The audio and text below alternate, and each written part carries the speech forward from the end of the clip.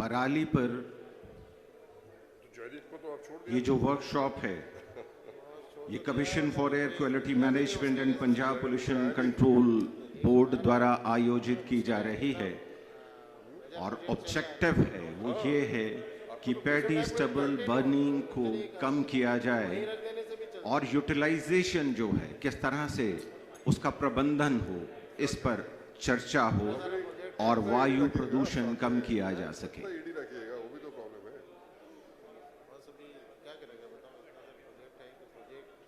आज के इस कार्यक्रम में पधारे सभी मेहमानों से अनुरोध है कि अपना अपना स्थान ग्रहण कर लें।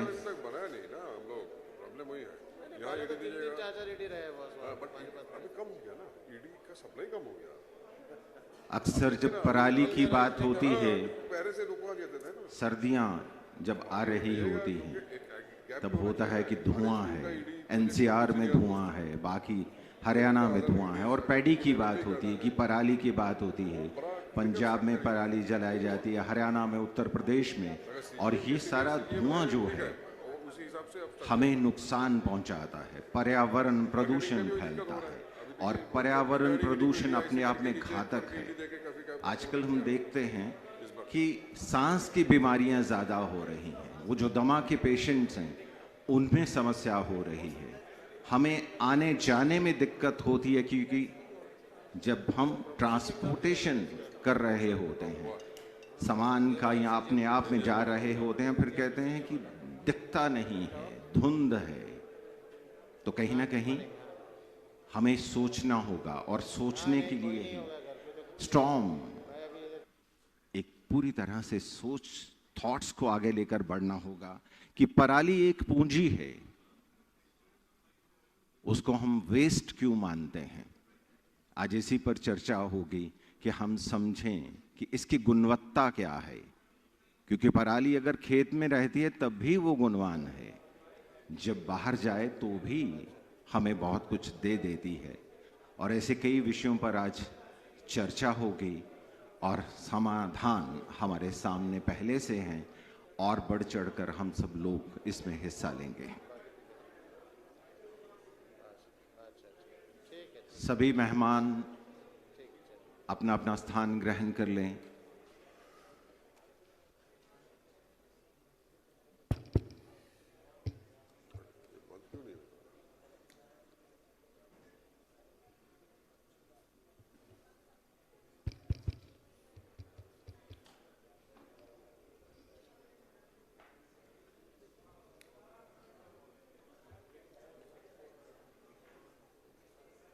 वैसे भी कहा जाता है कि पर्यावरण की सुरक्षा हमारी अपनी सुरक्षा है। धुआं सिर्फ पराली मात्र से नहीं होता, हम गाड़ी चलाते हैं तो भी धुआं होता है, तो भी प्रदूषण फैलता है।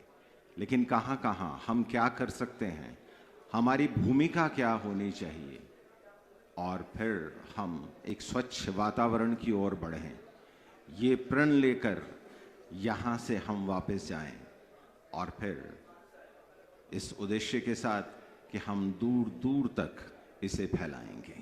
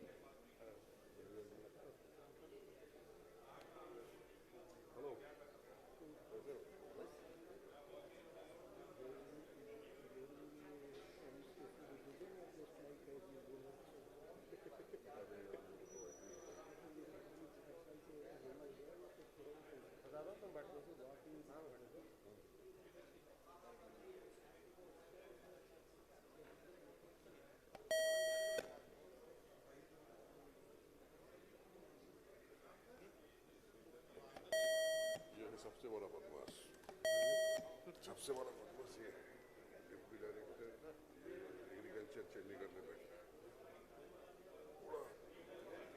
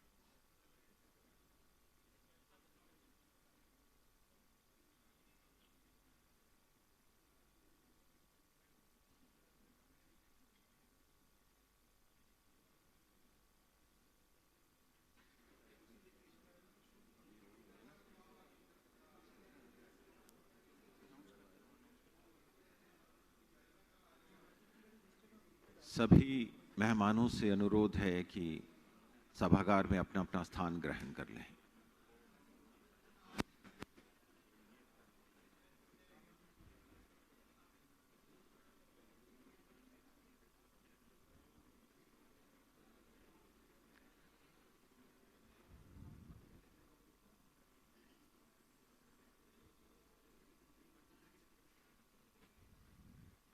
पराली एक पूंजी, ये वर्कशॉप एक विशेष महत्व रखती है हमारे जीवन के लिए, हमारे देश के लिए, हमारे राज्य के लिए, क्योंकि जितना प्रदूषण कम होगा उतना ही हम खुली हवा में सांस ले पाएंगे।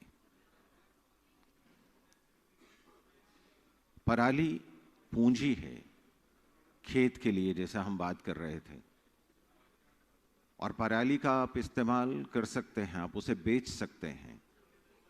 जहां कोयला इस्तेमाल किया जाता है वहां पराली इस्तेमाल हो सकती है और प्रदूषण धीरे धीरे कम होता चला जाएगा।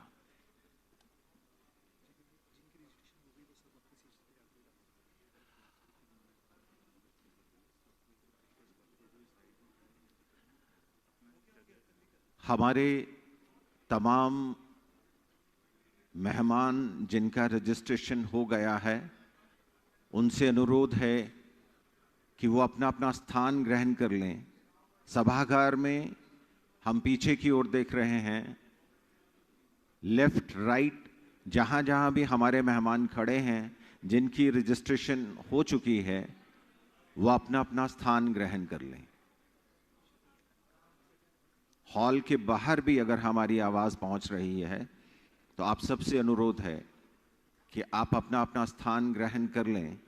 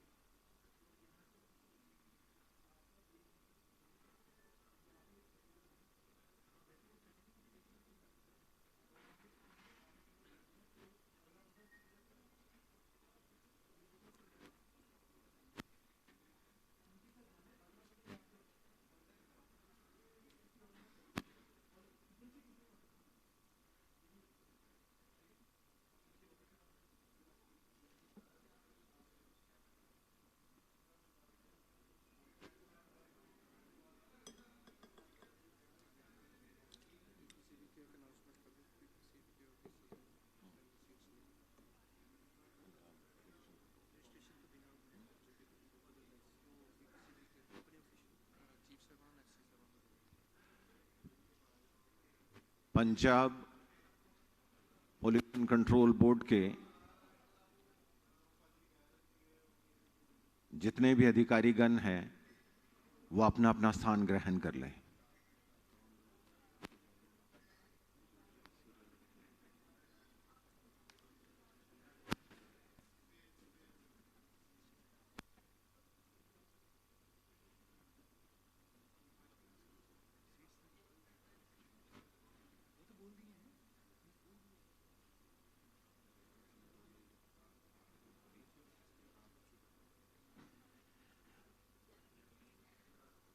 नमस्कार, मैं हूं सर्वप्रिय Nirmohi.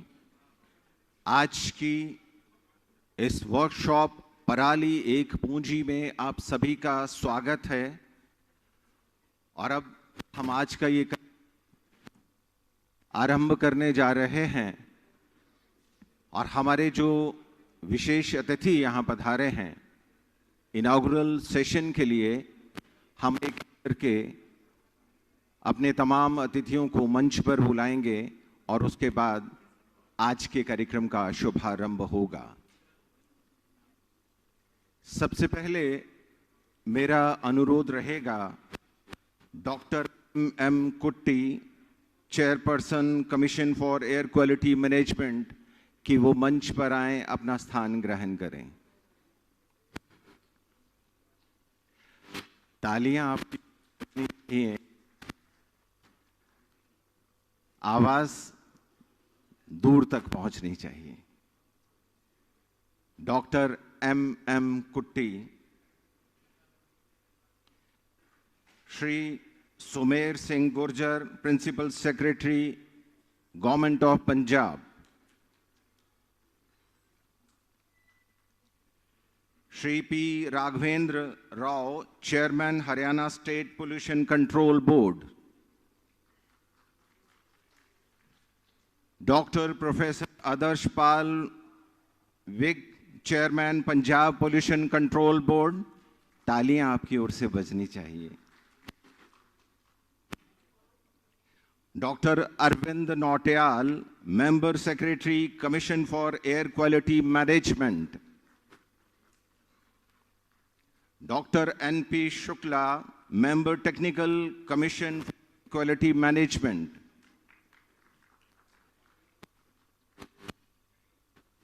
Pradeep Kumar, member secretary Haryana state pollution control board.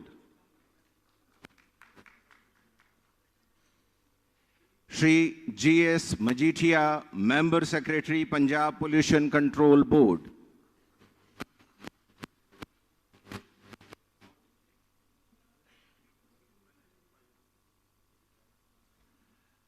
सभी मेहमानों का हम मंच पर स्वागत करते हैं। ये जो वर्कशॉप है, ब्रेनस्टॉर्मिंग तो होगी ही, चर्चा होगी कि हमारा क्या योगदान होना चाहिए और हमें क्या करना है। आज के इस कार्यक्रम में सबसे पहले इस कार्यक्रम का शुभारंभ हम ज्योति प्रज्वलन से करने जा रहे हैं। जब ज्योति प्रज्वलित होती है, एक दीप से दूसरा दीप, दूसरे से तीसरा, तीसरे से चौथा, और फिर अंधकार दूर होने लगता है। अब मेरा अनुरोध रहेगा आज के समारोह के तमाम विशिष्ट अतिथियों से कि वो ज्योति प्रज्वलन करें।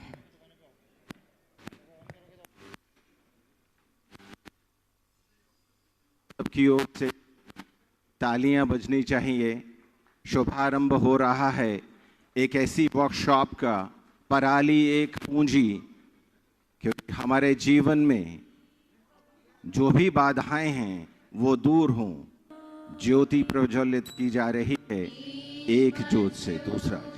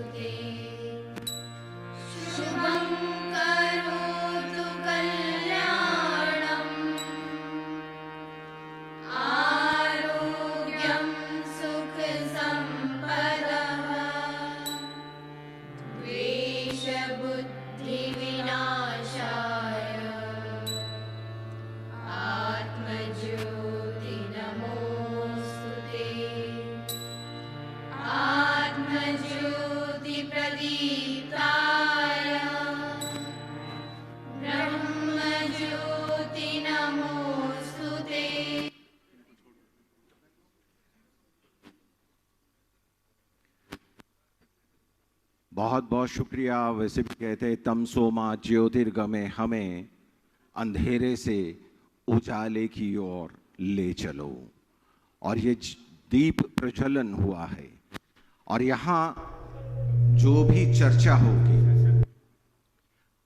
इस चर्चा को दूर दूर तक फैलाना है, क्योंकि यहाँ से दीप प्रज्वलित हो रहा है पराली एक पूंजी का। और हम ये सब समझकर यहाँ हर एक व्यक्ति तक ये बात पहुंचाएंगे कि जागरण होना चाहिए। हम जितने जागरूक, उतना ही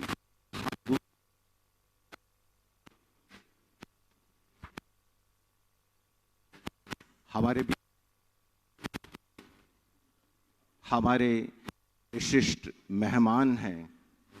और अब सम्मानित करने का वक्त है।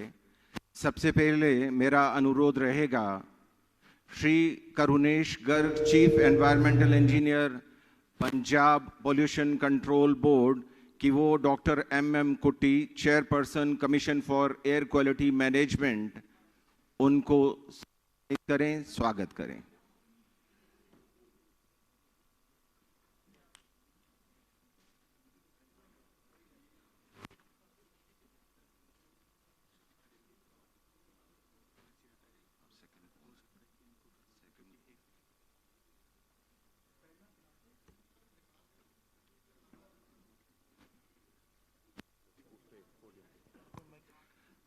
तालियां सब।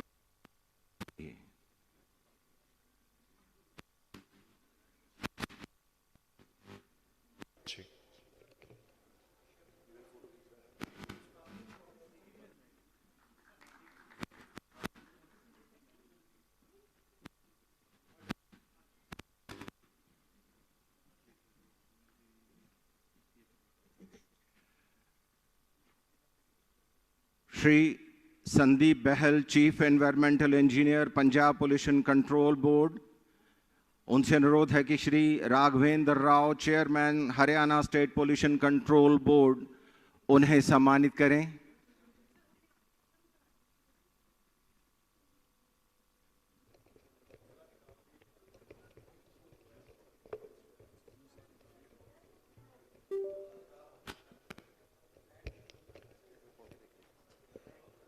हेलो।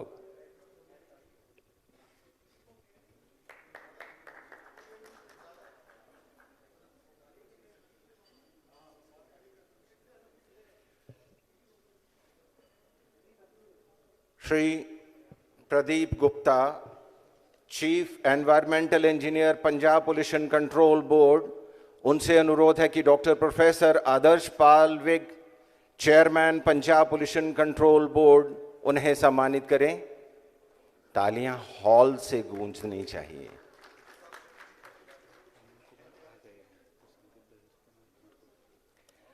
हमारे बीच में Shri Tanmay Kumar, chairman central pollution control board, पहुंच चुके हैं। Shri Sandeep Bahl, chief environmental engineer, Punjab pollution control board, उनसे अनुरोध है कि उन्हें सम्मानित करें, स्वागत करें।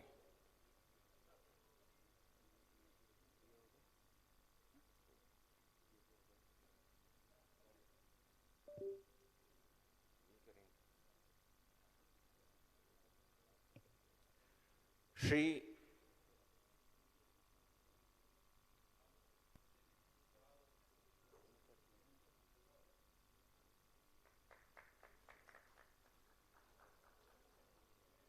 तालियां जोर से बजनी चाहिए। पराली एक पूंजी वर्कशॉप में हम सब यहां मौजूद हैं। Shri G.S.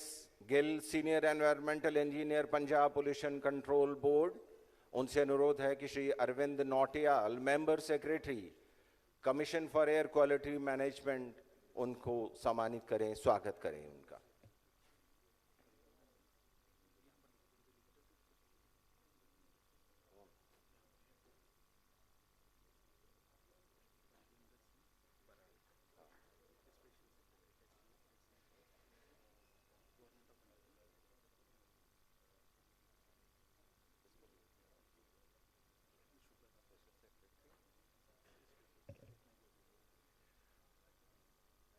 Shri Balwinder Singh Brar, special secretary,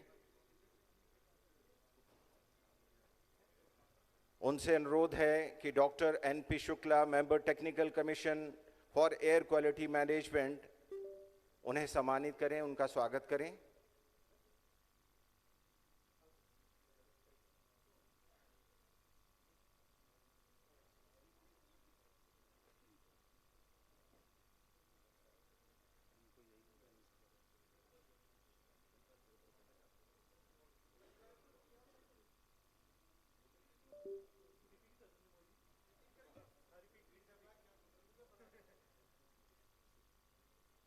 Balwinder Singh Brar, special secretary,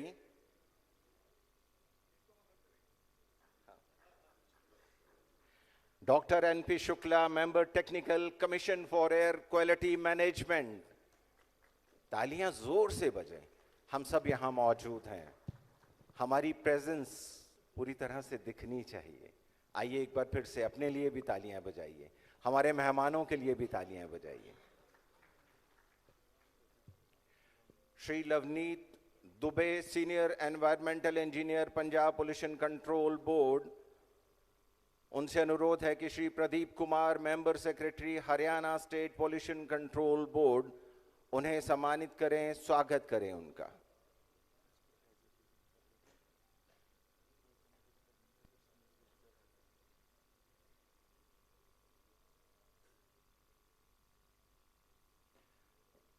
तालियां कम हो जाती हैं कुछ।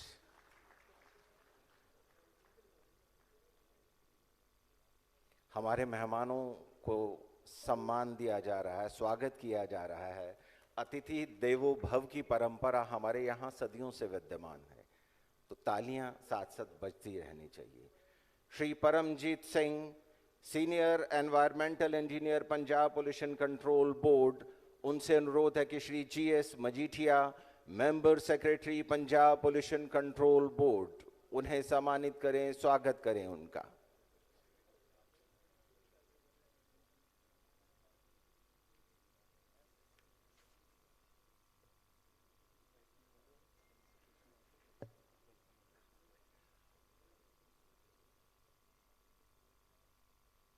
मेहमानों को सम्मान दिया जा रहा है, स्वागत किया जा रहा है। इनॉग्रल सेशन है। एक बार इनॉग्रल सेशन के लिए जोरदार तालियां पूरे हॉल से गूंजनी चाहिए। और अब हमारा अनुरोध रहेगा welcome address and introduction to the workshop. अब हम अनुरोध कर रहे हैं Shri Arvind Nautiyal, member secretary commission for air quality management, कि वो मंच पर आएं और स्वागत भाषण के साथ साथ इस वर्कशॉप के बाद प्रकाश डालें। Shri Arvind Nautiyal.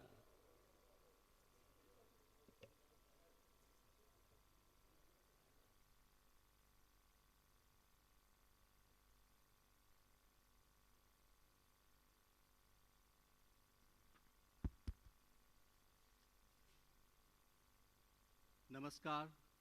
A very good morning to all of you.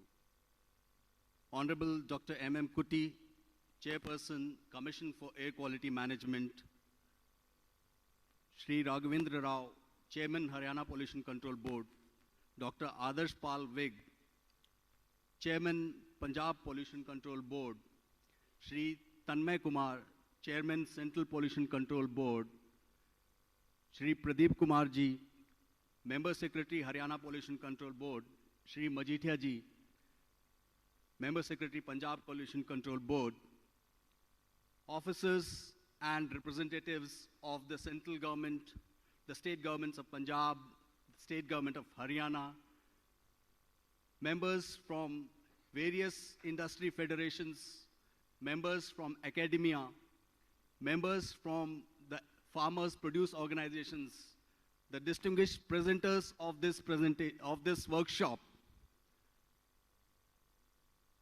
members from media, ladies and gentlemen. It gives me immense pleasure to welcome you all to this august gathering and such a subject of vital importance that we are going to discuss today.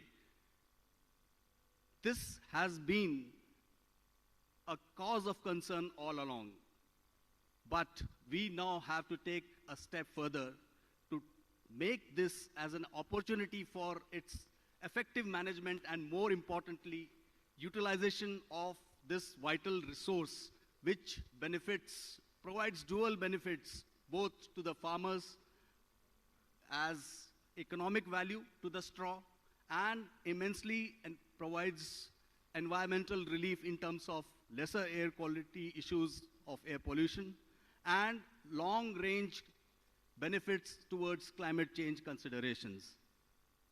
I also welcome Principal Secretary Mr. Sumer Singh Gurjar to this conference, to this workshop. Now, to just set the agenda to the context, I'll give a brief presentation on what is likely to be the outline of this workshop over the day. What are the issues that we are going to deal with? What are the deliberations that are going to be held? Experts will be giving their detailed opinion about it. I'll just briefly touch upon the various aspects related to management of paddy crop residue. As we all are aware, there is a serious concern on burning of Parali. Each ton of paddy straw releases 3 kgs of particulate matter, approximately 60 kg carbon monoxide, 1460 of carbon dioxide post-combustion, around 200 kg ash and 2 kg of sulfur dioxide. This is just an estimation of burning of 1 ton of paddy straw. Now imagine the scale that we deal with in management of paddy straw from Punjab, Haryana, NCR areas. Cumulatively put together, it's about 27 million tons of paddy straw. So that is just to give you a perspective of the scale. And then besides, the burning causes nutritional losses to the soil temperatures gets affected, the moisture gets affected, organic matters get depleted, the pH gets disturbed, and we lose the value of the soil, and thereby the fertility. This is just a snapshot as to what is the total contribution of Parali towards the adverse air quality scenario that we witness in Delhi NCR and the entire Anglo-Gangetic belt, particularly during the winters. So while in the season that generally starts from 15th September till 30th November, we see an average of about 10 to 13%, but the peak contributions go as high as even 45 to 50% on a particular day, depending on the incidences that are recorded. Just a snapshot, we have progressed well. We have worked collectively, collaboratively to control the incidences of fires. And as you can see, there has been about a 30% reduction witnessed in Punjab and 48% reduction in Haryana. So kudos to the entire team, the entire machinery, the entire setup at each and every level, and all stakeholders, those who have done a commendable job in this direction. Overall, we have witnessed about 32% reduction, but still a long way to go. Our vision should be zero farm fires. Again, a perspective of how much is paddy generated. So that's the area coverage under paddy. Punjab is about 31.5 lakh hectares. Haryana is about 13.9. Total paddy straw generated is about 27 million tons. Of course, as you all understand, the concern is not as much with the basmati paddy, because that is used as a fodder, but the non-basmati paddy is actually the matter of concern which we need to manage. And that's a huge quantity of roughly about 21 million tons from the states of Punjab and Haryana alone. UP NCR areas contribute a minuscule quantity of that. What are the possible ways? Experts would be dealing with it in details. Crop diversification, direct seeding of rice. So as much as we do, it will mature early. Promote basmati variety because it brings you better economic value, as well as the straw can be managed very effectively. Short duration varieties, because that gives you a window of managing the straw better. And Pusa 44, which is high straw generating varieties, and IRI already have come up with the recommended varieties of paddy. Those need to be adopted.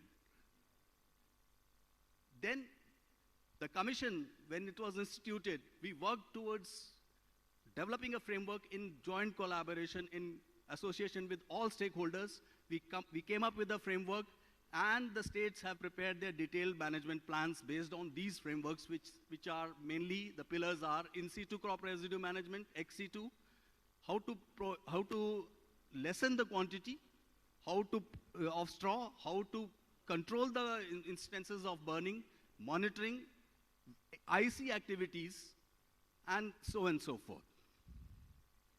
So in that direction, again, the Commission has already issued statutory directions for the action plans, which have been since formulated, and now they need revision. A standard protocol has been developed by ISRO towards monitoring and recording of fire counts on a day-to-day basis. The Commission also issued an advisory for ex situ management, which is the theme of the workshop today. And based on that, the states have come up with their own policies.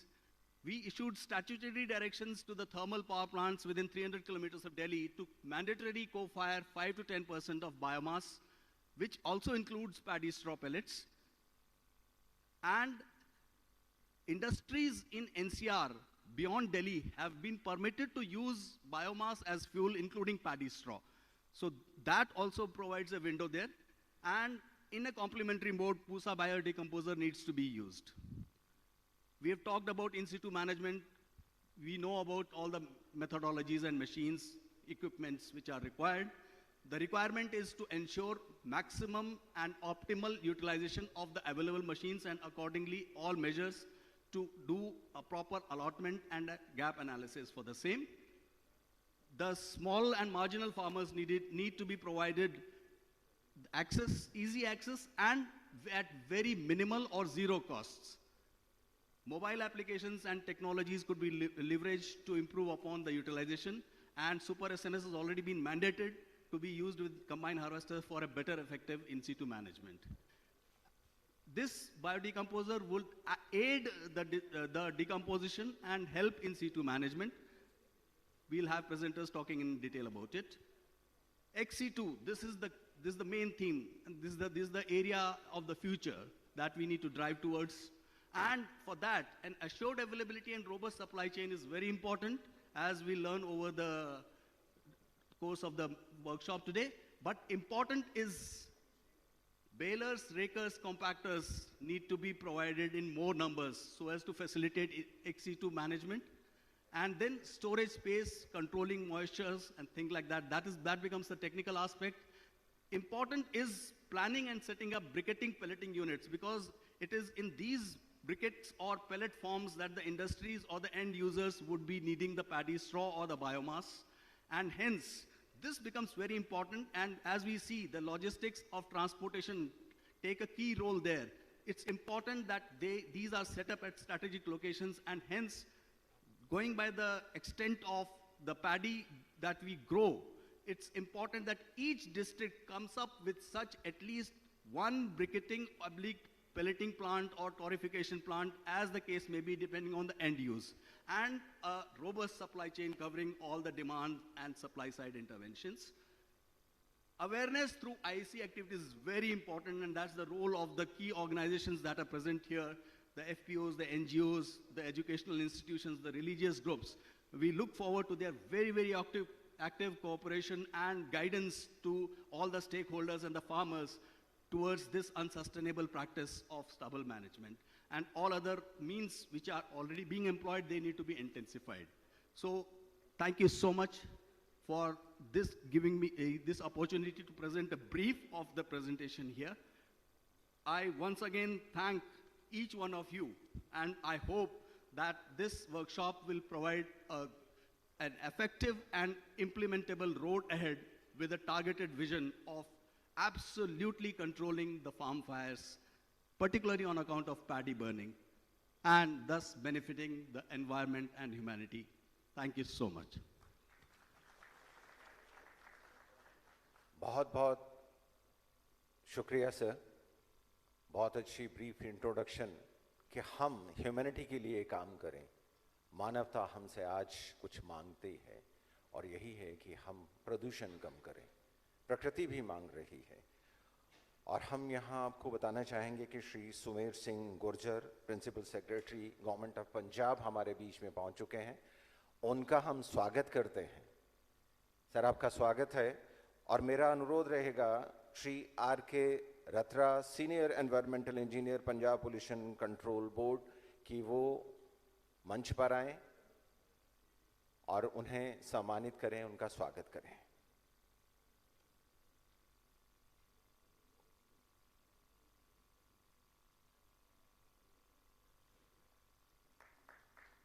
हमारे मेहमानों के लिए तालियां जोर से।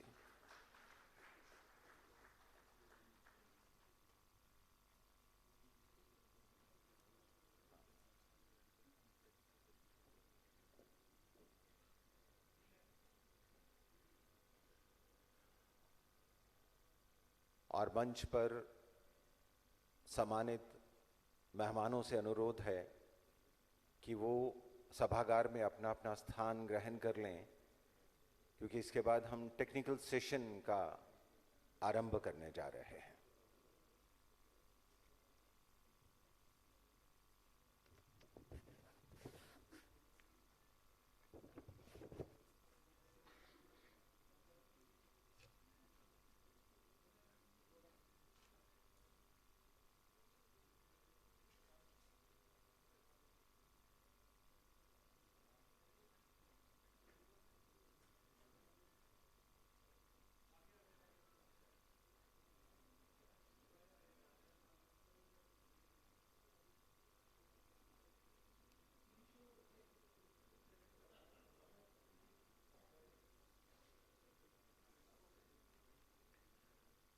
जो हम technical session शुरू करेंगे उसका थीम एक बार आपको बता देते हैं, सस्टेनेबल पैडी स्टबल मैनेजमेंट।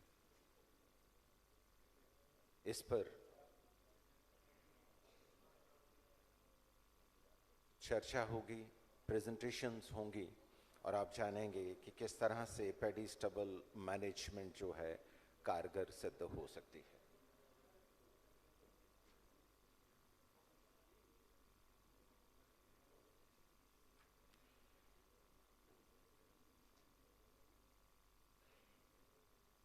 अभी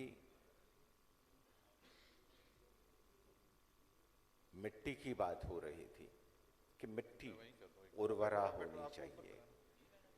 मिट्टी से कुछ ख्वाब उगाने आया हूं, मिट्टी से कुछ ख्वाब उगाने आया हूं, मैं धरती का गीत सुनाने आया हूं। तो धरती का गीत यही है कि धरती को मां को प्रदूषण मुक्त किया जाए और उसमें हम सबका योगदान, भूमिका बहुत ही जरूरी है कि हम हर घड़ी हर पल जहां भी कोई बात प्रदूषण की आती है कि प्रदूषण क्यों फैल रहा है, किस तरह से फैल रहा है, क्या कारण है, इस पर चर्चा होनी बहुत जरूरी है।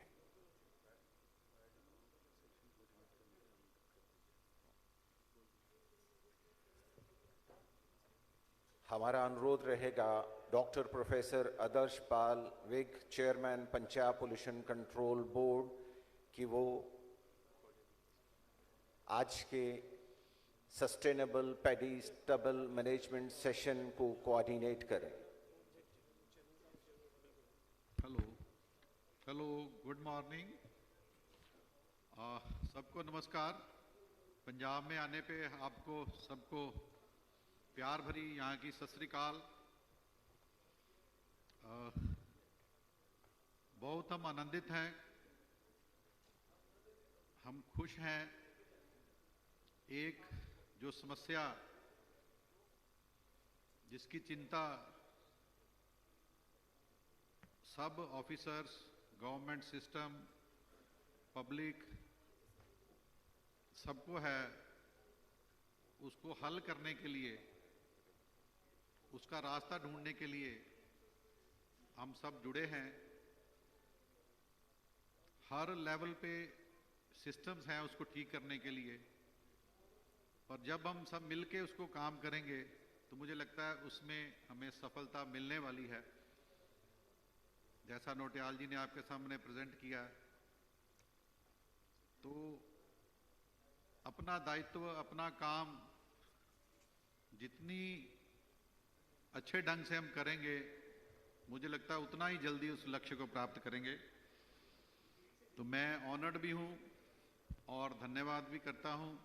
और other being a host along with CAQM, I welcome all the dignitaries, delegates, officers and all the participating organizations in this whole day workshop, where our Honorable Union Minister will be personally interacting with all of you. He will be delivering his address, and both the CMs, Chief Ministers of Punjab and Haryana, and along with all the officers. So this shows the intensity of their involvement and a kind of effort to get rid of this kind of problem. So with this positive note, I'm happy to be a coordinator of this first session. The theme given to that is Sustainable Paddy Stubble Management. So it's very simple that we have to manage the paddy stubble, which is huge, but in a sustainable manner, so that it give benefit to each and everyone. It should be a kind of win-win solution. And rightly the theme is Parali, जो वाकई में एक पूंजी है, जो एक resource है। और मुझे लगता है ये भारत की एक परंपरा है, जिसमें हमने जो भी चीज और विशेष तौर पे जो खेती से आती है वो तो रिसोर्स ही है। कुछ ऐसी सिस्टम्स डेवलप हुए उसके कारण इस तरह की एक मुश्किल में हमें जाना पड़ा, पर उस मुश्किल को हम सब मिलके उसका समाधान ढूंढेंगे ये निश्चित ही है। और ये वाकई में ही पराली एक रिसोर्स है, ये बात सबके सामने आने वाली है। तो उस नाते से ये स्टबल मैनेजमेंट वाला जो सस्टेनेबल फर्स्ट सेशन है, तो I feel honoured. There will be 3 presentations. So I request from Ministry of Environment, Forest, Government of India to be on the dais, all the presenters, Professor A.K. Singh ji, Dr. A.K. Singh ji. I think we will be having 10 or 15 minutes these presentations, and along with interaction if time permits. So we are already little late. So without taking much time, I request the speakers to start his presentation. Thank you, sir.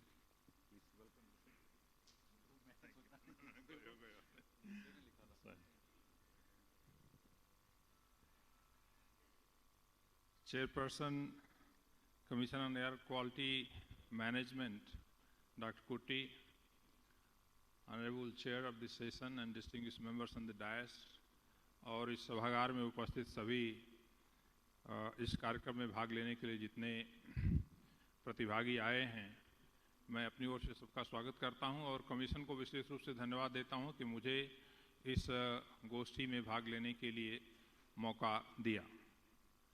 मैंने इस चर्चा का विषय थोड़ा सा परिवर्तित किया है, पराली से पूंजी। तो पराली से पूंजी के लिए क्या क्या ऑप्शन हैं हमारे पास, उन कुछ बिंदुओं पे मैं चर्चा करूंगा। कुछ बातें ऐसी होंगी जो कि नीतिगत हैं, ओके, कुछ बातें इसमें से नीतिगत हैं, कुछ बातें तुरंत प्रयोग में लाई जा सकती हैं।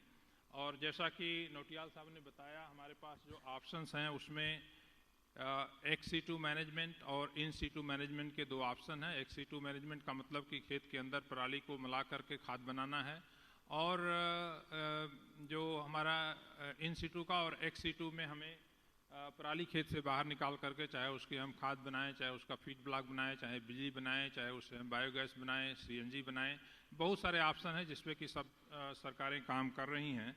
और मैं विशेष रूप से जो प्लान बिल्डिंग से रिलेटेड एक्टिविटीज़ हैं उनके द्वारा किस प्रकार से हम मैनेजमेंट कर सकते हैं उसके बारे में कुछ बातें मैं कहूँगा।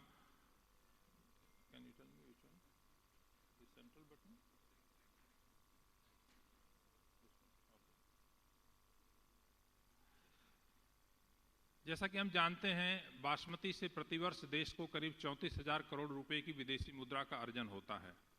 और जो पूसा संस्थान के द्वारा किस्में विकसित की गई हैं उसमें पूसा बासमती 1121, पूसा बासमती 1401, 1509, 1692, 1847 और कुछ नई किस्में आई हैं पिछले 2 वर्षों के अंदर, उनका बहुत महत्वपूर्ण योगदान रहा है। इस वर्ष जो अंतर्राष्ट्रीय बाजार में हमें फॉरेक्स अर्निंग हुई है वो करीब 34,000 करोड़ रुपए की हुई है। और बासमती में डाइवर्सिफिकेशन को लेकर के अभी हाल में ही पंजाब सरकार के द्वारा कुछ नीतिगत फैसले किए गए हैं जो बहुत अच्छी बात है। पहली बार बासमती के ऊपर एमएसपी डिक्लेयर किया गया है और 2650 रुपये, वैसे थोड़ा सा कम है, करीब करीब 3200 रुपये होना चाहिए था, लेकिन फिर भी एक शुरुआत है जिसकी मांग हम लोग बहुत दिनों से कर रहे थे और हो नहीं पाया था। और इस पर पहली बार इसको कहा गया है, प्रेस मीडिया में बात आई है कि बासमती के ऊपर एमएसपी दिया जाए। और बासमती का रकबा पंजाब में करीब करीब जो 1/3 हिस्सा है धान का, 30 लाख हेक्टेयर धान होता है जिसमें से 10 लाख हेक्टेयर में बासमती का रकबा ले जाए, अभी करीब 5-6 लाख हेक्टेयर के आसपास बासमती होती है पंजाब में। हरियाणा में करीब 50% रकबे में 12 लाख हेक्टेयर में 6 लाख हेक्टेयर में नॉन बासमती, 6 लाख हेक्टेयर में बासमती पैडी होती है। इसकी अपार संभावना है और इसके डाइवर्सिफिकेशन के लिए पूसा संस्थान ने अभी पिछले वर्ष 3 नई किस्में विकसित की हैं। इसमें से एक किस्म है पूसा बासमती 1847 जो पूसा बासमती 1509 का सुधार करके बनाई गई है। दूसरी किस्म है पूसा बासमती 1885 जो पूसा बासमती 1121 का सुधार करके बनाई गई है। और तीसरी किस्म है पूसा बासमती 1886, जो पूसा बासमती 1401 का सुधार करके बनाई गई है। खेप जो है यूरोपियन यूनियन से निरस्त होकर के वापस आती थी और हमारा यूरोप में होने वाला व्यापार बासमती का 5 लाख टन से घट करके जो है 2.5 लाख टन हो गया था रेजिड्यू के कारण। ये तीनों किस्में वरदान साबित होंगी पुनः यूरोपियन यूनियन में बासमती की जो हमारी एक्सपोर्ट है, डिमांड है, उसको बढ़ाने में और पूरे विश्व में। और जो पंजाब सरकार के द्वारा फैसला लिया गया है बासमती का रकबा बल्कि 1/3 से और ज़्यादा करने के लिए, बहुत अच्छा फैसला है। इससे किसानों को भी फ़ायदा होगा, पर्यावरण भी सुरक्षित होगा। जैसा कि अब पहले बताया गया, बासमती की पराली में उतनी बड़ी समस्या नहीं होती है, जानवर बहुत चाव से खाते हैं और इसको हाथ से काटा जाता है और खेत से बाहर निकालते हैं। दूसरा ऑप्शन जो बहुत ज़रूरी है कि अगर हम कम समय में पकने वाली किस्मों के ऊपर पूरी तरह से शिफ्ट करें, और इसमें एक नीतिगत फैसले की ज़रूरत है। ये फैसला थोड़ा कटु होगा, कड़वा फैसला होगा किसानों के दृष्टिकोण से भी और राजनीतिज्ञों के दृष्टिकोण से भी, क्योंकि इतना मुश्किल फैसला लेना थोड़ा सा मुश्किल काम है। लेकिन अगर हम ये निर्णय ले लें कि कोई भी धान की किस्म जो 125 या 130 दिन से ज़्यादा की नहीं होगी, बीज से लेकर बीज तक पकने की अवधि 130 दिन से ज़्यादा की किस्मों को किसी भी हालत में प्रमोट नहीं किया जाएगा। अगर ये फैसला हो जाए, इसके ऑप्शन हमारे पास हैं। जैसा कि आप देख रहे हैं इस चित्र में, पूसा बासमती 1509, पूसा बासमती 1692, पूसा बासमती 1847, ये किस्में 120-115 दिन के अंदर पककर तैयार हो जाती हैं। और अभी हाल में हम लोगों ने एक और नई किस्म 2090 विकसित की है जो कि अगले साल से आएगी। इसकी पैदावार करीब 8 टन प्रति हेक्टेयर है, मोटे धान में है, ये भी 125 दिन के अंदर पककर तैयार हो जाती है। तो जब हमारे पास वही पैदावार देने वाली किस्में जो 150-155 दिन में पैदावार देती हैं, अगर उतनी पैदावार वाली किस्में कम समय में पकने के लिए हो जाएंगी तो किसानों को इसको लेने में कोई आपत्ति नहीं होगी, वो निश्चित रूप से शिफ्ट करेंगे। अब देखिए, एक नीतिगत बात जो मैं कह रहा था यहाँ पे कहना चाहूँगा, हम लोगों ने पूसा संस्थान ने पूसा 44 किस्म विकसित की थी। बहुत प्रचलित किस्म है, ड्यूरेशन इसका 155-160 दिन का होता है और पराली में इसका बहुत बड़ा योगदान है जलाने में। पूसा और पीली पूसा के नाम से एक और किस्म चलती है। इन दोनों किस्मों की अवधि जो है 155-160 दिन की है। हमने केंद्र सरकार के निर्णय के द्वारा पूसा 44 का ब्रीडर सीड पैदा करना बंद कर दिया पिछले 3 वर्षों से। हम एक दाना बीज उसका ब्रीडर सीड पैदा नहीं कर रहे हैं, लेकिन इसके बावजूद भी इन किस्मों का रकबा पंजाब में और कुछ हिस्सा हरियाणा में अभी करीब 30% के आसपास है। तो जब इसका ब्रीडर सीड केंद्र सरकार के द्वारा पूरी तरह से पैदा करना बंद कर दिया गया, इसके बावजूद भी ये किस्में चल रही हैं। निश्चित रूप से किसानों के पास बीज बचा हुआ है, किसान अपना बचा हुआ बीज लगा करके उसको अगले साल लगाते हैं। किसान को थोड़ा सा इंसेंटिवाइज करने की ज़रूरत है, उनको बताने की भी ज़रूरत है कि नुकसान जो होने वाला है करीब करीब 1 टन का नुकसान 1 हेक्टेयर में होगा, तो करीब 5 क्विंटल प्रति एकड़ का नुकसान होगा, पैदावार की कमी होगी अगर हम नई किस्मों में शिफ्ट करेंगे। जब तक कि हमारी ये कम अवधि में पकने वाली किस्में उतनी ही पैदावार वाली नहीं आ जाती हैं जितनी पूसा 44 की होती है, जिसकी 8 टन पैदावार होती है। इन किस्मों के करीब 7 टन हेक्टेयर में है। तो 5 क्विंटल प्रति एकड़ को अगर हम किसी तरह से इंसेंटिवाइज करें तो जो मिट्टी की बचत, पानी की बचत, पर्यावरण की बचत होगी, वह फ़ायदा जो है किसान को उसकी भावी पीढ़ी के लिए बहुत बड़ा फ़ायदा होगा। इसको हमको ध्यान में रखते हुए इस शिफ्ट को करना है।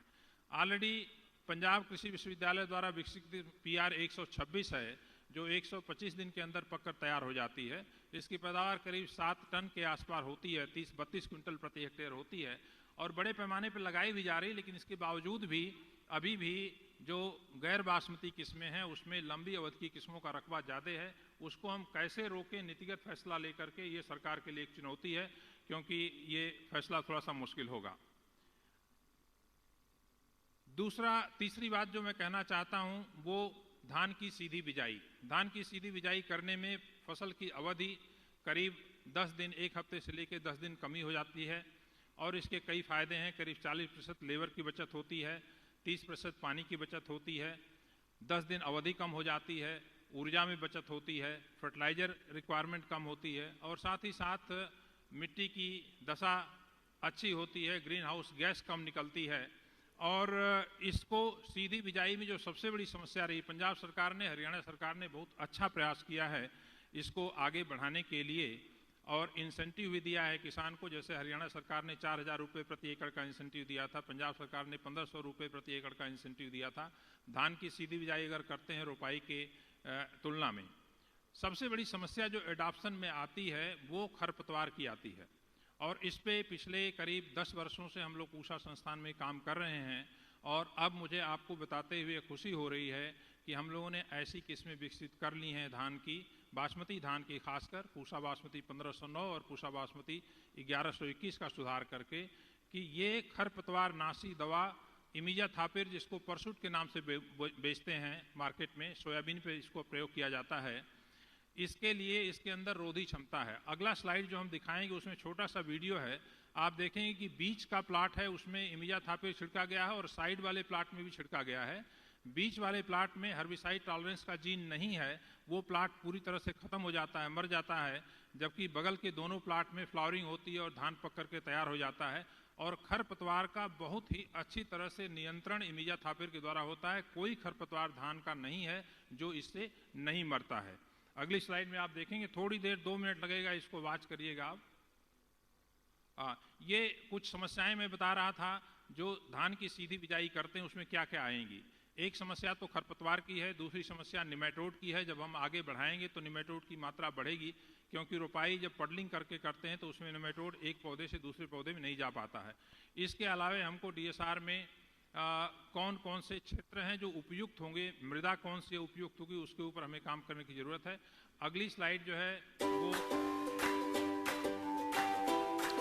अब आप देखते रहेंगे, बीच वाला प्लाट धीरे धीरे खत्म हो जाएगा, साइड वाले प्लाट में बालियां निकल आएंगी और खरपतवार का बहुत अच्छा नियंत्रण इसमें होता है। इस वीडियो को कुटी साहब आपसे अनुरोध करेंगे, इस वीडियो को देखें, किस प्रकार से खरपतवार नाशी दवाओं के प्रयोग से धान की सीधी बिजाई में खरपतवार का बहुत बखूबी नियंत्रण हो जाता है।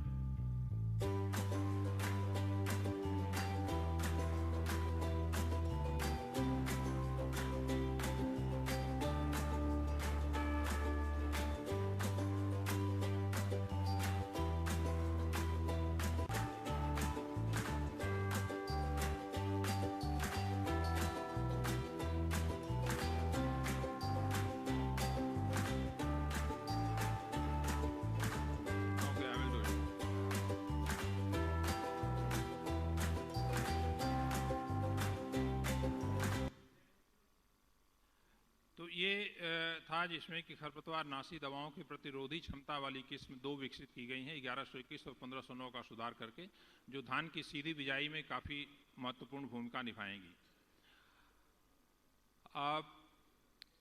दूसरी बात जो मुख्य मुद्दा है कि किस प्रकार से हम पराली को जलाएं नहीं, इसको गलाएं, और इसके लिए पूषा संस्थान ने पूषा डिकम्पोजर विकसित किया है, जिसमें 7 फफूंदों को मिला करके कंसोर्शियम बनाया गया है और ये पराली को गलाने में काफ़ी सक्षम है। इसको आगे बढ़ाने के लिए हमने कई कंपनीज के साथ इसका MOU किया है, करीब 22 कंपनीज के साथ, जिन्होंने इसका उत्पादन शुरू किया है। पहले इसमें समस्या थी कि बनाने में करीब 15 दिन का समय लगता था इसको कैप्सूल से घोल के रूप में बनाने में, लेकिन अब हम लोगों ने शोध के द्वारा इसका जो है पाउडर फार्मुलेशन भी इसका तैयार किया है। और पिछले 2 वर्षों में करीब लास्ट ईयर जो है 19 लाख एकड़ में और उसके पहले 17 लाख एकड़ में इसका हम लोगों ने प्रयोग किया था। और इसके अलावे खेत से बाहर निकाल करके एक्सीटू मैनेजमेंट में अगर हमको धान की पराली को गला करके खाद बनाना है तो उसमें भी डिकम्पोजर बहुत कामयाब है और बहुत सारे किसान अर्चिवाल हैं हरियाणा में, बड़े पैमाने पे ये खाद बना रहे हैं कंपोस्ट की डिकम्पोजर का प्रयोग करके। और इसके अलावे जो है जब पाउडर फार्मुलेशन हम लोगों ने बनाया है तो इसमें करीब आधा किलो का पाउडर है 500 ग्राम्स का, जो 1 हेक्टेयर के लिए पर्याप्त है और इसे तुरंत घोल बना करके छिड़काव किया जा सकता है। तो जो समय घोल बनाने में तैयारी में लगता था वो पूरी तरह से इसमें बच जाता है। एक और बहुत इम्पॉर्टेंट चीज़ जो मैं इसमें कहना चाहूँगा, समय का अभाव है, कार्बन फार्मिंग या कार्बन क्रेडिट आगे आने वाले दिनों में एक बहुत बड़ा व्यवसाय बनेगा और यह अनुमान है कि अगले कुछ वर्षों में धान गेहूं के निर्यात से जितना हमको विदेशी मुद्रा मिलती है उससे ज़्यादा कार्बन के निर्यात से इसकी संभावना है। और कार्बन क्रेडिट का मतलब है कि अगर खेती में कुछ रिजनरेटिव एग्रीकल्चरल प्रैक्टिसेज हैं, ऐसी प्रैक्टिसेज जो पर्यावरण को प्रदूषित नहीं करती हैं, मृदा के स्वास्थ्य को, जल को संरक्षित रखती हैं, उनका प्रयोग अगर किसान करते हैं तो किसानों को उसका पैसा मिलना चाहिए। अब जैसे 1 हेक्टेयर में अगर पराली जलाते नहीं है, उसको खेत में मिलाते हैं तो 1 कार्बन क्रेडिट मिलती है, और 1 कार्बन क्रेडिट का विश्व बाजार में दाम करीब $30 के आसपास है। तो $30 के हिसाब से अगर आप देखें तो करीब करीब 1 हेक्टेयर में हम अलग अलग प्रैक्टिसेस को यूज़ करके, जैसे DSR का प्रयोग है, कंजर्वेशन एग्रीकल्चर का प्रयोग है, लेजर लेवलिंग है, करीब 8 कार्बन क्रेडिट मिलती है। तो $30 के हिसाब से ये आपका जो है $240 प्रति हेक्टेयर जो है कार्बन क्रेडिट मिली, जो 70 से मल्टीप्लाई करी करीब 15,000 रुपये 1 हेक्टेयर में कार्बन क्रेडिट के रूप में किसान को मिल सकता है। बहुत सारी कंपनीज के साथ मिलकर के हम लोग काम कर रहे हैं, उसमें ग्रो इंडिगो एक कंपनी है जो कि अच्छा इस क्षेत्र में कार्य कर रही है, और आगे आने वाले दिनों में किसानों को इससे लाभ होगा, और उस लाभ के चलते हुए किसान इन सारी प्रैक्टिसेस को फॉलो करेंगे। बहुत बहुत धन्यवाद।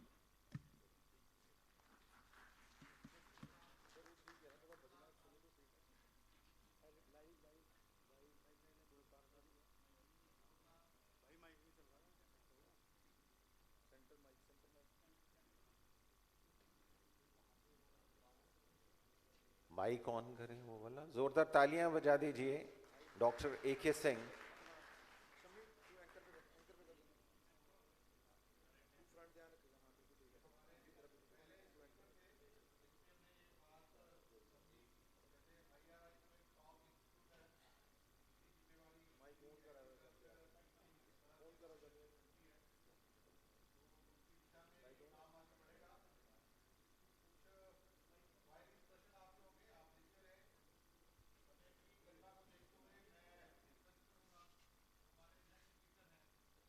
Check.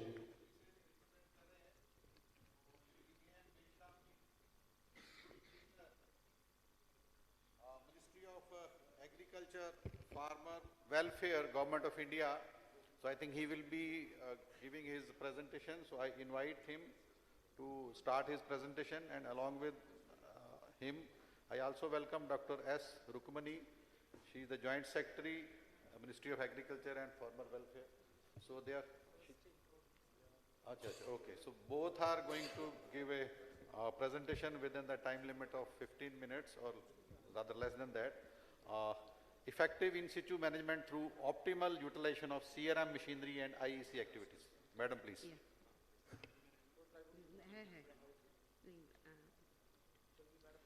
Good morning all. I thank Dr. Kutti, Chairperson, Commission for Air Quality Management in NCR and adjoining areas for inviting me and my colleague for this workshop. I congratulate the Commission for organizing this workshop to deliberate on the efforts to maximize Paddy stubble management during the year 2023. I represent Ministry of Agriculture. I'm Joint Secretary in Ministry dealing with farm mechanization. As you all know, agriculture waste is produced as a result of various agricultural operations. However, these agriculture waste, specifically the paddy straw in some states, are burnt every year, causing excessive particulate matter as emissions and air pollution. We from Government of India have already been supporting the efforts of Government of Punjab, Haryana, Uttar Pradesh and Government of Delhi for management of paddy straw burning under a scheme called Crop Residue Management. This scheme has been running since 2018-19, and during the past 5 years, like 2018 to 22-23, central funds of more than 3,000 crores have been released to these states for providing crop residue management machines to the farmers, as well as for establishing custom hiring centers, which provide crop residue management machines for and also for undertaking IEC campaigns. During this period, the states have been supplied with more than 2 lakh machines for this purpose. I would like to inform that it's very heartening that there's a visible reduction in the paddy straw burning in 2022, since the states of Punjab, Haryana, and Uttar Pradesh, it's more than 30 to 40% in all these states that the paddy straw burning have been reduced. Still, there's a lot of efforts needed because burning is still taking place. I also would like to congratulate the states as they have gained a lot of experience in the last 5 years, and it is now, we have to work out on those strategies to improve upon our practices in controlling paddy straw management.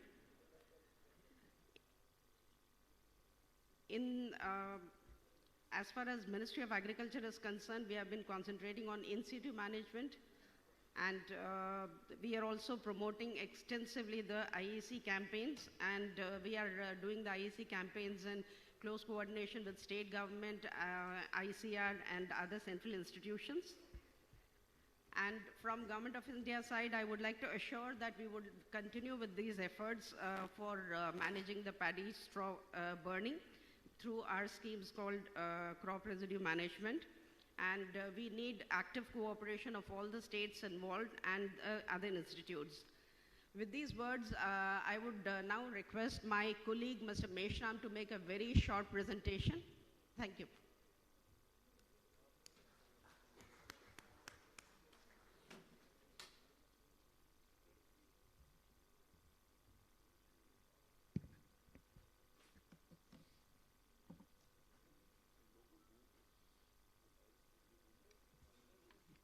Good morning, everyone.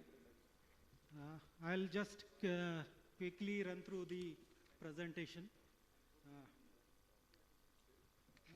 Let us first understand the magnitude of the problem. Mr. Notial has already told about this, how much paddy is grown in 3 states, how much paddy straw is generated. But I have put a question mark here because we don't know exactly how much is managed and how much is burnt. And also there is no correlation between the paddy burning events and the area that is being burnt. So I have gathered some information from various sources, and I have tried to just put in that around 12.57 lakh hectare area in Punjab is still being burned. Similarly, in Haryana, 2.15 lakh hectare area is still being burned.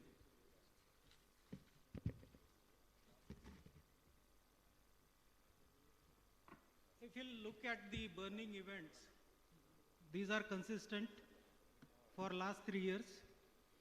And during 2022, there is a reduction when compared with 2021 events. Punjab has recorded around 31% and Haryana 47%. But in case of Haryana, when we compare to 2020 events, these are almost similar to 2020, only 12.9% reduction has been happened.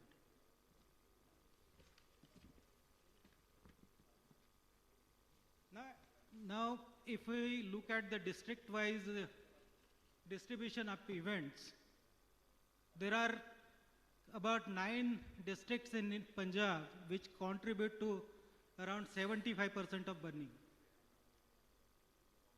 Rest of 5 districts, they contribute 22%, and around 7 districts are there is a negligible burning or a very small burn. Similarly, in Haryana, if we look at the burning events, there are around 6 districts which can be called as hotspots district, and they contribute to around 70% of the total burning. Rest of the districts, there is not much problem in case of Haryana.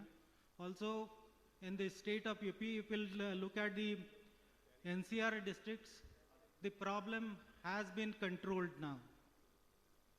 And there is very little burning, or we can say no burning in these states. Now, if you'll, this is again a graphical representation of the data of 3 years in the order of burning districts. We have seen 2 districts in Punjab that has recorded increase in burning events compared to the last year. And that is again a serious concern. we should look at the, that there should not be any increase in the burning events in districts.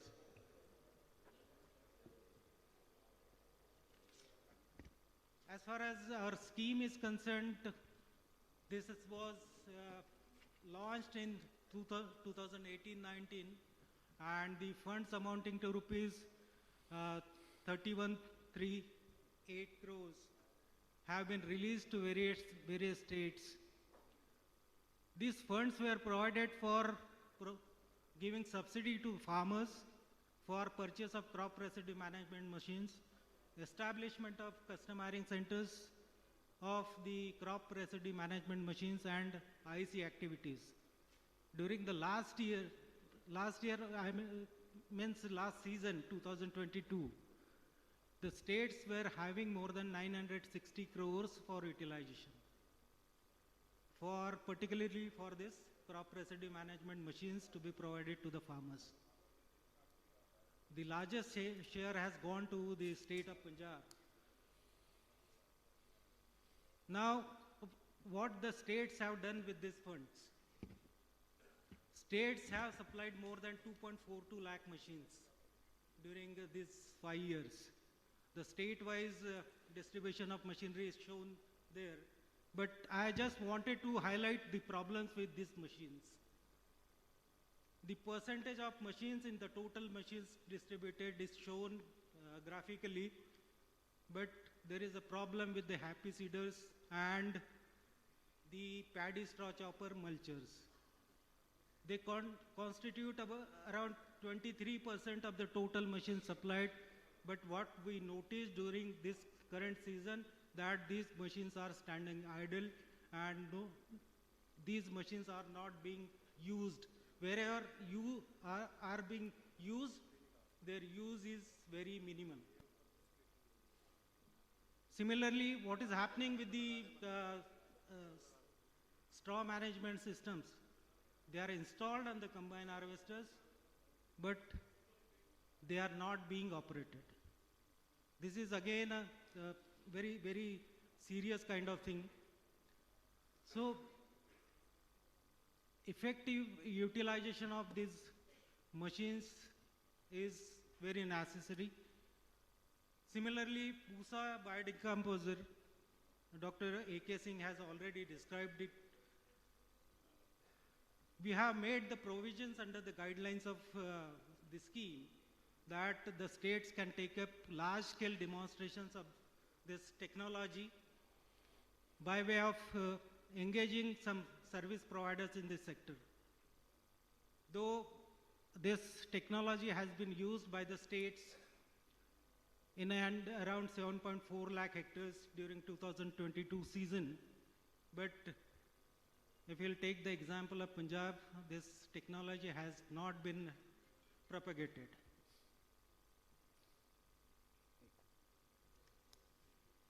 Similarly, the information, education and communication activities plays a very big role in convincing the farmers about the ill effects of paddy residue burning and what are the options available for managing it. The states have and the ICR has been provided funds for this specifically, and the states have already conducted large number of IEC programs. These includes the wall paintings, hoardings, etc. And during last year, around 48 crores were available with the states for this activity specifically. Now, there are some concerns about the implementation of these initiatives under this scheme. The first one is, as I told in the previous slide, there is substantial underutilization of the CRM machines. Though sufficient number of machines are available, but these are not being used by the farmers. There is a need to have a proper monitoring mechanism so that these machines can be put to use for effective management of the paddy stubbles. as I earlier told, happy seeders and these paddy straw choppers have not been used by the farmers. So we need to think on this, how we can replace these machines with the machines which are most preferred by the farmers. Then there are some concerns with the supply of machines. The delivery of machines is not very timely. Supply is still being continued in various states. However, the season is already over.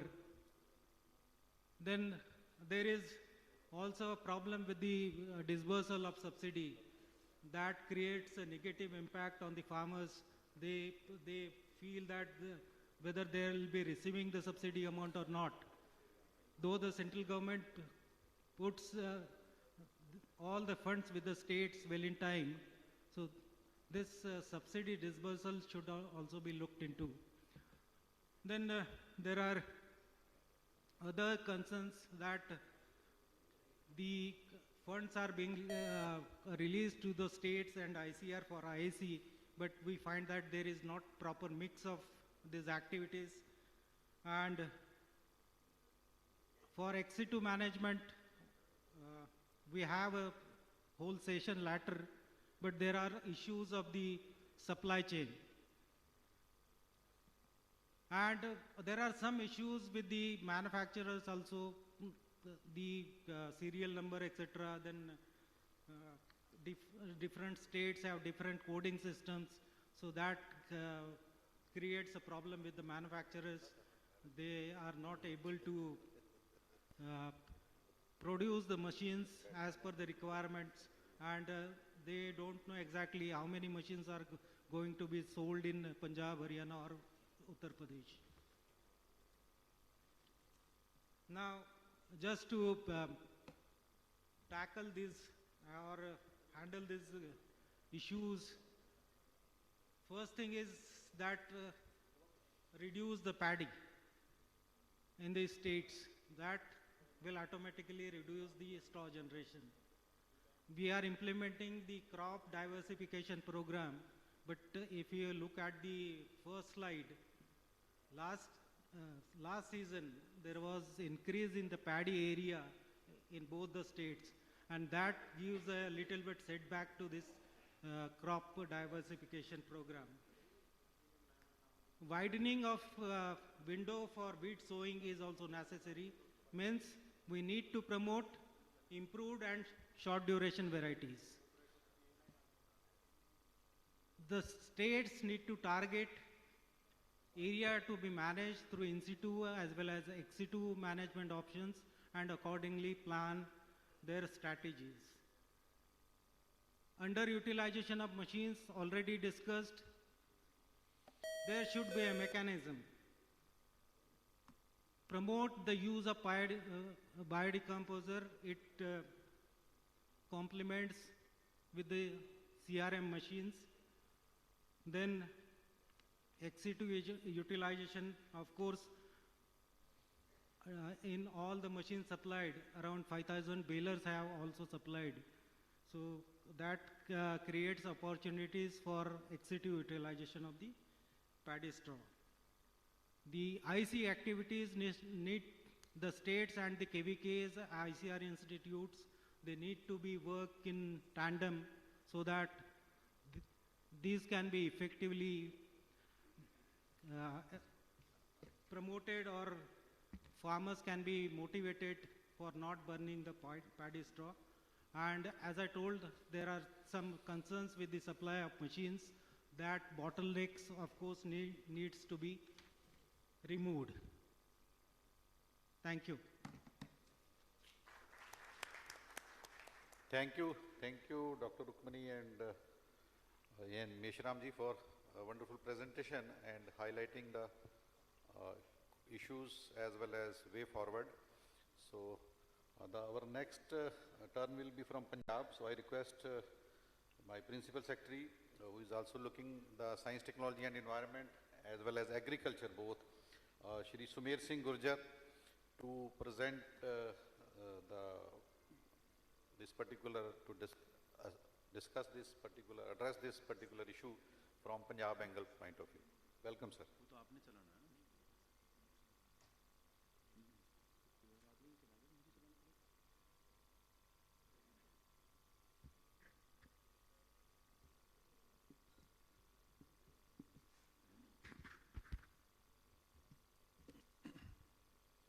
बहुत ही सत्कारयोग chairman CAQM कुट्टी साहब,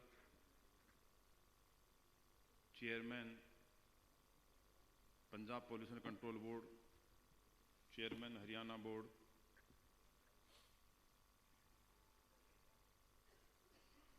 ministry of agriculture के officer साहिबान,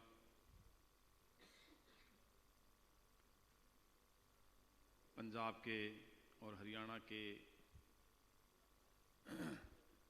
से आए अलग अलग NGOs, religious organisations दे leader साहिबान, जिस तरह अलग अलग लोगों ने बताया कि हमारा जो मकसद है वो ये है कि जो पराली जो आज एक समस्या है उसको पूंजी में किस तरह कन्वर्ट करना है। पंजाब सरकार की तरफ से मैं थोड़ा सा जो हमारी गवर्नमेंट कुछ कर रही है उसके बारे में मैं आपको बताना चाह रहा हूँ।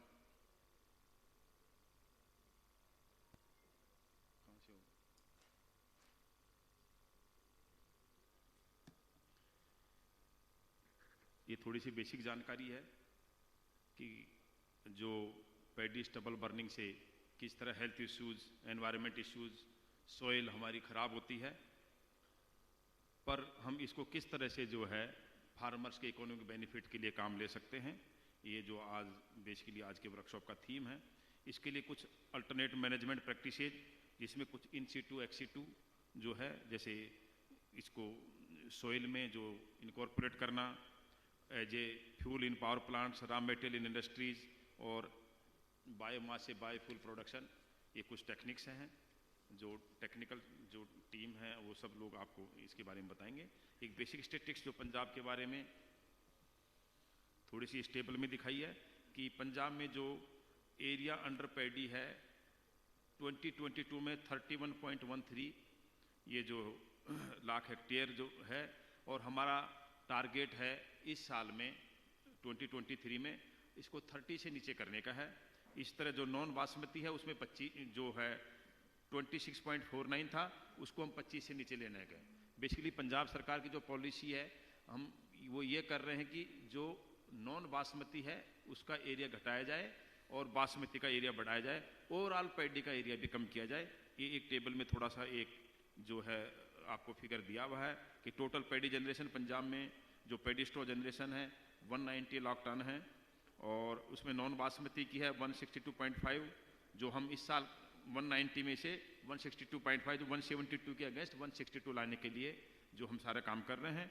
और बासमती वाली जो 25.5 लाख टन थी उसको बढ़ा के 27.5 लाख टन जो है इस साल में हमारा करने का टीचा है। फायर इंस्टेंसेज जो पंजाब में पिछली साल में थी अबाउट 50,000 थी, इस साल में हम जो पूरा जो एक्शन प्लान बना के जो वर्कआउट कर रहे हैं कि 30,000 से नीचे आ जाए। और इसी तरह से जो एरिया जो बर्न्ट है करीब 50.9 मतलब करीब 51% एरिया में जो पंजाब में आग लगाई थी उसको हमारा टारगेट इस साल है कि 25% से नीचे लाने का यह है। आगे एक्शन प्लान जो इस काम के लिए जो अभी टेबल में दिखाया है, इसके लिए हमको किस तरह काम करना है। पंजाब सरकार की तरफ से एग्रीकल्चर डिपार्टमेंट साइंस टेक्नोलॉजी हमने एक एक्शन प्लान बनाया है जो सारे डिस्ट्रिक्ट में भेज दिया है। उसमें ब्लॉक लेवल का भी है, डिस्ट्रिक्ट लेवल का जो एक्शन प्लान पिछले साल का हमने CAQM को सबमिट किया था, और इस साल का हमारा जो ड्राफ्टिंग स्टेज में है मार्च 2023 तक नेक्स्ट मंथ तक इसको हम कंप्लीट करके CAQM को सबमिट कर देंगे। जो इन सीटू और एक्स सीटू जो मैनेजमेंट की जो बात अपन कर रहे थे, तो इन सीटू में जो पंजाब सरकार का जो हमारा स्टेटस है वो ये है कि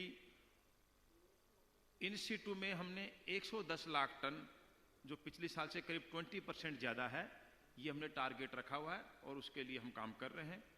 जो CRM मशीन्स हैं 2022 में 1,13,000 जो हमारी अवेलेबिलिटी अभी पंजाब में है, वो 2023 में तक हमको इसका 1,30,000 तक पहुंचाने का हमारा टीचा है। इसी तरह से जो समय स्कीम है उसमें भी CRM मशीन जो है उसको इंक्लूड करने के लिए हमने गवर्नमेंट ऑफ इंडिया को जो प्लान था उसमें जो नेक्स्ट ईयर का है उसमें हमने सबमिट किया है। और बायो डिकम्पोजर पिछली साल 5,000 एकड़ में यूज किया था, उसको हम 10,000 हेक्टेयर में करना चाह रहे हैं। ये थोड़ा सा पंजाब में अभी इतना सक्सेसफुल नहीं है, इसके लिए डिटेल हमने मिनिस्ट्री से भी बात करेंगे और इसको किस तरह सक्सेसफुल बनाना है इसमें भी काम करेंगे। एक कभी पंजाब में एग्रीकल्चर पॉलिसी नहीं बनी, सरकार इस बार जो है एग्रीकल्चर पॉलिसी जो एक बनाने जा रही है उसकी आज भी मीटिंग है और 31 मार्च तक एग्रीकल्चर पॉलिसी हम करके जो पैडी स्ट्रो की जो प्रॉब्लम है इसको दूर करने के लिए जो भी तरीके मेथोडोलॉजी हम सब उसमें इंक्लूड करके ये भी जो सरकार काम करने जा रही है। CRM मशीन्स जो है क्योंकि कॉस्टली मशीन होती हैं तो वो हर एक आदमी खरीद नहीं सकता, क्योंकि लैंड होल्डिंग लोगों की धीरे धीरे कम होती जा रही है। तो उसके लिए पंजाब सरकार ने क्या किया हुआ है कि एक ये जो स्लाइड में आप देख रहे हैं कि एक हमने कि जो कोई खरीदना नहीं चाहे तो रेंटल भी वो CRM मशीन हायर कर सकता है और स्मॉल और मार्जिनल फार्मर्स के लिए तो वो फ्री ऑफ कॉस्ट है। एक आई खेत ऐप है, कोई भी आदमी उसमें अपना आई खेत ऐप में रजिस्टर करे और वो मशीन रेंट पे ले सकता है, कोई खरीदने की जरूरत नहीं है। जो एक कोऑपरेटिव मशीन जो कोऑपरेटिव सोसाइटी जो है उनके पास भी मशीनें हैं, पंचायतों के पास भी हैं।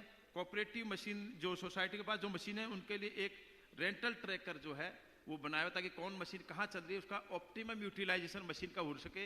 ऐसा ना हो कि भाई मशीन कहीं खड़ी है यूज ही नहीं हो रही। तो ये सब कुछ हमने पंजाब में ऑनलाइन किया हुआ है जिससे कि इनका सबका मशीनों का ऑप्टिमम यूटिलाइजेशन होके ये वध तो वध जो है इनको काम लिया जा सके। जो 2023 का इंस्टीट्यूट का टारगेट हमारा है 1 लाख, जो पहले मैंने बताया था 1,13,000 जो है उसके अगेंस्ट हम 1,30,000 जो ये मशीनें हम इनकी गिनती बढ़ाने जा रहे हैं। जो आई खेत ऐप पे अभी तक जो 90,000 1,13,000 में से 90,000 मशीन मैप की हुई हैं, इस साल में हम उसको 100% आई खेत पे मैप करेंगे जिससे कि सारी मशीन ऑनलाइन अवेलेबल हो, कोई भी किसान उसको बुक करा सके।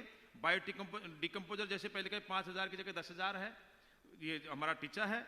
और इन सीटू मैनेजमेंट से टोटल जो हमारा 9.9 मतलब जो है 9.9 मिलियन टन के अगेंस्ट हम 11 मिलियन टन इन सीटू से इसको जो पैडी स्टॉक को मैनेज करने के लिए ये हमने टारगेट रखा हुआ है। एक जनरली जो थोड़ा सा आइडिया कि टोटल जनरेशन पंजाब में जो इस साल के लिए हमारी प्लानिंग है करीब 200 लाख टन है। इन सीटू से 110 लाख टन हो गई।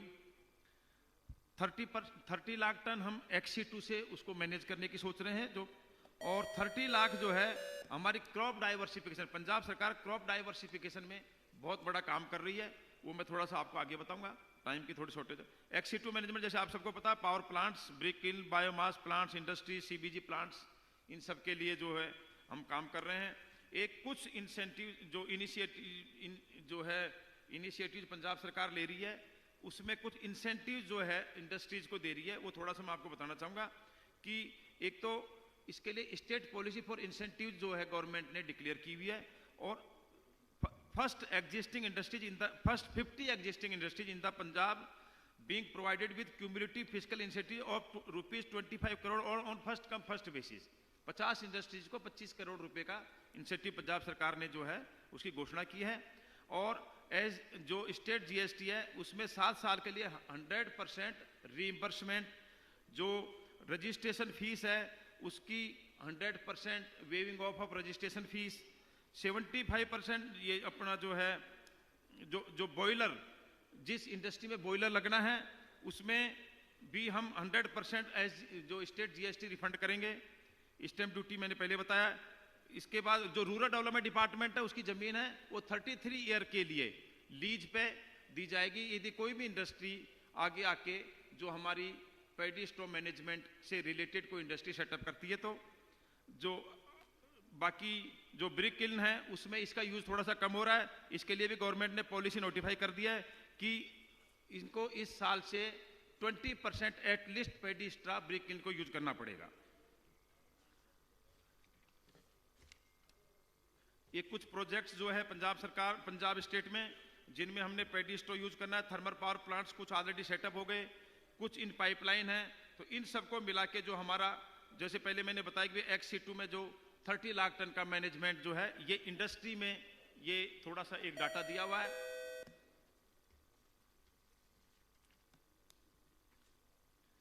जो एक्शन प्लान की ये टाइमलाइन है। 24 फरवरी जो हमारे लास्ट डेट जो है एक्शन प्लान सब डीसीज के द्वारा, ब्लॉक लेवल का एक्शन प्लान और डिस्ट्रिक्ट लेवल का एक्शन प्लान ये हेड ऑफिस में सबमिट करना है। डीसी सारा अपना काम करें, उनको डिटेल परफॉर्मा बना के इसके लिए दिया हुआ है। वो जो 24 फरवरी तक इन्होंने देना है।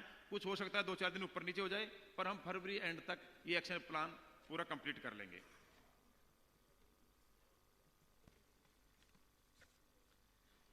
एक कुछ न्यू इनिशिएटिव जो पंजाब सरकार ने, एक किसान सरकार मिलनी जो पंजाब की हिस्ट्री में पहली बार हुई है, 12 फरवरी को लुधियाना PAV में कराई थी। उसमें लोगों को जागरूक किया गया है, क्योंकि जागरूकता बहुत जरूरी है। उसमें पैडी स्ट्रॉ मैनेजमेंट उसमें मेन इशू था, उसके बारे में लोगों को जागरूकता की गई है। क्रॉप डाइवर्सिफिकेशन के लिए पंजाब सरकार बहुत पहल पे काम कर रही है। उसमें हमने इस बार जो सरकार करने जा रही है, कॉटन सीड पे सब्सिडी 33% इंक्लूड करने जा रही है। अच्छी क्वालिटी की कॉटन सीड जो है PAU सर्टिफाइड, वही लोगों को देने के लिए अपील कर रहे हैं। मैज के लिए MSP डिक्लेयर कर दिया। शॉर्ट ड्यूरेशन वैरायटीज जो है उसको प्रमोट करने के लिए सरकार विचार कर रही है। और उसके अलावा बासमती और कॉटन का एरिया बढ़ाने के लिए सरकार ने नई कुछ स्कीम्स इंक्लूड करी हैं, जो ये डिटेल में, चलो टाइम थोड़ा कम है, पर ये हम सब जो है हमारे एग्रीकल्चर पॉलिसी में भी इंक्लूड करेंगे और ये जल्दी ही पंजाब सरकार जो है इन सबको लागू करने जा रही है। आखिर दे विच अभी तो उसका टाइम तो होगा नहीं ना, एक छोटी सी वीडियो थी, पर अब टाइम की थोड़ी शॉर्टेज है बीच में। बाकी मैं कुट्टे सर का और सारी टीम का कि एक ये बड़ा सेंसिटिव इशू है, जिसके लिए ये सब हम लोग इकट्ठे हुए हैं, मैं धन्यवाद करना चाहूँगा। और पंजाब सरकार पूरे मंदे नाल, पूरी टॉप प्रायोरिटी पे इस इशू को लेकर काम कर रही है। Thank you. Thank you very much sir, thank you. Big clap. I think Punjab की जिम्मेवारी भी ज़्यादा है, तो जैसे हमारे सेक्रेटरी साहब हैं, पूरी गवर्नमेंट है, तो मुझे लगता है यदि इस तरह के ऑफिसर्स जुड़ेंगे और सारे टीम ये निकलेगी।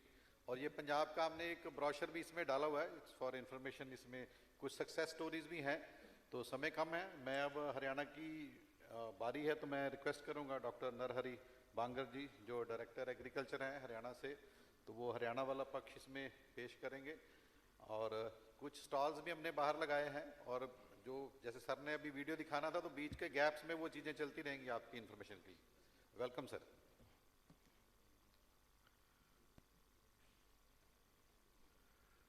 आप सभी को नमस्कार।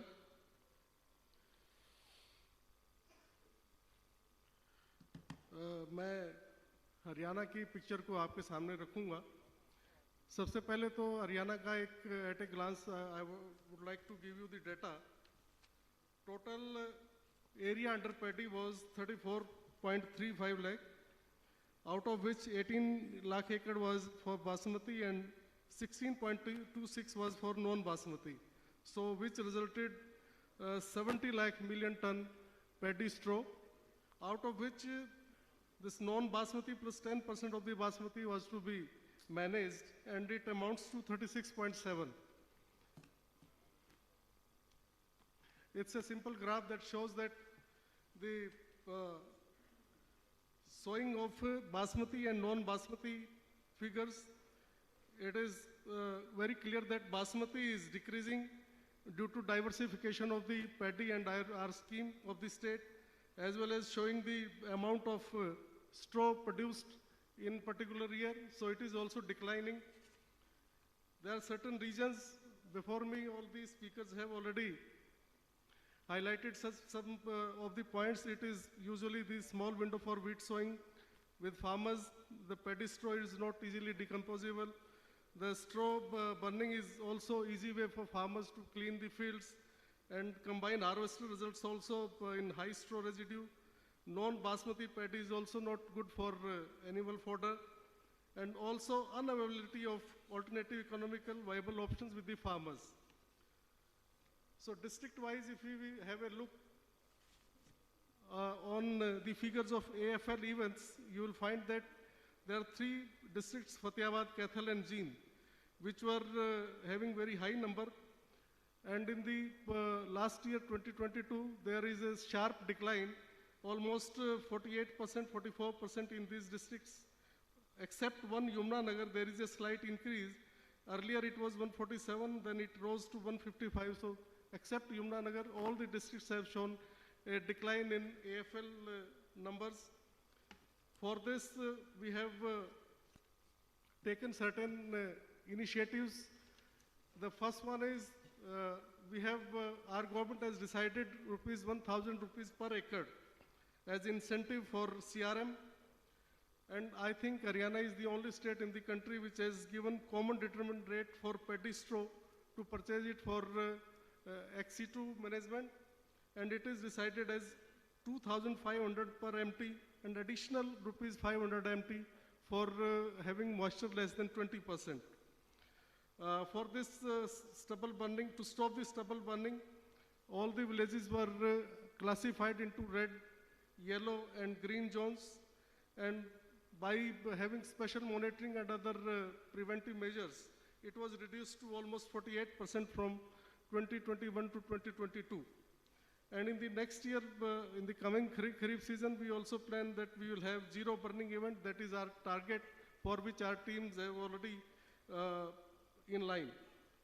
For that, IEC component, mechanization and incentives and awards, these are the major 3-pronged action that we will take. In the CRM plan,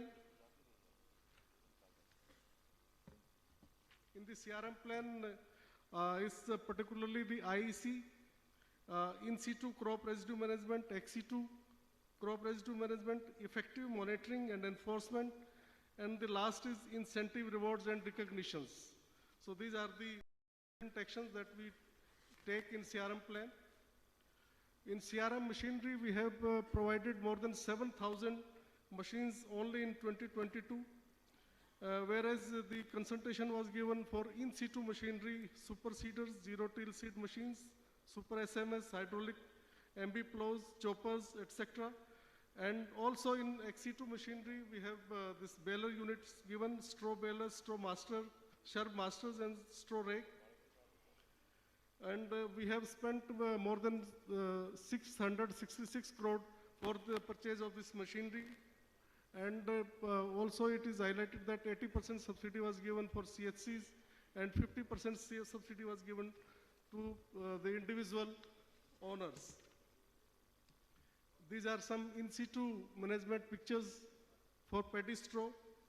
This is super seeder, happy seeder, zero till seed machines, and reversible MB plowing, which is also called Paltu hull.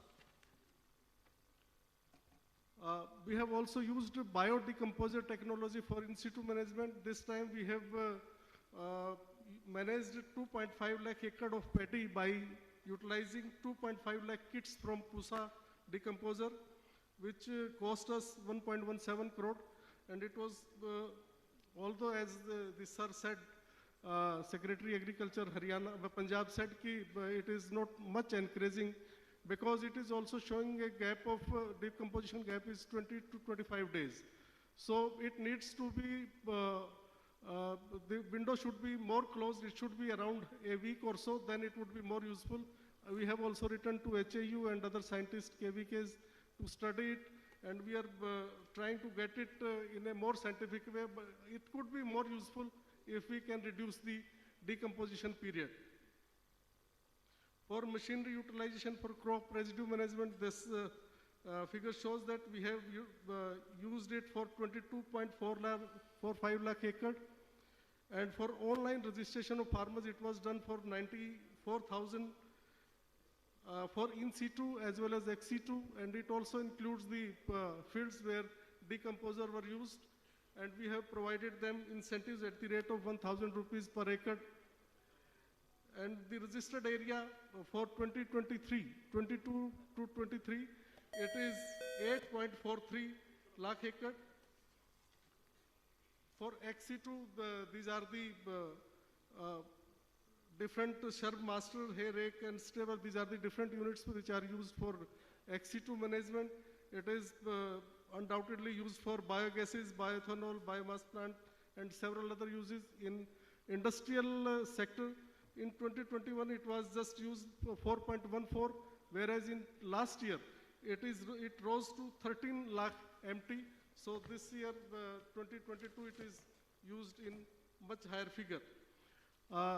Honorable Prime Minister also inaugurated a IOCL ethanol plant at Panipat in August 2022.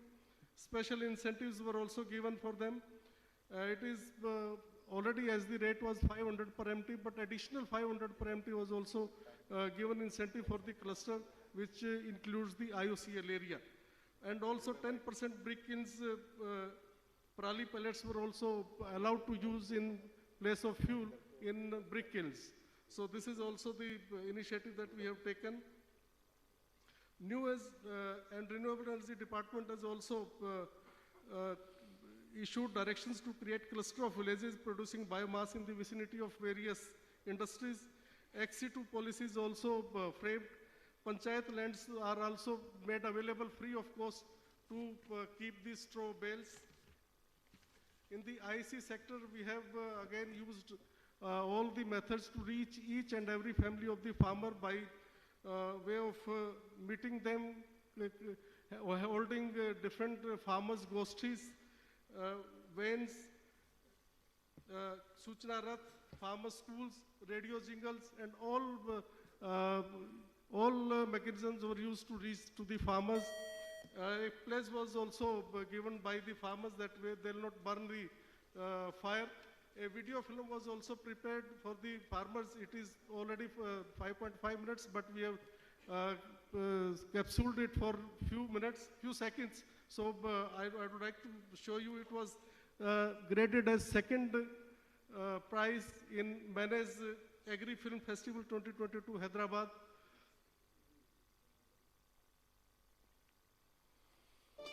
हरी भरिया धरती माँ से ना इसने दुख पहुँचावांगे पर दूषण ते भी मिल जा मुक्ति इसी तकनीक अपनावांगे हम खाने नहीं जलावांगे हम खाने नहीं जलावांगे हम खाने नहीं जलावांगे हम खाने नहीं जलावांगे पहला तोड़ सुन ले सुनाता हूँ जे सारी पराली ने जमीन में मिला के इसको उपजाऊ शक्ति बढ़ा दे तो इतनी पराली जमीन में मिलेगा कहता हूँ अरे मिल जाएगी ताऊ सही समझ में नहीं आई खोल का बता दे सुन ले फिर चीर कटे जट कंबाइन ते SMS भी लाओ रे मोटे फाने छोटे करके खेत के मैं बिखराओ रे बाग में टुकड़े करने हो तो चोपर ने आजमाओ रे पलटा हड़ मिट्टी में मिला दे छोटे टुकड़े खा के गेहूं की फिर करो बिजाई हैप्पी सीडर लाके सुपर सीडर गेहूं बोते सारे काम बना के स्त्रियां ने धरती माने स्त्रियां हम धरती माने उपजाऊ रे बनावांगे. Monitoring and enforcement was also very concentrated at district level, block, sub-division level and block level. All the senior officers were made nodal officers and they have really worked very, very hard. And all the preventive measures as per legal provisions were also used and incentives, the penalties were also imposed. Less than 2 acre it was 2,500 per incidence, 2 to 5 acre it was rupees 5,000 per incidence, and more than 5 acre it was 15,000 per incidence, and that's why we got penalty amount 62 lakh rupees for the last year only by chalaning 2,641. But the main part is that in particularly the areas where these AFL incidents are more, we have challaned farmers instead of lessees. So farmers, owners, so owners, they persuaded the lessees not to go for burn of paddy. So that was also one of the main point that helps us. In incentive and rewards, this is already covered most of the points. But additional was that 15,000 rupees per Gaushala was also given. Those Gaushalas which collected paddy bales from the fields, from the panchayat land for their cow fodder. Thank you very much.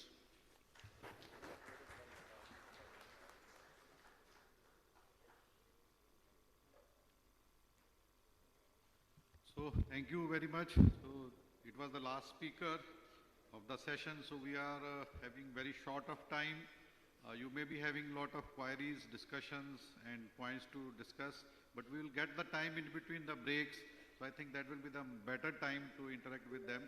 So I am really thankful in this particular session where sustainability and management has been discussed. And we have taken the view of the central government from Agriculture Ministry point of view, IRI is there, as well as Punjab or Haryana. So all government systems have come forward to you. So I am really thankful for all the speakers and finishing the job in very well time. So just to conclude, so we are all knowing the different options to solve the things. Crop diversification सबसे पहले आता है, भी वो करना ही है, कितना कर सकेंगे, कैसे कर सकेंगे, बासमती पे जाना है, कॉटन पे जाना है, दूसरे में जाना है. इसमें ऑर्गेनिक फार्मिंग भी ऑप्शन हो सकता है, वहाँ शिफ्ट होंगे तो ये समस्या खत्म हो सकती है. मिलेट्स का ईयर आ रहा है, मिलेट्स पे शिफ्ट होंगे तो ऐसी कई ऑप्शंस आपके पास हैं. इन सिचू मेरे हिसाब से सबसे बेस्ट ऑप्शन है. वो पराली वहीं से आई है, वहीं का सोर्स है, खेत में जाएगा, खेत की उसमें डेवलपमेंट होगा, खेत में ही वो बनेगा. तो वो हम कर रहे हैं, कितना उसमें हो सकता है. और फिर एक्सिचू का मॉडल तो है ही है. इसी कारण मुझे लगता है ये वादा बड़ा अच्छा है. अभी पराली एक पूंजी है और एक्सिचू के सक्सेस मॉडल्स हैं और नेक्स्ट सेशन में वो डिस्कस होने वाले हैं. और बीच में सारी ये बातें आई हैं जो आईईसी एक्टिविटीज़ में कवर हो रही हैं और ये उसके साथ पैरेलल चलने वाले हैं. तो इसमें डिफरेंट ऑप्शंस हर जगह से डिस्कस हो रही हैं. तो फार्मर्स को इन्वॉल्व करके ये सबसे बड़ी ज़रूरी बात है. जब आपने कोई अवेयरनेस करनी है, जैसे अभी हमने वीडियोस देखे हैं, और यदि फार्मर साथ रहें, तो हमने पंजाब में एक बड़ा अच्छा मॉडल डेवलप किया है.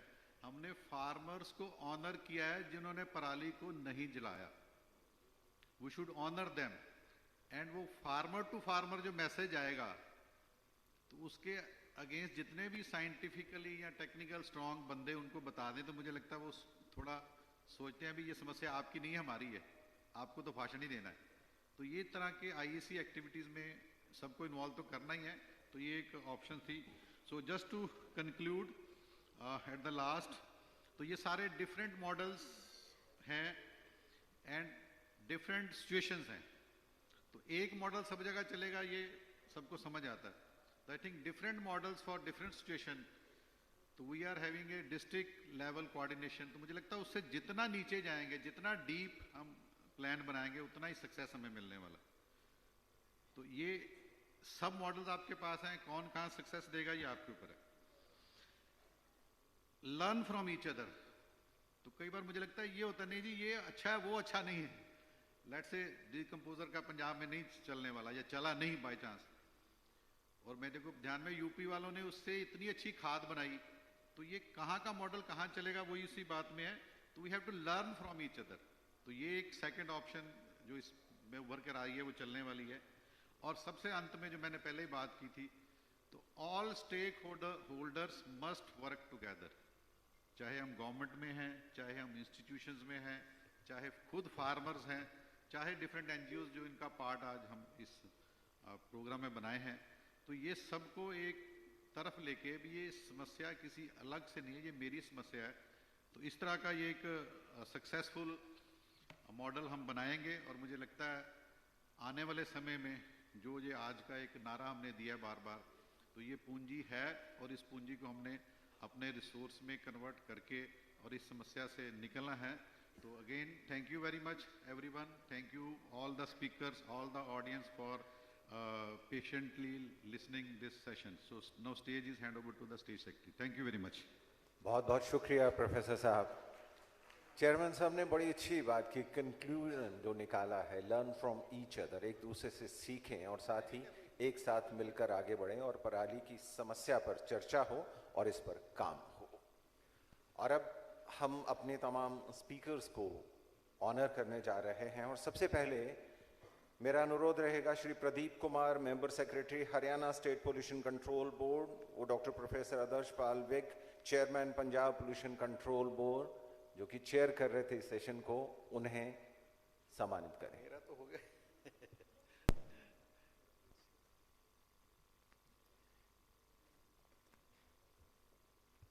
मल्टीपल टाइम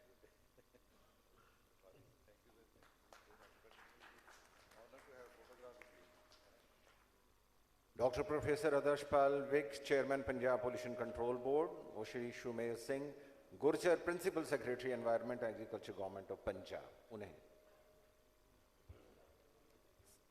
सम्मानित करेंगे।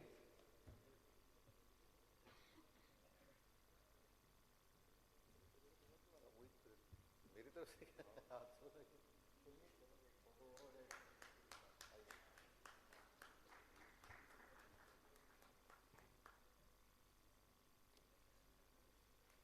Doctor S. Rukmani, joint secretary ministry of agriculture and farmers welfare, इन्हें professor Adarsh Pal, chairman Punjab pollution control board,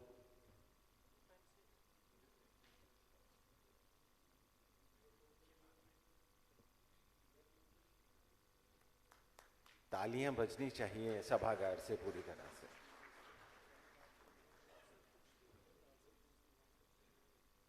एक बार फिर से चेयरमैन साहब से अनुरोध है, doctor A.K. Singh, director Indian agriculture research institute, उन्हें सम्मानित करें। बड़ा अच्छा लगा।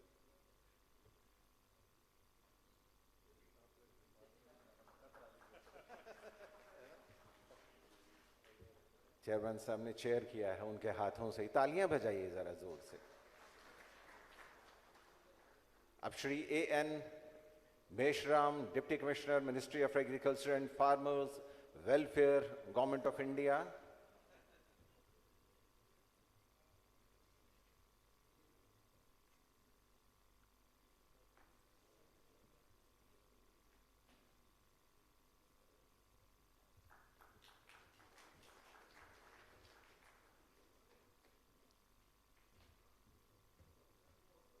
Doctor Narhari Bangar, director agriculture government of Haryana,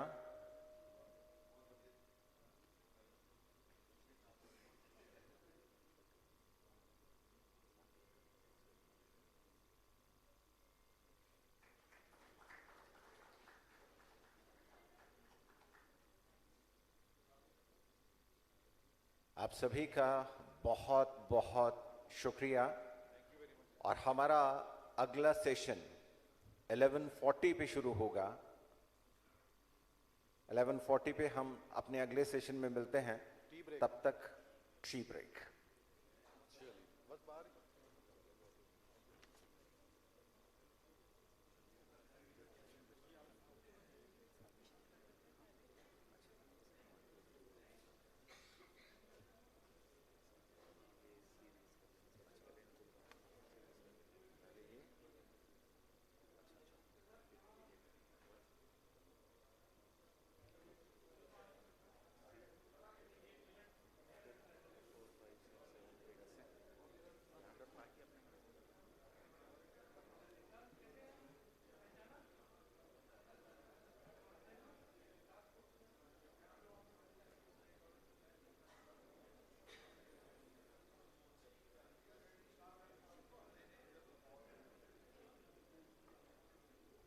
यहाँ पे लाइए राघवेंद्र राव जी।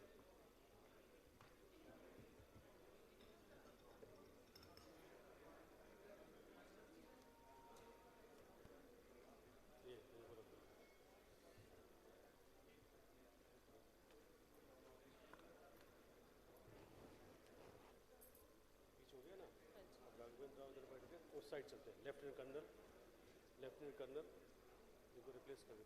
ये सब हटा लिया, ये सारे हटा, मुझे सब प्रिंट आउट कर लिया, ले लीजिए सर, जो प्रिंट आउट ले जाइए सर, ये 16 ले जाओ उनका सर सब।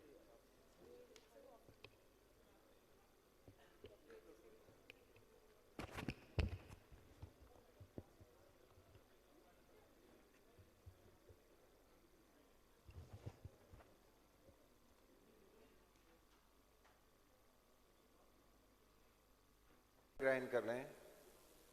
Shri Ajit Rao, partner messrs Badshah industries, मंच पर आए, अपना स्थान ग्रहण करें। Mohammad Musa, senior accounts officers messes Shri Ganesh edibles private limited, उनसे भी अनुरोध है कि मंच पर आए, अपना स्थान ग्रहण करें।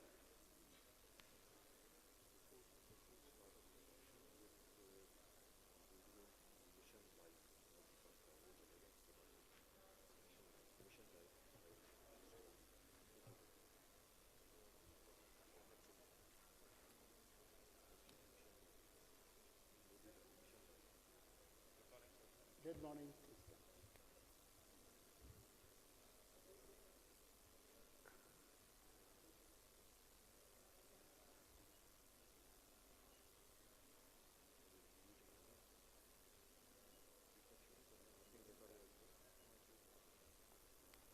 Have you invited everybody? Have you invited? Sabka ho gaya? 1 minute, can I give it to him? 1 minute. Okay, may I invite Sri Tanmay Kumar to come and talk about lifestyle management. Please come. एक बार request कर लेना, बाहर लोग जो हैं वो एक बार अंदर आ जाए एक बार।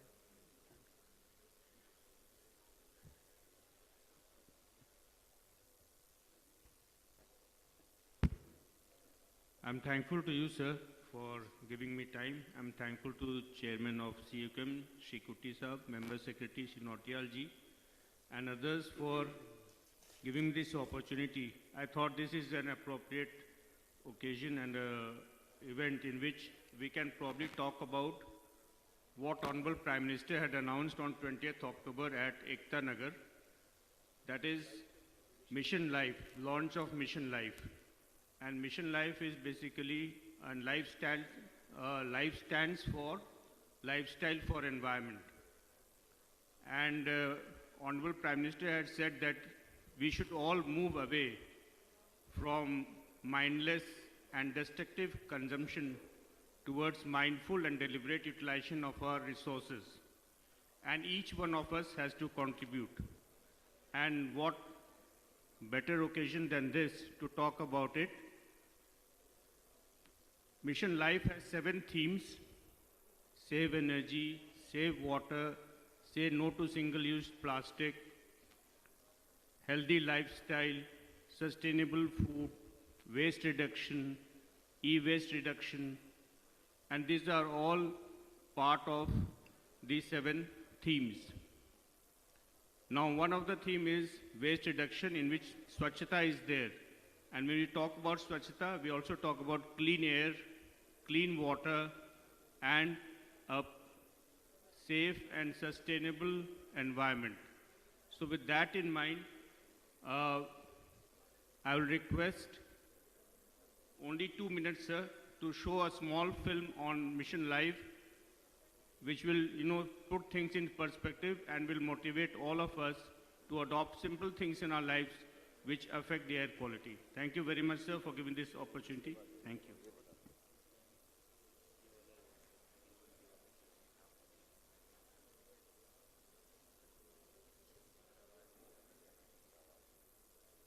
Can we have the film, please? Very quick.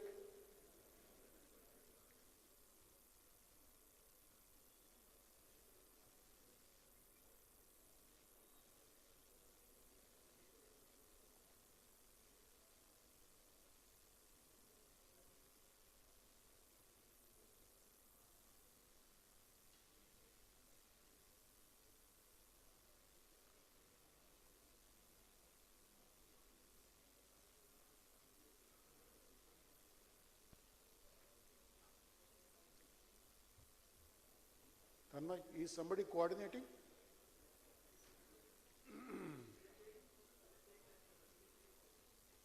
Later. जब film Later. Okay, thank you so much. Okay, now thanks Tanmay. We had a wonderful session in the morning about Parali management, particularly through in situ process. Now in the technical session number 2, we will talk about ex situ management. And in the morning when Dr. Nautiyal was making the presentation, I was going through the figures. He was saying that instead of treating Parali as a concern, area of concern, we should treat it as a resource because it has a lot of economic value. And then it also solves a lot of problems of environment, because he was also mentioning that if we burn, I should say irresponsibly, the paddy straw, it generates a lot of pollution. He was also talking about the quantum of the problem of 27 million tons of paddy straw, if I remember right. But the good thing, the silver lining is that this year, that means in 2022-23, there was significant reduction in the Parali burning. He gave the figures of 30% in Punjab, 48% in Haryana, 21% in NCR part of UP, and overall 32%, if I remember right. So it's a very good thing, and at this rate, I'm sure in this coming year, 23-24, the Parali stubble burning, irresponsible stubble burning issue should almost be a gone case. So it should be at the back of our mind.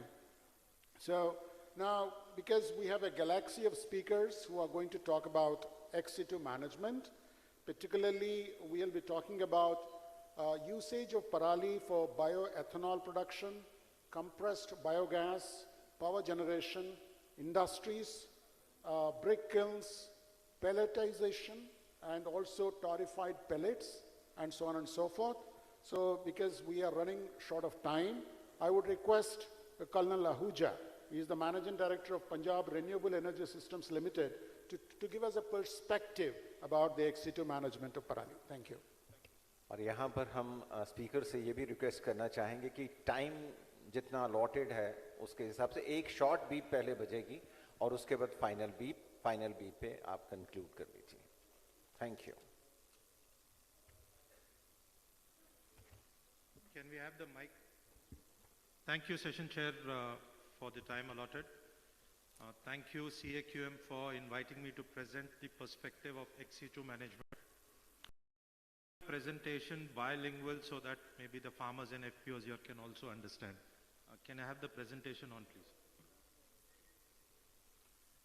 Okay, the numbers are getting presented. Numbers are getting challenged. The number which we represent is 42 million metric tons of rice paddy straw in the 3 states, and hence Project 42. This is about 3 states of Punjab, Haryana, and UP. And this is a template for what we can do in India with 1,500 million metric tons of farm agri residue available every year. Now, a perspective of the carbon atom which you have in the agri residue. This is a carbon atom which has atmosphere in the, and hence anything that you do utilizing this carbon atom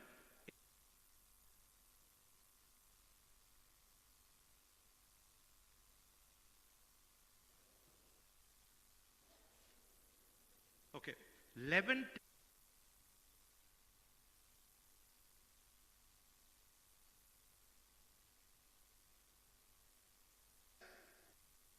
second generation ethanol,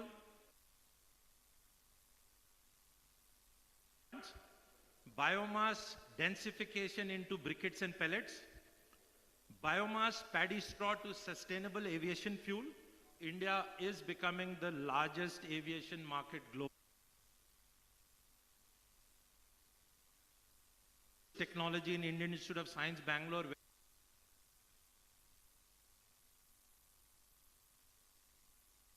TMR, which is fodder, biomass to particle board or heavy duty boards which will get presented today. RTC renewable energy, so round the clock renewable energy from paddy straw and so on and so forth. But to do all this, I will give you some numbers and look at those numbers of the quantum of capital required to do it. I think we had a fantastic first session where nobody spoke about how the money is going to come. The recognition of the problem statement has to be holistic, not in part and piecemeal. 3,300 crores of capital money deployed in half-baked solution of providing only balers and rakers. How is the transportation going to happen? Where is the working capital going to come from? Where is the supply chain management storage going to happen? So what I will present is a holistic solution, and let's look at one, compressed biogas. If we have to do compressed biogas and assuming 100 plants of 10 tons per day capacity, fantastic demand from Ministry of Petroleum, what is it that we need? Technology is robust. Supply chain management needs development, and this requires capital to the level that this slide is showing. So if you look at the capital required to do 100 such plants, you require INR 105 billion, which is US dollars 1.32 billion. We are talking about 5,000 plants under Satat scheme. To do 100 plants, we need $1.32 billion. Okay. Ethanol. And let's look at 50 plants as an assumption of size 100 kiloliters per day, which will require an investment or a capital requirement of INR 8.14 billion. Now there are two components to this. One is the project itself. The second is the supply chain management sustainability for that project. And numbers on the slide capture both. Okay, look at the third. We do biomass IPPs, 100 numbers based on 100% rice straw. Very robust technology. No DISCOM is willing to sign a PPA. How will it happen? We don't want to sign a PPA at 7 rupee 50 paisa, 8 rupee per unit. And we should not. Why should we buy expensive power?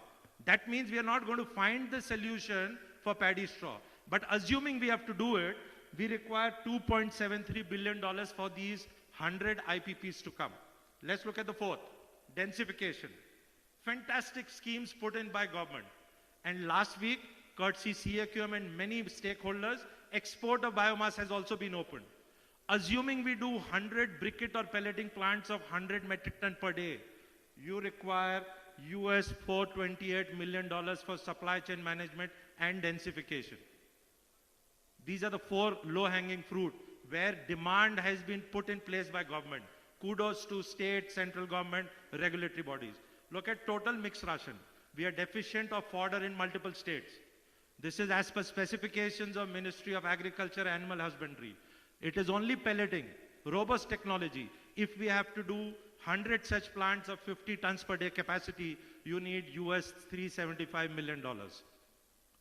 Paddy straw to particle board will get presented, robust technology happening in India. If we have to do this, a euro $1.33 billion for 10 such plants to come up of scale.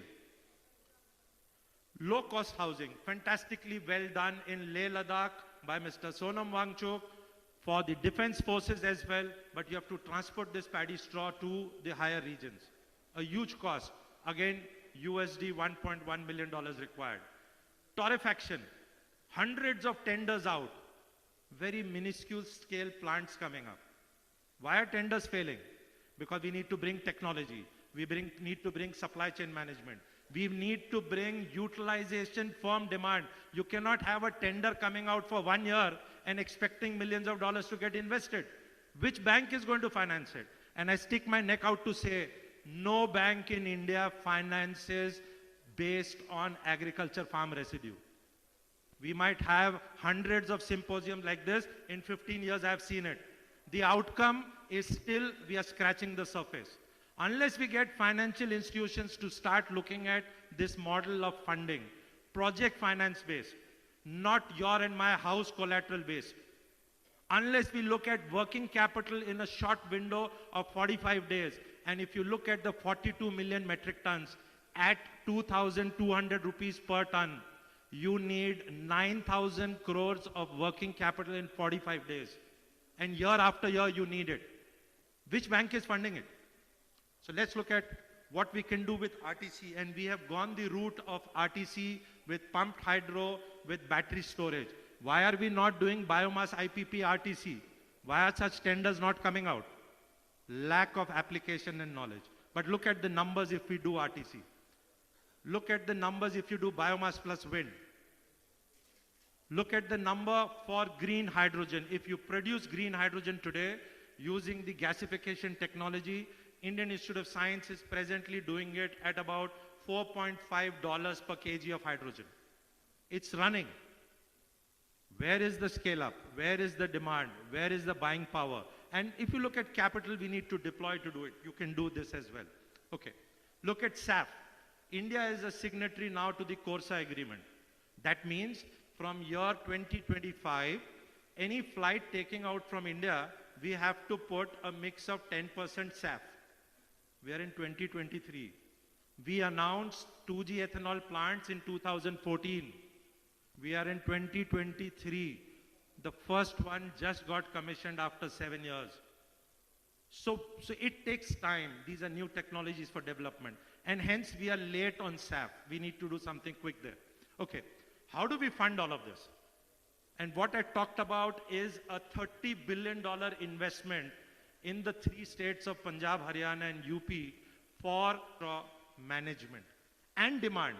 We are not going to collect it and burn it. We are going to collect it and use it. And unless we have demand side usage coming up in that scale, there's no point collecting it. It is money paid. So we need all 3 to be happening. Supply chain management, demand side management and usage, and market creation. And I think the dichotomy is people are looking at it in individual buckets. Ministry of Petroleum in their bucket, Environment and Forest in their bucket, MNRE in their bucket, power in their bucket of co-firing, and hence we are missing the collective management of the ecosystem to get developed. And hence we are not progressing. And it's a hard fact that we miss out on implementation, and we need to work on that collectively. This presentation was given to the Prime Minister's office on 26th of December. It has been presented across ministries, CAQM, and so on and so forth. Everybody is actively looking at it, and India has announced the International Bioenergy Alliance.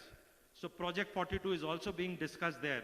But I come back to the statement that while Punjab burns, the second state in India where maximum farm fires are there is Madhya Pradesh. Have we had even one symposium for Madhya Pradesh?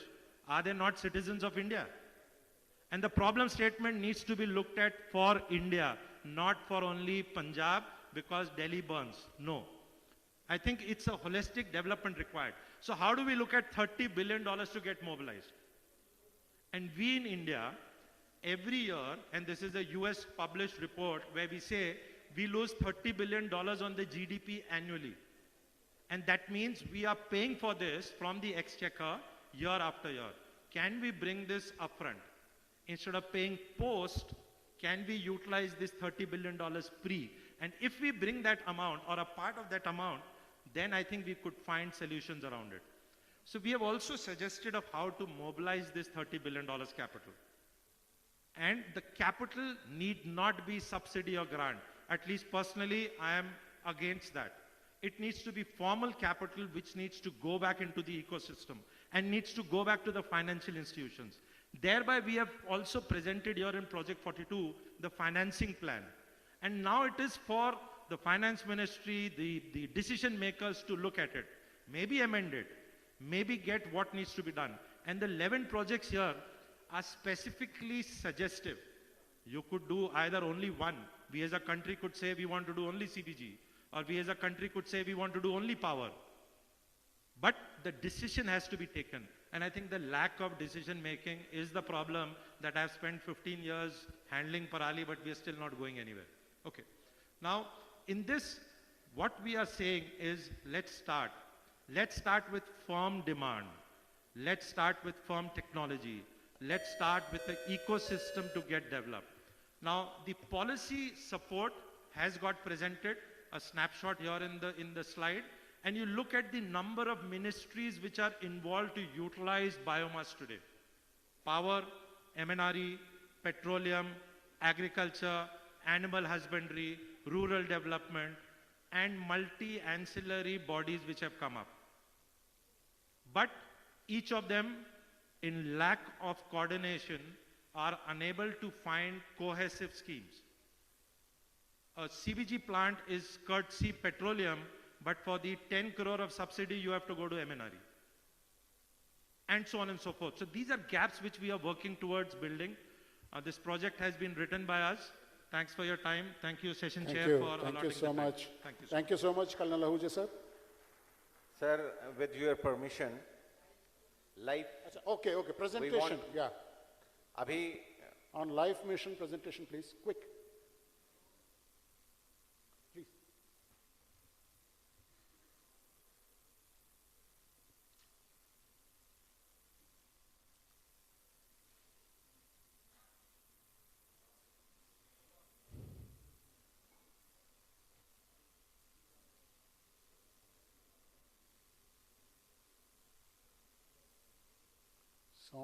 Sound, please.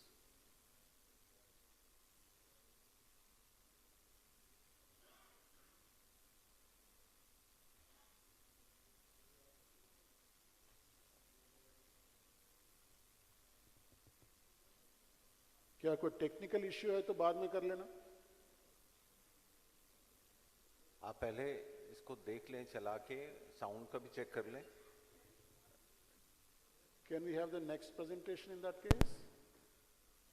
तो प्रकृति उनकी रक्षा करेगी. तुम ये बैज उन लोगों को भी दे सकते हो जो हमारे प्लानेट की बेहतरी. मिशन लाइफ का मंत्र है लाइफस्टाइल फॉर एनवायरमेंट. पृथ्वी पर रहने वाले प्रत्येक व्यक्ति को व्यक्तिगत प्रयासों की कामना के साथ ही आज ये मिशन लाइफ का ये विजन दुनिया के सामने रख रहा हूं. प्रकृति बेटा, पृथ्वी पर तुम्हें क्या करना है तुम्हें पता है ना. मुझे लोगों को प्यार से इंस्पायर और लाइफ के लिए एजुकेट करना है ताकि वो नेचुरल रिसोर्सेज का उपयोग कर इस पृथ्वी को बचाए रखें. इसमें तुम्हारी मदद करेंगी ये 3 चीजें. पहली, टियारा ऑफ फ्लावर्स जो तुम्हें हमेशा हैप्पी और एनर्जेटिक रखेंगे. दूसरा, ये बैज ऑफ लाइफ जो लोगों को पर्यावरण के लिए लाइफ जीवन शैली की याद दिलाएगा. जब वे प्रकृति की रक्षा करेंगे तो प्रकृति उनकी रक्षा करेगी. तुम ये बैज उन लोगों को भी दे सकते हो जो हमारे प्लानेट की बेहतरी के लिए योगदान करते हैं. और तीसरा, ये बैग ऑफ होप. जब भी कोई एनवायरनमेंट को हार्म करे तो तुम इसमें से इको सस्टेनेबल ऑल्टरनेटिव निकाल कर उसे देना. ओके, अब मैं अपने मिशन पर चलती हूँ. है एक जीवन, है एक मिशन, आओ हम सब मिलकर करें पर्यावरण संरक्षण. पर्यावरण संरक्षण हर पल गांव और शहर शहर चले इको फ्रेंडली डिस्पोजेबल्स की लहर लहर. कारपूल को अब सब जने अपनाएंगे. अपना शॉपिंग बैग साथ ले जाएंगे. सस्टेनेबल लाइफस्टाइल का है नारा, है ये लक्ष्य हमारा हमारा हमारा. अब हर जन एक पेड़ लगाएगा, पर्यावरण को स्वच्छ बनाएगा. हो सबकी भागीदारी तो खुशियां हरदम. पर्यावरण, वन और जलवायु परिवर्तन मंत्रालय, भारत सरकार. Thank you so much. Thank you, बहुत अच्छा है. अच्छा, कल मिशन लाइफ का मंत्र है लाइफस्टाइल.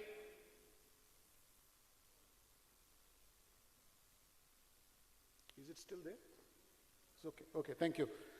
Colonel Ahuja साहब ने 2-3 points, important points बताए हैं. That first, not only the supply chain management, he was saying that we should also focus on demand and usage and market creation aspects also. He was also talking about huge capital required for utilization in ex-situ. And then he was also talking about development of proper ecosystem and also coming up with innovative financial packages like carbon credits, tax reforms, policy support, and so on and so forth. Very interesting, Colonel Ahuja sir. Now, may I invite Sri Shantanu Gupta, ED, Indian Oil Corporation. He will be talking about the bioethanol 2G plant that was inaugurated by the Honorable Prime Minister recently. Thank you so much.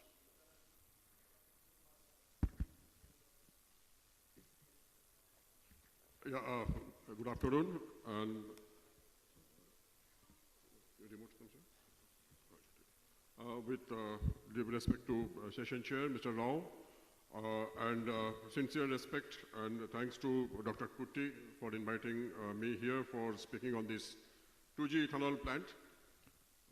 You can see this plant which has come up with the second plant in the world, and it will be the first running plant once it is commissioned very shortly in the world on Parali, which is paddy straw.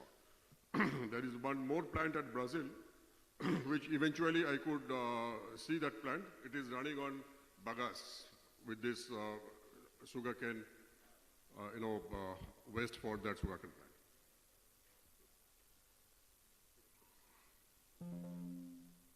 Which one?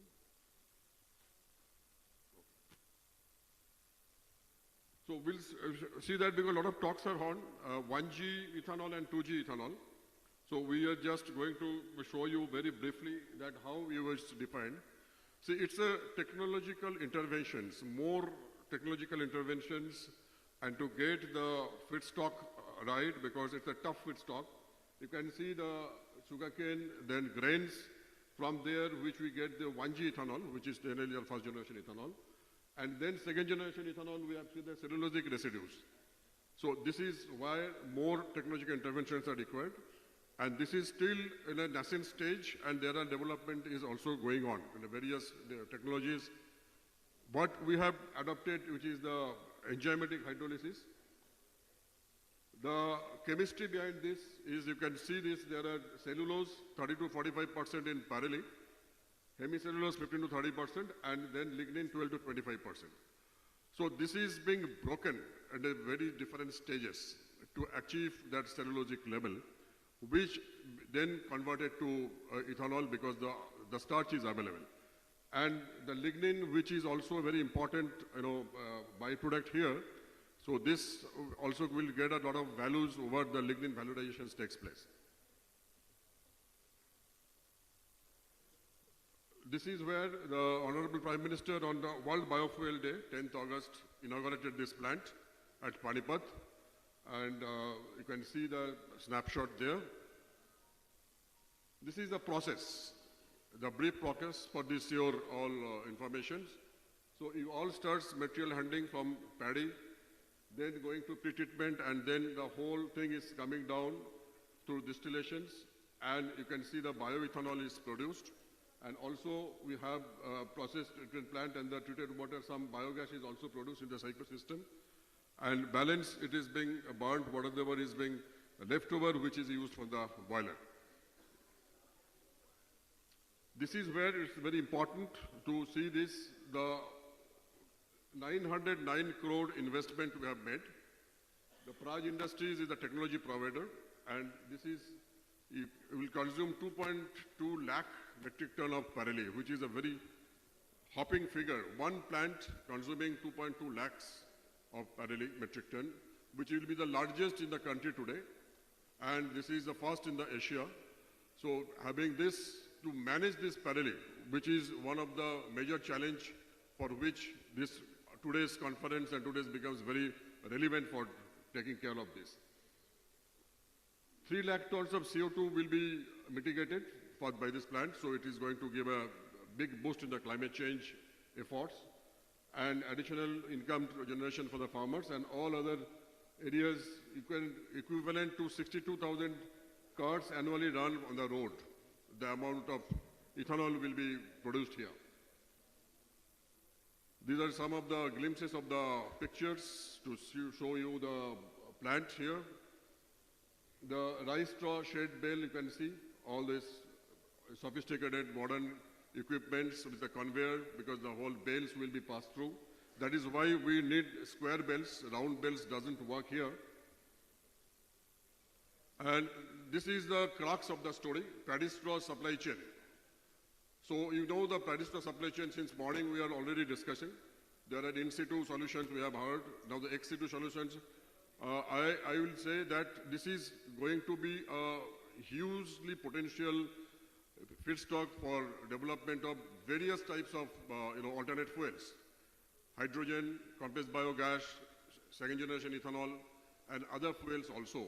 So let us try to concentrate on development of ecosystem for this paddy straw, which is going to really help in the future. Because we mention it as a bio-crude, because the amount of crude we are utilizing, that can straight away replace the crude. If it is provided proper attentions and the ecosystems are developed. So today, what the supply agreement is that we have receiving a huge support from Haryana government. I should put it on record. The support given by Deputy Commissioner Colonel, Deputy Commissioner Panipat, and Deputy Director Agriculture in both Panipat and Colonel is phenomenal.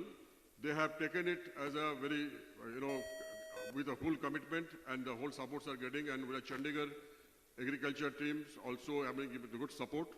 So we are going for a satellite depots concept. The paddy straw will be built from field and it will be kept on the depots, and that depot management will be by IOC, and from there delivery to the plant will be undertaken by IOC. So for this, the lands are required in a satellite way, and this is the way you can see the diameter, 50-kilometer radius, and then if you see the 100-kilometer radius, if you go, these are the quantity of biomass available. So these will be brought in, around 12 to 15 depots will be developed, which will be keeping these straws. Today we have 2 depots already developed, and this activity is going on. And this will be supplying for the round the year to the plant, because this is available during the harvesting season. So we have to collect the 100% of paddy straw requirement during the harvesting season. That is another challenge. This is the command area, which is the biomass clusters have been already framed. This is very important for any plant, because today the investment what you have made, tomorrow if any other plants come in the same command area, the quantity is shared, so there will be a competition, so that will put the whole plant in jeopardy. The cost of biomass will start distorting, so that is where we have requested this for Haryana government, and they have kindly agreed and defined the command area for 2G plant. Similar activities are also going on for CBG plants wherever it is coming. So this is where our present plan is, 10 to 15 numbers of area. This is 15 to 20 acres per land parcels. It has been identified, and the work is going on for identifications and taking the lands on lease. Some issues being faced, which I'm not sure, because there are some double things are going on. So the land, I will just briefly say, land for biomass, because there is a long-term lease is not possible for Panchayat land. That is where we need government of Haryana to take a note on that, because now it is 6 months to 1 year, and every year you have to renew. But when you are developing a biomass depot, you need to invest in the depot for safety, and also the weighing machines and other requirements are there. So that is where it is very important to give a long-term arrangement for those lands. And equipments, baler and equipment sets are required to be positioned. At least 140 to 150 sets are required for IOC's plan to run. And here we have some suggestions which we are just going to give this very quickly. This is the area where we need the supports, both from state government and central government. We have a S.A.S scheme.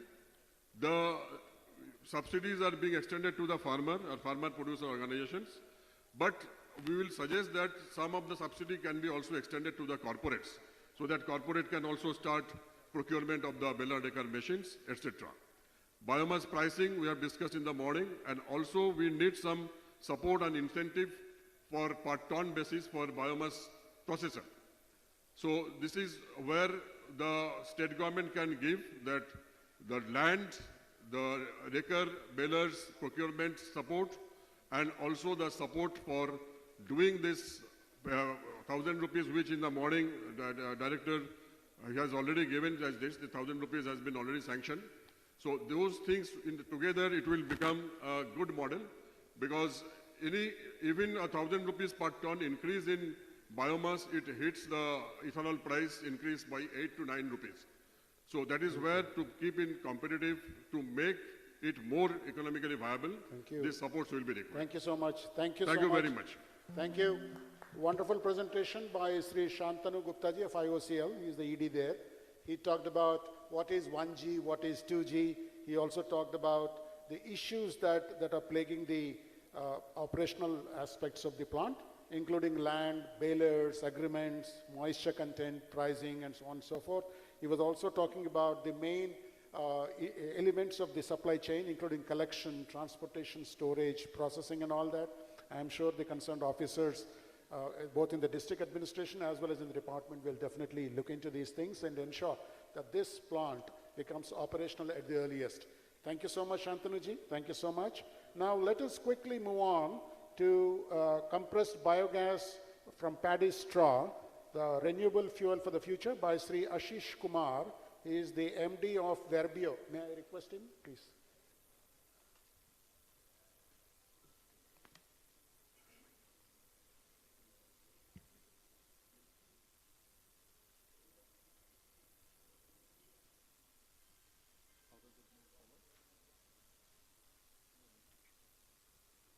Good afternoon, everybody. I'm glad that the main focus for today's event is XC2 management, because we need an unbiased support for XC2 as well. And what I'm going to share here is the experiences we've had on the ground as in the process of setting up India's largest CBG production unit. So just to give you a very quick introduction, Verbio is the global technology leader for converting straw, or let's say any kind of agri-residue, into natural gas. We have already implemented that for almost a decade in Germany. It's already functional in US, and now it's functional in India as well since last year.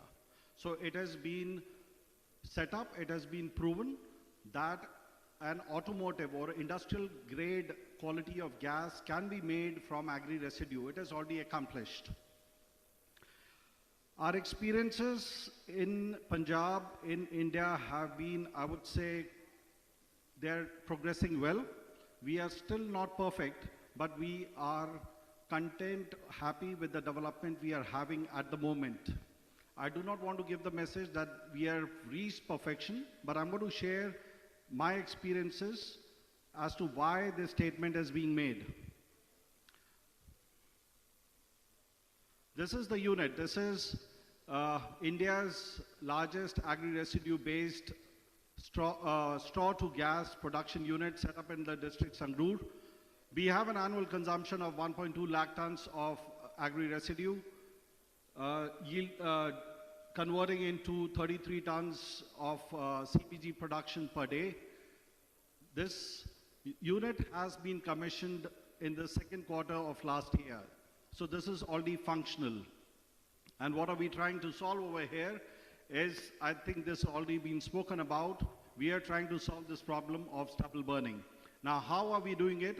I'm going to restrict my presentation to XC2 management only and not get into other aspects of the CPG value chain. So how are we making it in India? We roughly about 2 years back formalized this whole process of how this XC2 management needs to be implemented on the ground. One thing what is unique to us is that the complete value chain is fully integrated, which means the complete aggregation of residue is done by us. We have invested into the machinery, in the labor, in implementing this XC2 management. So there is no third-party dependence on any aspect of this collection. And that is one of the key factors to consider over here. Quickly, to go through some kind of pictures, videos, how this is being implemented. Paddy is a moisture-rich crop, so we have introduced certain processes which can help us mitigate this moisture issue, because that is the most critical thing for us from a quality of feedstock point of view. We have introduced processes such as tethering, which helps us reduce the moisture by more than 50% in a period of anything around 6 hours minimum, and it can go up to 2 days. This helps us get the moisture down. This is the starting process before any kind of correction is being made. This tethering is followed by the next step of raking. A lot of people might be familiar with all these processes, but the scale of machinery is got to be looked into. These are large-scale machinery, which is unfortunately not locally available.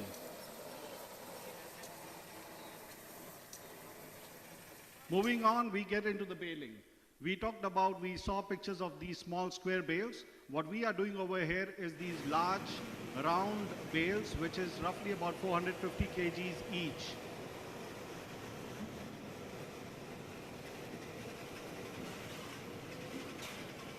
That's how the baling is happening, and this is the kind of change we are bringing on in our district in Punjab. So it's a 100% own investment in these machinery, in the labor.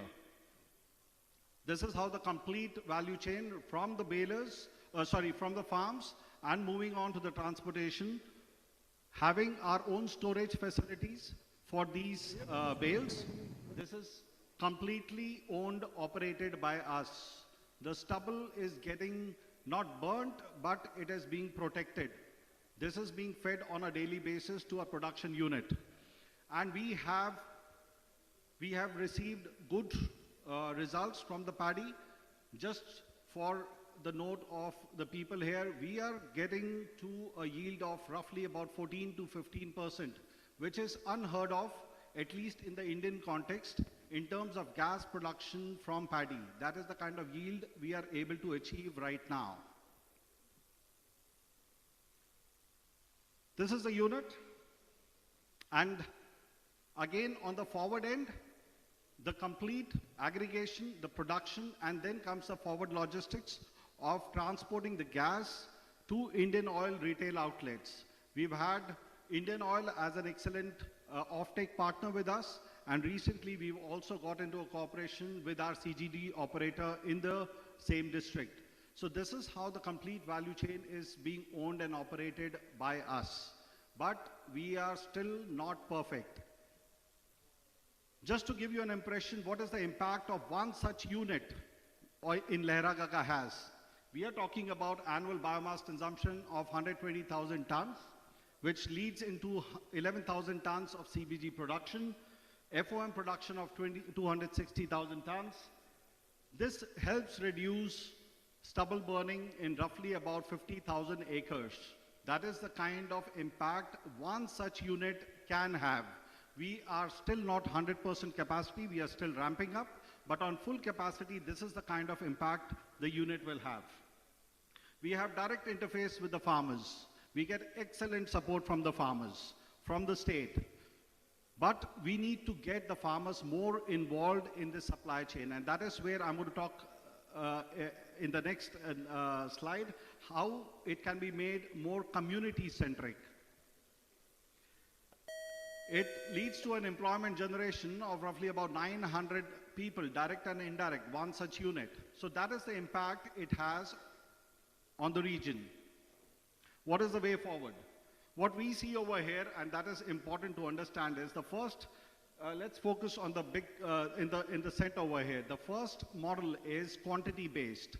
We have tried that, we have failed. If we focus just on quantity, it doesn't work. We have to get the quality into perspective, which means how we can get the moisture right, how we can get the straw size, the bale size. All these aspects are very, very, very important to get the costing right. Quality is key. We are getting good success over there, but it is still limited. Because I'm limited by machinery, I cannot invest 100% in getting all the XC2 machinery, right? And that is where the next model comes, wherein we get the community involved in it. We are getting good response from the farmers in the catchment area. They are keen to collaborate with us. So we are looking at setting up a cooperative society prior to this season, wherein they will also have the possibility to earn from us. they will also have the possibility to be part of this whole issue. So it's a more inclusive approach to handle the problem. And finally, at some stage, we will start talking about from an agronomic point of view, from a soil health point of view, because we are looking at feedstock, which is currently being taken from farmers. We are giving the FOM, the fermented organic manure, back to the farmers at no cost. So there is a circularity which is actually being implemented, and it's early days, but it is working out well. This is what we would like to implement. The feedstock coming to Verbio, and Verbio is returning the organic manure back to the farmers in the catchment area. That is the kind of model which is going to be sustainable in the long run. Bottleneck, the farmer is not the bottleneck. We need more number of machinery. We need to extend the benefits or incentives to the community, this cooperative-based model, and we have to think in terms of large scale. We are not talking about these small, low-tech machinery. This is a specialized job. It needs investment, and if we need to deal with this large-scale problem, we need to also be invested on a large-scale manner. So we are looking at support from the state government towards subsidies for these cooperative society, towards storage infrastructure creation, as well as in spreading awareness that the way in situ is being supported, similarly ex situ management also gets supported. Thank you very much. Thank you. Thank you so much. Ashish ji, wonderful. Thank you so much. Please come. Wonderful presentation. You were talking about your plant at Sangrur, and it's a proven technology as per you. And you also talked about the kind of investment to 220 crores for 750 tons per day of bio-manure production. And you were also saying that it is 100% in-house management that is proving to be very successful. You also talked about the benefit about 50,000 acres of paddy grown area, which is getting benefited, and 1.2 lakh metric tons of paddy straw you're able to manage. You also emphasized that quality and quantity both are very important, and also involving the community and agronomy, and also the kind of support in terms of subsidy and storage that you require to make this plant very successful. Thank you so much, Ashish ji. Now, very quickly, we'll move on to biomass-based power projects by Sri Ved Ratna Sinha, Chief Operating Officer of Messer Sukhbir Agro Energy Limited. Over to you.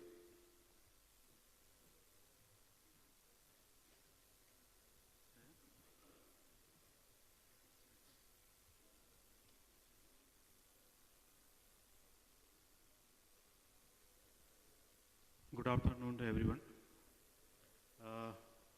First of all, thank you very much for coordinating this type of initiative taken by the central government, and I especially thank Mr. Kuti and Mr. Rao, Mr. Vij from different chairmen of the Pollution Control Board, both these states. And we are lucky that we are operating in both these states. And we are representing from this Sukhbir Agro Energy Limited side, and I am representing, as you know, the executive side of thing. And going to my reference of my company. We are in the business of different types of agricultural, and that 5 verticals are there. Out of which 5 verticals I am representing the biomass-based power plants. So we are in the solars also, we are in the rice business also, and different warehousing and edible oils are also there. So, but I am heading this CO as a biomass of SAIL Limited. So our company is a 4,500 crore company turnover, and we are 100% biomass-based power plant, and we have 3 power plants operating in the Punjab and 2 power plants in the Haryana. So out of these 5 plants, 4 are 100% rice straw based power plants. So we are total having a biomass capacity of 100 tons of that one. So this is a small brief introduction of that one. So these are different verticals are there, as I already told you regarding that. So if we go with this slide, you can see in the red dot colors. So this red dot colors are nothing else. They are the burning areas of the Punjab, Haryana, or Western UP of that one. So if you see, and this is the actual ground reality of that one, although a lot of good jobs are, initiative has taken in the in-situ and ex-situ things are there, and but still a lot of burnings are there, definitely there is a reduction is there. So a lot of different parameters are already shared with my different colleagues, my different associates are there. So if you talk about then this burning, and if you want to reduce really burning of that one, so we have to take the right solution for the right problem. So if you talk about that, so even in this forum, we have seen very well, you have seen that 27 million ton is there. 27 million tons is a rice straw. You have to do 27 million tons, and we are the only company who is collecting and utilizing properly is of 1 million ton. 10 lakhs tons of the rice straw this year we have collected for the 22-23. So we are the largest rice straw consumer of this North Belt, and we can say the with the largest one is in this area. So if you go, because as you see, if you burning is there, a lot of problems are there, especially if you talk with the Delhi NCR, because in the field we are especially targeting for Delhi NCR, and then that field. So if you have to take the right solution of this problem, we have to adopt the policies. We have to generate this type of policy in which the cost of this Parali should not increase in any form. Okay, if you use the Parali in the lowest cost of that one, that system will persist in a longer way. Otherwise, if you will convert in any form of that one, so definitely there is a conversion cost. If you're going with any sorts of any system, different executives are there, my friends are here, so they are working the different system. Finally, what is happening? If you are going with the bio-CNG also, if you are going with the briquetting also, if you are going with the your hydrogen also, if you are any form, if you are converting this Parali in any form, you are going for conversion cost will be there. So if you are converting cost, it is just double to that one, so then it will not sustain for a longer time, first thing. Second thing, why to increase the cost? Finally, it has to burn. Whether it is hydrogen is there, whether CNG is there, briquetting is there. Finally, you have to burn. If you have to burn, then why conversion is required? It is better to have right solution at the cheapest cost. As well as if you talk about that, our power demand is increasing day by day. If you talk about that one, Indian figures is 4.6 to 4.7% rise in the power demand every year. If you take this power consumption, to meet that one, you should have a sustainable type of power supply also. This all executives, I am appreciating all the executive members are here. So they are generating four things. One thing, they are reducing the pollution in the area. Second thing, they are generating the employment on that area. Third, they are generating, giving the rural economics, all the economics are going in the rural area. Fourth one is your employment of all these things. So this is the best thing of all the executive is of the system. So I am representing one of them is this thermal power plant. So everybody knows this power, because what you are seeing the power from that one is the base load. If you talk about the India base load is a 55 to 56% base load is coming from the thermal. So you want power 24 hours, 365 days. So that power should come from very economically and as well as the environment friendly also. If I talk about this one, if we'll convert, suppose if we come to that, so you come to this one, I'm talking about the annual, talk about the national figure. In India, 500 million tons biomass and different sorts of agriculture waste are available. And available usage is nearly 150 million tons of that. Out of 150 million tons of the biomass, we can generate 18,000 megawatt of green power. And this around, I'm talking about the Indian context. So very well, we can generate this biomass power at lowest fuel price. And just I'm coming to my company. This company, we are having a 5 installation in in the area of 3 in the Punjab running plant, 2 in Haryana, 1 is in UP. So we are the first company who has started imported these different types of biomass aggregators in the long back 15 years of that one. So it is very happy, and we are very happy to see that all industries are using the different balers, reapers, and all these things are there. So, and in the same way, we are the pioneer in the installation of 500 kg bales also. So we are supporting the farmers in the form of the tri-party agreement with the farmers, and we are importing the different baling system from the different Denmark and European countries, and we are giving this thing to the farmers. So this is the different installations. So in the 2019 in the Punjab, this 18 megawatt we have synchronized, and 2009 we in the UP in this one. For Haryana 2022 we have commissioned these 2 plants. So different benefits are there. In the each plant we are giving the employment of 2,000 to 2,500, some direct employment and some indirect employments are there. So total we are contributing of 15,000 of employment in this area of all plants. So this is one plant view. Night view is a pure thermopole, 100% biomass. So this is the system, and this fitting system is there, and this is the all ex-situ systems are there. Parali, with the help of different things, we can use this one as a CNG and briquetting or power or heat, something like that. This is a system of that. There is a collection how we can collect and doing the system, and there is a basic thermal Rankine cycle. So everybody who are using the power plants, they can understand this thermal power Rankine cycle. And what I am talking about, because earlier many power plants are failed due to non-proper technology of that one. So we have a technology tie-up with the proven technology provider of the Denmark, that's the BWE, BWSC, and BWV. So we have 4 plants are there. You can see very well. I am just giving the schematic diagram of that one. So with the help of the vibrating grid and the proven technology, so these plants are running.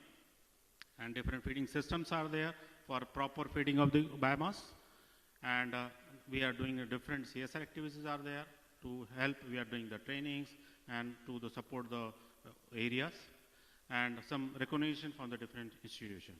So thank you very much. And what I can say finally, that for the environment side, if we are going with the right solution, this impact will not be more than 1 paisa per unit of the total tariff of the power. So 1 paisa can be substituted or can be given by any discom. Okay, so this is a scientific way of that one. Thank you. Thank you very much. Thank you, sir. Sri Ved Ratan Sinha ji very forcefully talked about the case for utilizing paddy straw in power projects. He was also saying that they are the largest paddy straw consumers in India. 10 lakh metric tons they are consuming. I had personally visited your plant in Kethal. Yeah, I had seen that plant. I was quite impressed. And you were also saying that the conversion cost of straw is very critical. And so you made out a case that for conversion of paddy straw to power directly will be the cheapest cost. That's what you were talking about. And you were also saying that the kind of potential that is available is 18,000 megawatts of green power you talked about.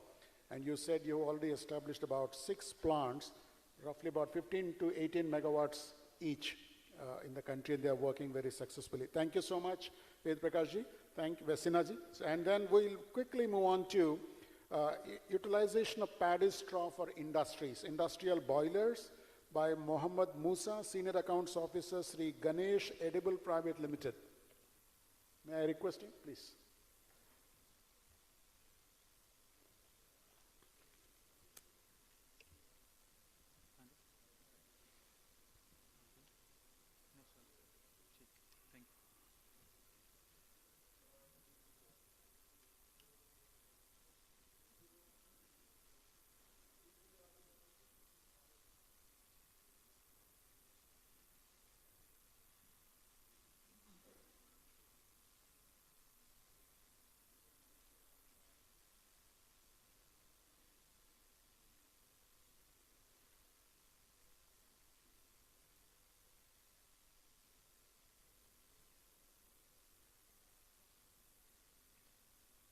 First of all, I would like to thank on behalf of the company for inviting us and present our views on the topic as Parali ek Punji.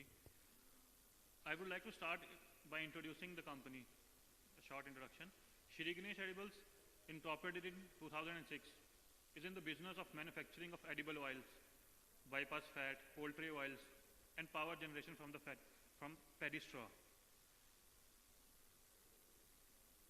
See, you can see here that in the year 2014, सबसे पहले हमने 1.25 megawatt की turbine install की so that कि energy production हो सके. फिर जैसे जैसे R&D करते रहे, हमारे डायरेक्टर सर की सोच के साथ हमने सोचा कि पैडी को एज अ बायोफ्यूल कैसे यूज़ किया सकता है. तो R&D करने के साथ साथ हमने 2018 में एक 3 मेगावाट का टरबाइन इंस्टॉल की और करते करते 2022 में रिसेंटली कंपनी ने एक 15 मेगावाट की टरबाइन और 75 टन्स पर आवर कैपेसिटी का बॉयलर इंस्टॉल किया. बेसिकली इसके पीछे कारण क्या है, ये इशू क्या है, क्यों हम पैडी को एज अ बायोफ्यूल यूज़ करना चाहते हैं. इसका सबसे बड़ा मेन रीज़न, मेन प्रॉब्लम यही है कि पैडी रेसिड्यू जो है उसकी मिसमैनेजमेंट है. पैडी रेसिड्यू जो रह जाता है, फार्मर्स के पास कोई और ऑप्शन नहीं होता उसे जलाने के लिए और उनको रिजॉर्ट करना पड़ता है कि पराली को जलाएं ताकि उनका खर्चा बच सके या कुछ उनको उसको डिस्पोज करने के लिए जो खर्चा है वो बच सके. आप देख सकते हैं डिफरेंट हेडलाइंस हैं कि कैसे पराली का कितना जल रही है या पैडी स्ट्रॉ कितना नुकसान कर रही है इन्वायरमेंट को और एयर पोल्यूशन कैसे बढ़ रहा है, हेल्थ इफेक्ट्स क्या हो रहे हैं. अब जाते हैं what is the solution for this, what we can do. The main feasible solution we can do is के monetize the paddy straw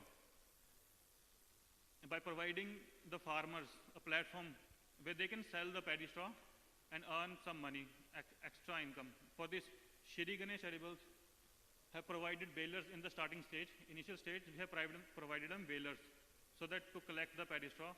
And as the farmers gain confidence in us, उन्होंने अपने balers खरीदे और अभी वो deliver करते हैं directly to the company. और till date, कंपनी ने 1,38,000 टन्स ऑफ पराली प्रोक्योर की है and our annual target is around 2 lakh tons of parali every year. Different industries की एग्जांपल्स हैं कुछ जहां पे हम पराली को एज अ बायोफ्यूल यूज़ कर सकते हैं, अल्टरनेट फ्यूल्स के लिए यूज़ हो सकती है.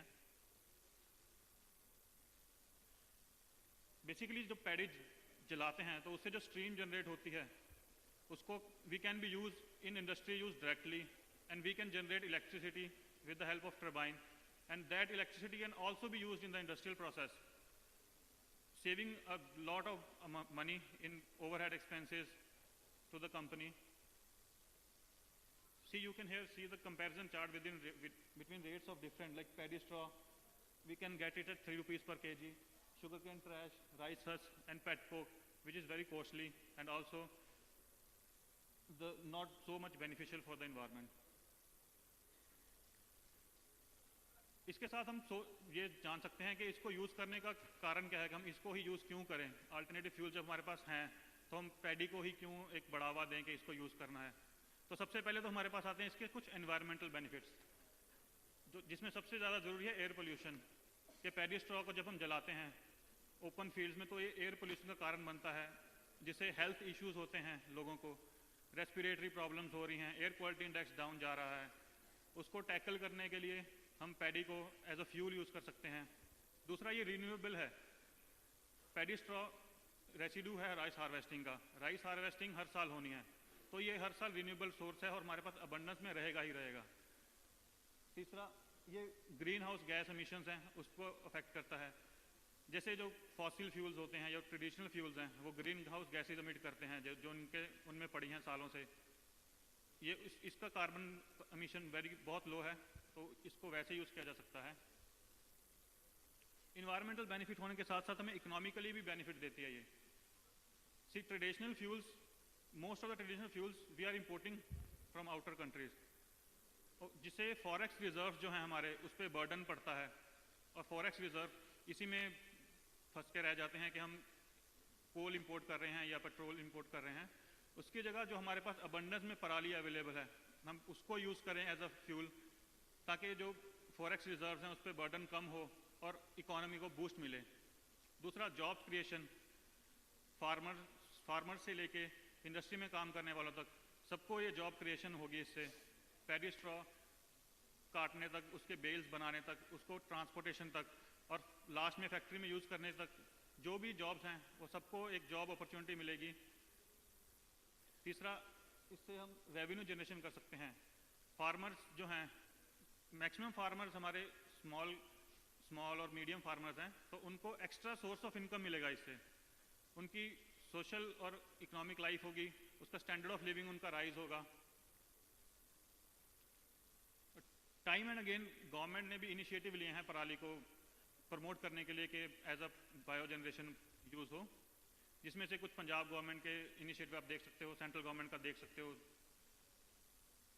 तो फाइनली हमारी कंपनी की रिक्वेस्ट गवर्नमेंट से ही रहेगी कि ये जो पराली बेस्ड को जनरेशन प्लांट हैं, इनकी these are very capital intensive plants, तो इसके लिए गवर्नमेंट को इंसेंटिव स्कीम्स लगानी चाहिए ताकि लाइक टैक्स रिबेट्स हो गए या कोई कैश इंसेंटिव फाइनेंशियल असिस्टेंस हो गई, ताकि मोर एंड मोर इंडस्ट्रीज जो आ रही हैं, जो और इंडस्ट्रीज हैं, इसमें इन्वेस्ट करें और इसको as a alternative fuel use करें। दूसरा, इसकी स्टोरेज से लेके इसकी रीट्रांसपोर्टेशन वेरी कॉस्टली है, क्योंकि इसको स्टोर करने के लिए हमारे पास सिर्फ 45 डे की विंडो होती है, ऑलमोस्ट अराउंड 45 डेज, जिसमें सारी साल की पराली को स्टोर करना पड़ता है, प्रोक्योर करना पड़ता है। और पराली के साथ इशू ये भी है कि वो टाइम के साथ डिकम्पोज होनी शुरू हो जाती है, तो उसके लिए भी एक वेरिएबल एक्सपेंडिचर बियर करना पड़ता है। तो गवर्नमेंट को एक रिक्वेस्ट होगी कि वो इससे इंसेंटिव दें ताकि उनका जो इंडस्ट्रीज पे बर्डन है इसको स्टोर करने के लिए, इसको रीट्रांसपोर्ट करने के लिए या इसकी डिकम्पोजिशन जो हो रही है उससे बचाने के लिए, ताकि और इंडस्ट्रीज इसमें इन्वेस्ट करें।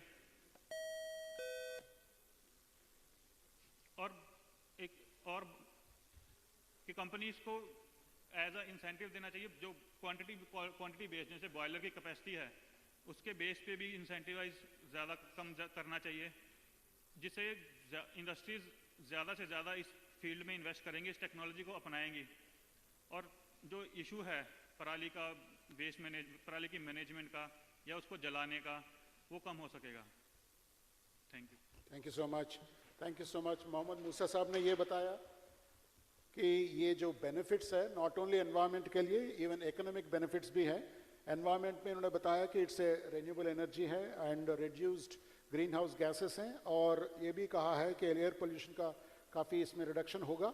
और इकोनॉमिक बेनिफिट्स में उन्होंने बताया कि फॉरेक्स रिजर्व्स को हम सेव कर सकते हैं, जॉब क्रिएशन का बढ़ावा दे सकते हैं और रेवेन्यू जनरेशन में भी काफ़ी बढ़ोतरी होगी। और उन्होंने ये रिक्वेस्ट किया है गवर्नमेंट की तरफ से कि टैक्स इंसेंटिव्स हैं, storage, transportation, decomposition of paddy, इन सभी के लिए इंसेंटिव्स का ज़रूरत है। और ये भी कहा है कि बॉयलर सिस्टम्स को चेंज करने के लिए भी प्रोत्साहन देना चाहिए। बहुत अच्छा मोहतरम मूसा साहब, thank you so much.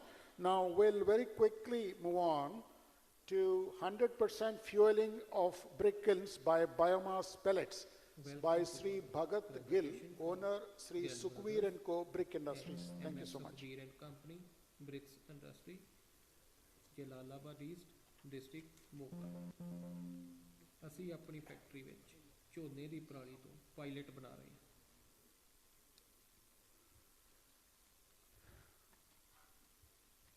Good afternoon everyone. Welcome to our presentation for Gill Brothers and Sukhveer and Company, Bricks Industry, Jalalabad East, District Mocha. ਅਸੀਂ ਆਪਣੀ ਫੈਕਟਰੀ ਗਿੱਲ ਬ੍ਰਦਰ ਵਿੱਚ ਝੋਨੇ ਦੀ ਪਰਾਲੀ ਤੋਂ ਪੈਲਟਸ ਬਣਾ ਰਹੇ ਹਾਂ, ਜਿਸ ਦੀ ਵਰਤੋਂ ਭੱਠਿਆਂ ਵਿੱਚ ਬਾਲਣ ਦੇ ਤੌਰ ਤੇ ਹੁੰਦੀ ਹੈ। ਅਸੀਂ ਆਪਣੇ ਭੱਠੇ Sukhbir and company bricks industry ਵਿੱਚ 100% ਪੈਲਟਸ ਦੀ ਵਰਤੋਂ ਕਰ ਰਹੇ ਹਾਂ। ਇਹਨਾਂ ਪੈਲਟਸ ਦੀ ਵਰਤੋਂ ਕਰਨ ਦੇ ਨਾਲ ਸਾਨੂੰ ਭੱਠੇ ਵਿੱਚ ਕੋਲੇ ਦੀ ਵਰਤੋਂ ਕਰਨ ਦੀ ਜ਼ਰੂਰਤ ਨਹੀਂ ਪੈਂਦੀ। ਅੱਜ ਕੱਲ੍ਹ ਕੋਲੇ ਦਾ ਰੇਟ ਲਗਭਗ 20,000 ਤੋਂ 22,000 ਪਰ ਟਨ ਹੈ, ਜਦੋਂ ਕਿ ਪਰਾਲੀ ਤੋਂ ਬਣੇ ਪੈਲਟਸ ਦੀ ਕੋਸਟ 8,000 ਤੋਂ 8,500 ਪਰ ਟਨ ਪੈਂਦੀ ਹੈ। ਉਦਾਹਰਨ ਦੇ ਤੌਰ 'ਤੇ ਜੇਕਰ ਅਸੀਂ 50,000 ਐਟ ਦੀ ਪਕਾਈ ਕੋਲੇ ਦੀ ਵਰਤੋਂ ਨਾਲ ਕਰਦੇ ਹਾਂ ਤਾਂ ਇਸ ਦੀ ਲਾਗਤ ਲਗਭਗ 1,10,000 ਰੁਪਏ ਆਉਂਦੀ ਹੈ। ਪਰ ਜੇਕਰ ਅਸੀਂ ਪਰਾਲੀ ਤੋਂ ਬਣੇ ਪੈਲਟਸ ਦੀ ਵਰਤੋਂ 50 ਰੈਟ ਪਕਾਉਣ ਨੂੰ ਕਰਦੇ ਹਾਂ ਤਾਂ ਇਸ ਦੀ ਲਾਗਤ ਲਗਭਗ 65 ਤੋਂ 70,000 ਤੱਕ ਹੀ ਆਉਂਦੀ ਹੈ। ਪਰਾਲੀ ਤੋਂ ਬਣੇ ਪੈਲਟਸ ਦੀ ਵਰਤੋਂ ਕਰਨ ਦੇ ਨਾਲ ਕੋਲੇ ਦੇ ਮੁਕਾਬਲੇ ਪ੍ਰਦੂਸ਼ਣ ਵੀ ਨਾ ਦੇ ਬਰਾਬਰ ਹੁੰਦਾ ਹੈ। ਇਹਨਾਂ ਪੈਲਟਸ ਦੀ ਵਰਤੋਂ ਕਰਨ ਦੇ ਨਾਲ ਨਾ ਸਿਰਫ ਅਸੀਂ ਇੱਟ ਨੂੰ ਬਣਾਉਣ ਦੀ ਲਾਗਤ ਘਟਾ ਸਕਦੇ ਹਾਂ, ਸਗੋਂ ਅਸੀਂ ਆਪਣੇ ਵਾਤਾਵਰਣ ਨੂੰ ਪ੍ਰਦੂਸ਼ਿਤ ਹੋਣ ਤੋਂ ਬਚਾ ਸਕਦੇ ਹਾਂ। ਸਾਡੇ ਕਿਸਾਨ ਜਦੋਂ ਝੋਨੇ ਦੀ ਪਰਾਲੀ ਨੂੰ ਅੱਗ ਲਗਾਉਂਦੇ ਹਨ ਤਾਂ ਇਸ ਨਾਲ ਸਾਡਾ ਵਾਤਾਵਰਣ ਬਹੁਤ ਪ੍ਰਦੂਸ਼ਿਤ ਹੁੰਦਾ ਹੈ। ਸਾਨੂੰ ਆਪਣੇ ਕਿਸਾਨਾਂ ਨੂੰ ਇਹ ਸਮਝਾਉਣ ਦੀ ਜ਼ਰੂਰਤ ਹੈ ਕਿ ਪਰਾਲੀ ਇੱਕ ਪੂੰਜੀ ਹੈ। ਇਹ ਉਹ ਫਿਊਲ ਹੈ ਜੋ ਸਾਨੂੰ ਘੱਟ ਲਾਗਤ ਤੇ ਵੱਧ ਮੁਨਾਫੇ ਦੇ ਸਕਦਾ ਹੈ। ਜੇਕਰ ਅਸੀਂ ਝੋਨੇ ਦੀ ਪਰਾਲੀ ਨੂੰ ਪੂੰਜੀ ਸਮਝੀਏ ਤਾਂ ਇਸ ਦੇ ਨਾਲ ਅਸੀਂ ਆਪਣੇ ਵਾਤਾਵਰਣ ਨੂੰ ਅਸ਼ੁੱਧ ਹੋਣ ਤੋਂ ਅਤੇ ਧਰਤੀ ਦੀ ਉਪਜਾਊ ਸ਼ਕਤੀ ਨੂੰ ਘੱਟ ਹੋਣ ਤੋਂ ਬਚਾਉਣ ਦੇ ਨਾਲ ਅਸੀਂ ਆਪਣੇ ਕਿਸਾਨਾਂ ਦੀ ਆਮਦਨ ਵਿੱਚ ਵਾਧਾ ਕਰ ਸਕਦੇ ਹਾਂ।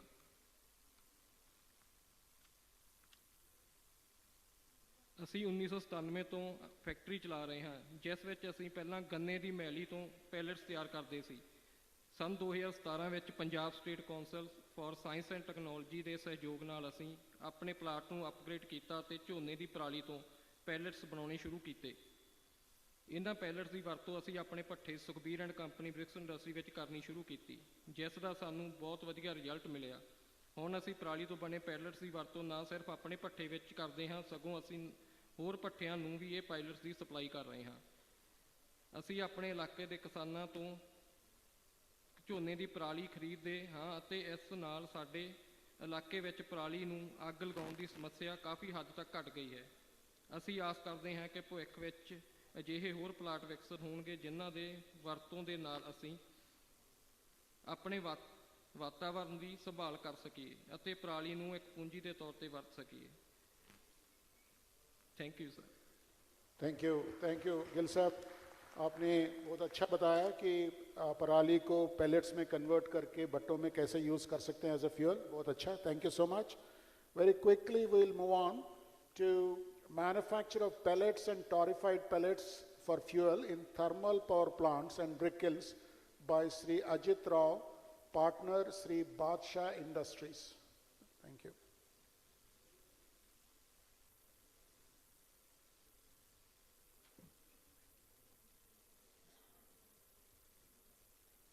Good evening, everyone. I thank the Commission as well as the Chair for giving me the opportunity. Torrefication is a very old process where we make charcoal in India and everywhere else, but it has not been commercialized in an industrial way. So we had developed the first plant in Chennai for municipal solid waste.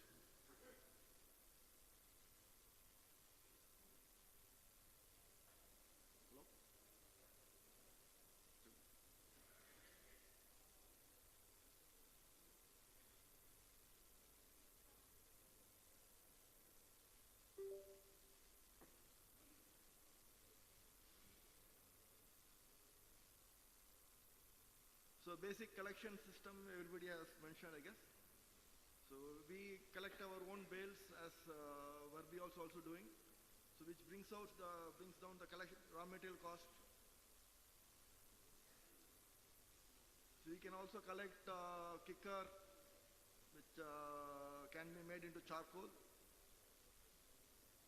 So the basic torrefication process where in our case we make it as without pre-processing. There are two ways of doing torrefication. Either you first pelletize it, then you torrefy it, or you can first cut it to small pieces, then you torrefy it. But we process it without cutting anything, so which makes our cost very cheap, and it's easier to manufacture. The capex cost comes down, the opex cost comes down.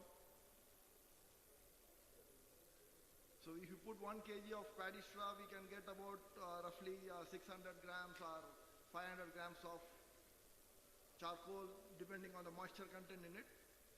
We can densify the moisture GCV of the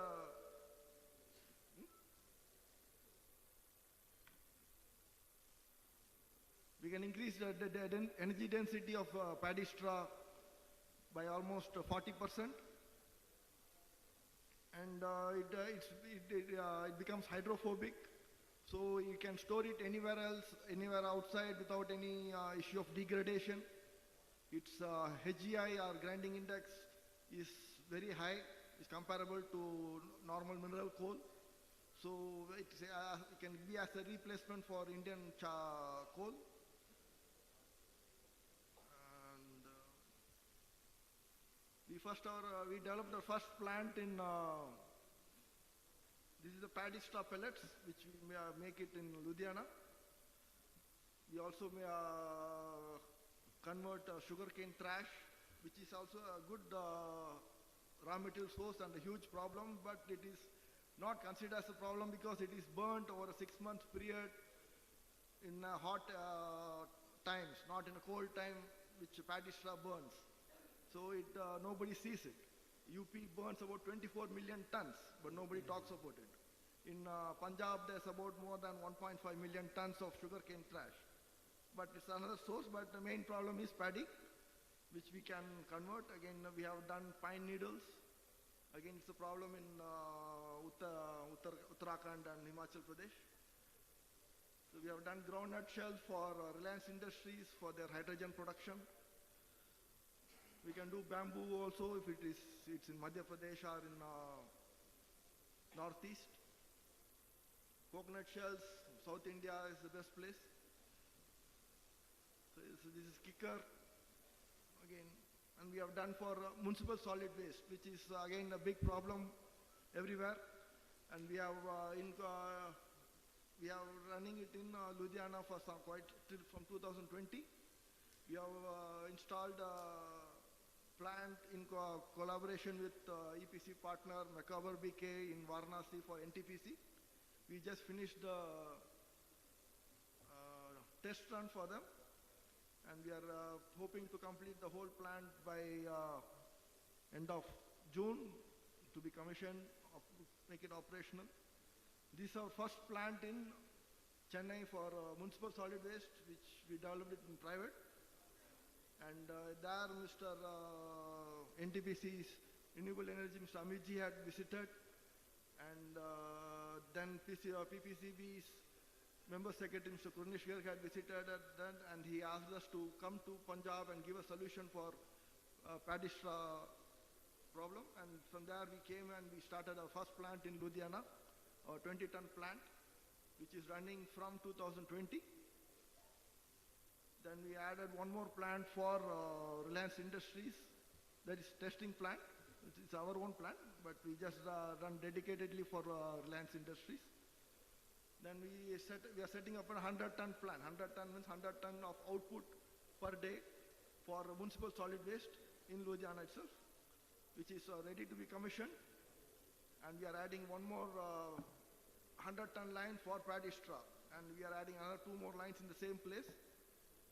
And we are planning to set up a 500-ton plant in near Karnal exclusively for supply to NTPC. This is the NTPC plant in Varanasi. This is the first of the kind, as I guess, in a commercial scale.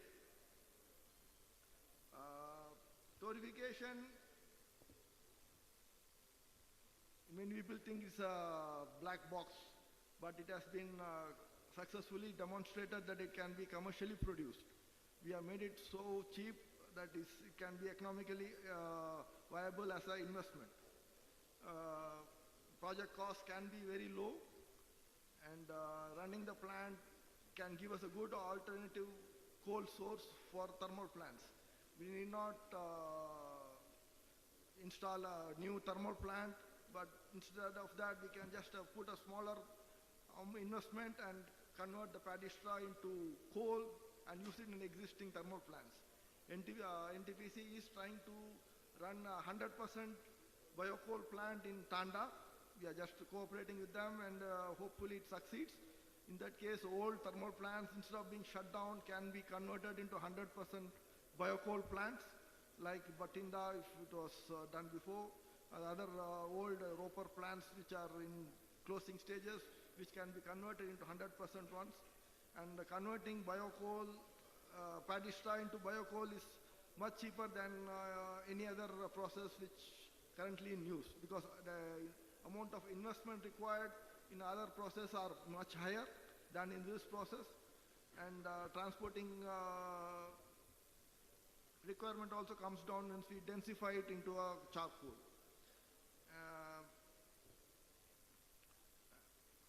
As such, it has been commercially proved. So hope what we require is basically investments or capital subsidy from the government and the private sectors. If we invest, banks are not investing, are not supporting us at all. And as such, other issues of logistics, Mr. Colonel has mentioned, and Verbios also mentioned what's the other requirements. I don't want to repeat the same. Chlorification is a good option which Punjab government can look into it. Each one area can handle 500 tons a day. After that, it becomes a longer distance for other material to come inside. So we have to put it, say, somewhere 50 kilometers away from that plant. In that way, we need about 80 plants in Punjab to take care of whole of paddy straw problems. But we don't even not requiring so much, since there are other solutions are also in play. So maybe our government can consider in a dispersed way across Punjab, maybe 50, 60 plants, which can be economical than other process. In terms of for Pusa, I think it's out of this one.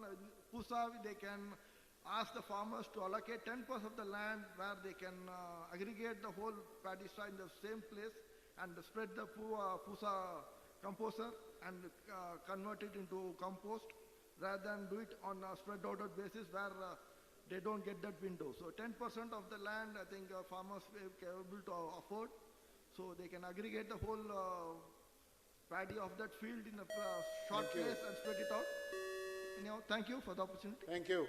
Thank you so much, Ajit Rao Garu. It's very nice. You talked about converting paddy straw into bio-coal through torrification. You also mentioned that 1 kg of paddy straw will get converted about 0.6 kgs of torrified coal, torrification. And then the calorific value also will go up to 3,800 to 4,000 kilocalories. You also said that torrification need not be only through paddy straw. You said it can be, you can use pine needles, coconut shells, groundnut shells, bamboo, solid waste, and so on and so forth. And you have several plants that are working in Punjab and other areas. I'm thankful to you for that. Wonderful presentation. Thank you so much. Now let us move on very quickly to the last presentation of today's ex-situ management session. This is on potential utilization of paddy straw in miscellaneous applications like particle board industry. Sri Samir Bhansali will make the presentation. He is the CMD of Asan Build. Mr. Samir.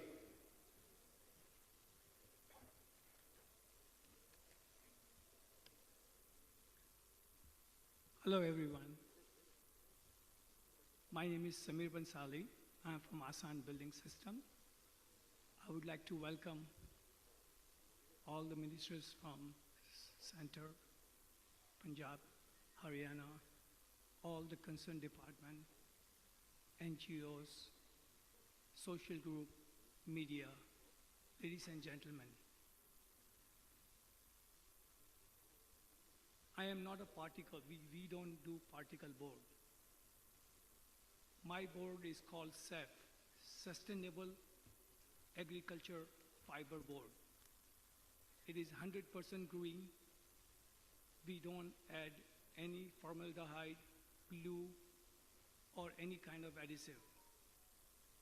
It's the first factory in the world, and it's the first factory in India.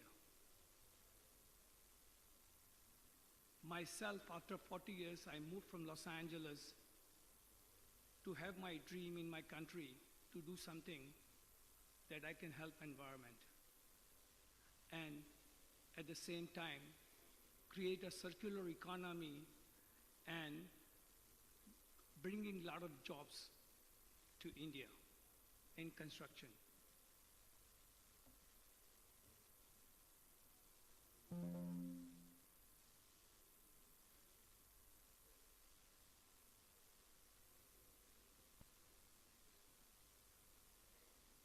So I am based in Haridwar, And this is a SAF board.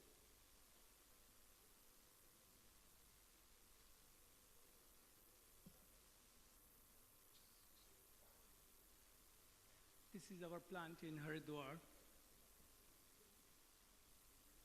The problems. If you see today, the biggest problem is burning. Straw burning is the biggest problem all over the world. It's not only India. And with that, there's a lot of problems in what we do is a walling system where there is a fast construction that we do, and we solve the problems of not burning the straw only, but fast construction and not create a lot of pollution. The construction creates a lot of pollution all over India and all over the world. Here in our board system, which is a fast, sustainable, and it's a fast building system. Injury is a problem in the construction industry where we solve the problems on that side.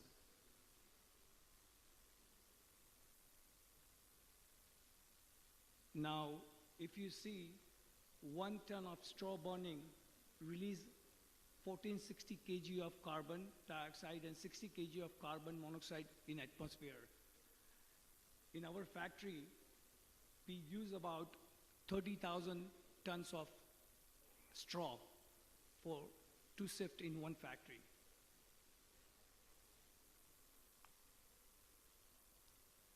Our board is sustainable, easy, fast construction, safe, and cost saving.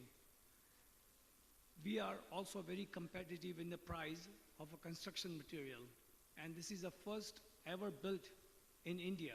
So this is really a game changer in the construction industry.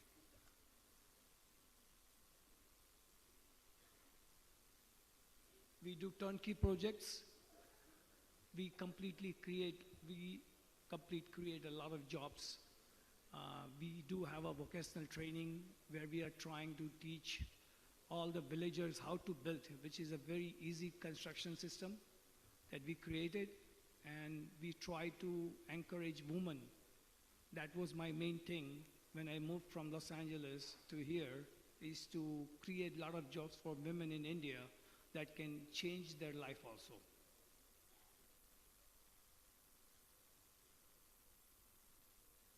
We can see that we can use our board in everything: roofing, flooring, walls. We can build schools, hospitals, on a mountain area where it's very difficult to build. This is where we built housing, like Ladakh and all. It has an insulation, one of the best insulation value, 2 hours of fire, and acoustic value. All the testing is done in India in CBRI and best NABL labs. Can you put the videos? All the videos. All one by one.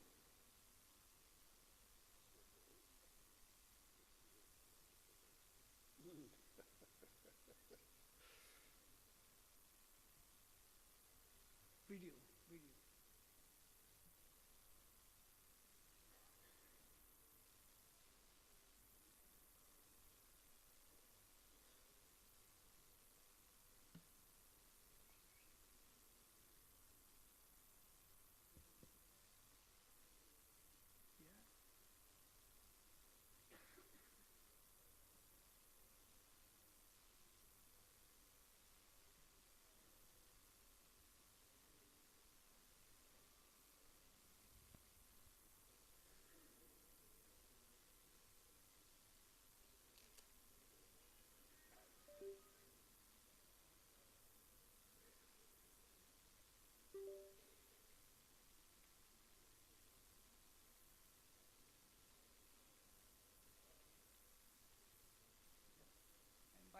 And by the way, this is our board. If anybody wants to see a sample, I do have it with us.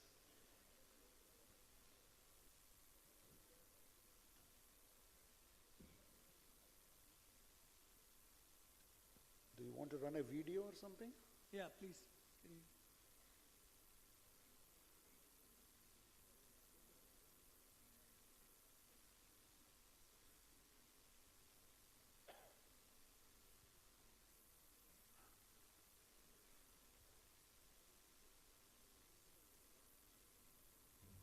This is an S.A.S walling and roofing system, and easy to install.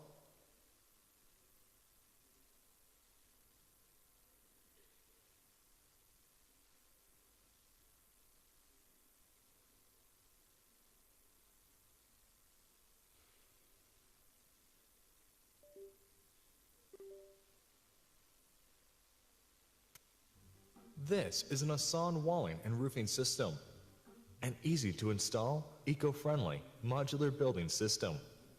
The core of our wall and roof system is made out of a certified sustainable fiberboard that is durable, fire-resistant, and environmentally friendly. So, how is it environmentally friendly, you ask? Every year when harvesting season comes around, rice straw and wheat straw that nobody uses is burned in order to create room for new crops for the season.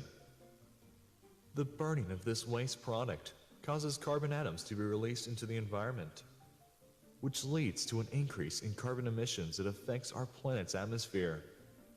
So, what is the S.A.S difference? To help resolve this problem and create a more sustainable solution, we at S.A.S help prevent the burning of this waste material by purchasing bales of unused straw from farmers. This also provides an opportunity for farmers to sell their agricultural waste and helps them create an extra source of income. Our manufacturing partner then compresses the raw straw into 8 feet, 9 feet, or 10 feet long boards with thicknesses of 90 millimeter and 50 millimeter options. The S.A.S walling and roofing system also provides excellent thermal insulation and sound transmission properties. In terms of thermal, the core of the S.A.S wall has a thermal K value of 0.09 WMK, which makes it an excellent material to be used for cold or hot climates. As for sound transmission, the system has an STC value of 41 decibels, which means that sound can be minimized between rooms by 41 decibels, making it an excellent system for reducing outside noise. S.A.S building system. Fast, easy, safe. This Total 5 is there.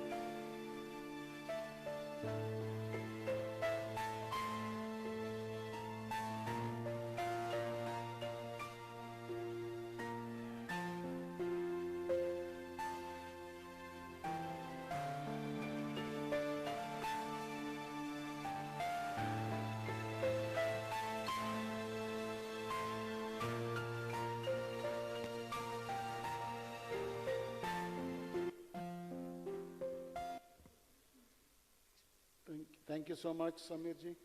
Is over? There is more. How much time? Because we are already running It's against. about 2-3 minutes. Very quick, very quick. Can you, Just we have to wind up in a minute.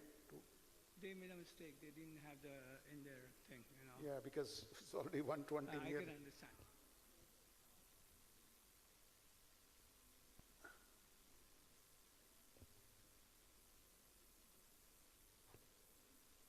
Maybe during the break, if you want, you can show it. Maybe otherwise, unless very quick, very quick. Not this one. The video. The last one. Is Asan tasting? Anyway, This is the Asan board. It's pretty cool. It is certified tough and made from compressing straw. And yeah, it's fire resistant too. Don't believe us? Let's take this metal cutter and find out. Providing heat at around 2000 degrees Celsius, temperatures on the other side do not increase significantly. So, not bad thermal insulation properties too. Still not satisfied? Let's take this hammer and try to destroy this board. The Asan board provides a durable and strong core that cannot be easily destroyed. We even took this 1.6-ton car just to see what happens. This product also has a great screw pulling capacity. We tied a 50-kilogram dumbbell on a self-driving nail suspended to the board. And this is the result we got. Sticks pretty well, I think. Asan building system. Fast, easy, safe. thank you. Thank you so much, Samirji. Very interesting, very interesting.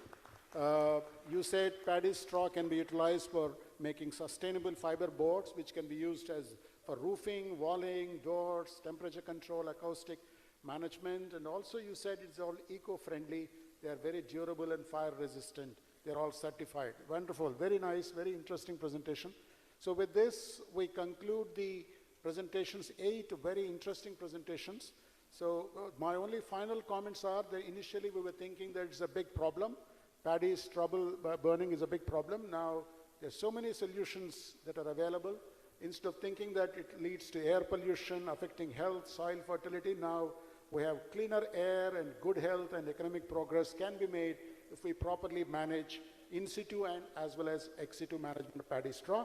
We have a lot of economic value in terms of ethanol, biogas, power generation, industries, brick kilns, pellets, and so on and so forth. Thank you so much. What a very interesting, because we are running against time, so I don't want to take much of your time. Thank you so much. बहुत बहुत शुक्रिया. एक बहुत ही अच्छा session, efficient XC2 paddy stubble utilisation. हम बहुत कुछ सोचते हैं लेकिन बहुत कुछ हो भी रहा है. और अब हमारा वक्त है फेलिसिटेशन का.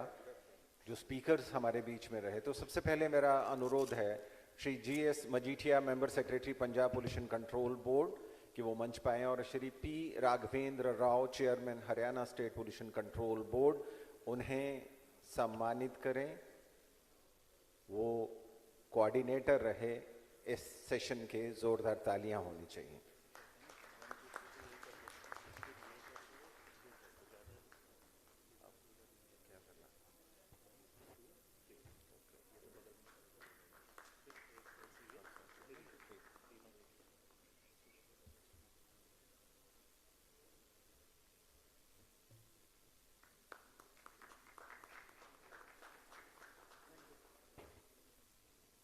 अब हमारा अनुरोध रहेगा Shri P Raghavendra Rao, chairman Haryana state pollution control board, क्योंकि वो कोऑर्डिनेटर थे, उनके हाथों से अब Shri Shantanu Gupta, executive director Indian oil corporation limited.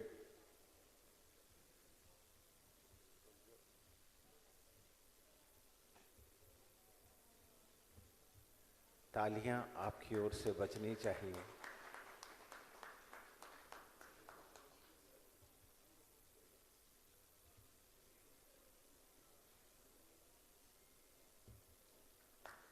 Shri Ved Ratna Sinha, Chief Operating Officer, Messrs. Sukhbir Agro Energy Limited.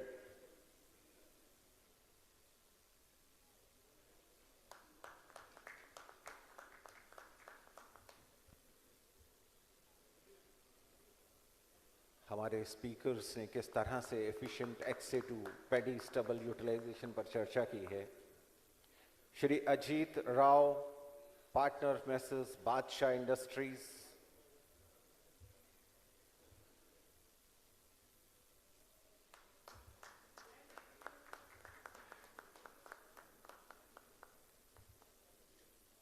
Mohammad Musa, senior accounts officers, messes Shri Ganesh edibles private limited.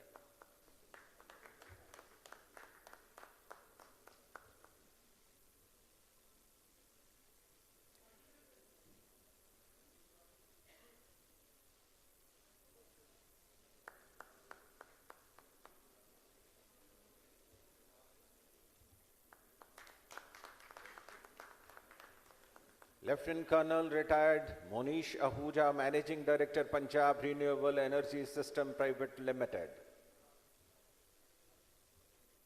हर एक स्पीकर ने सस्टेनेबल यूटिलाइजेशन, स्टबल यूटिलाइजेशन जो पैडी की बात की है, जोरदार तालियां। Shri Ashish Kumar, managing director, messrs Verbio India private limited.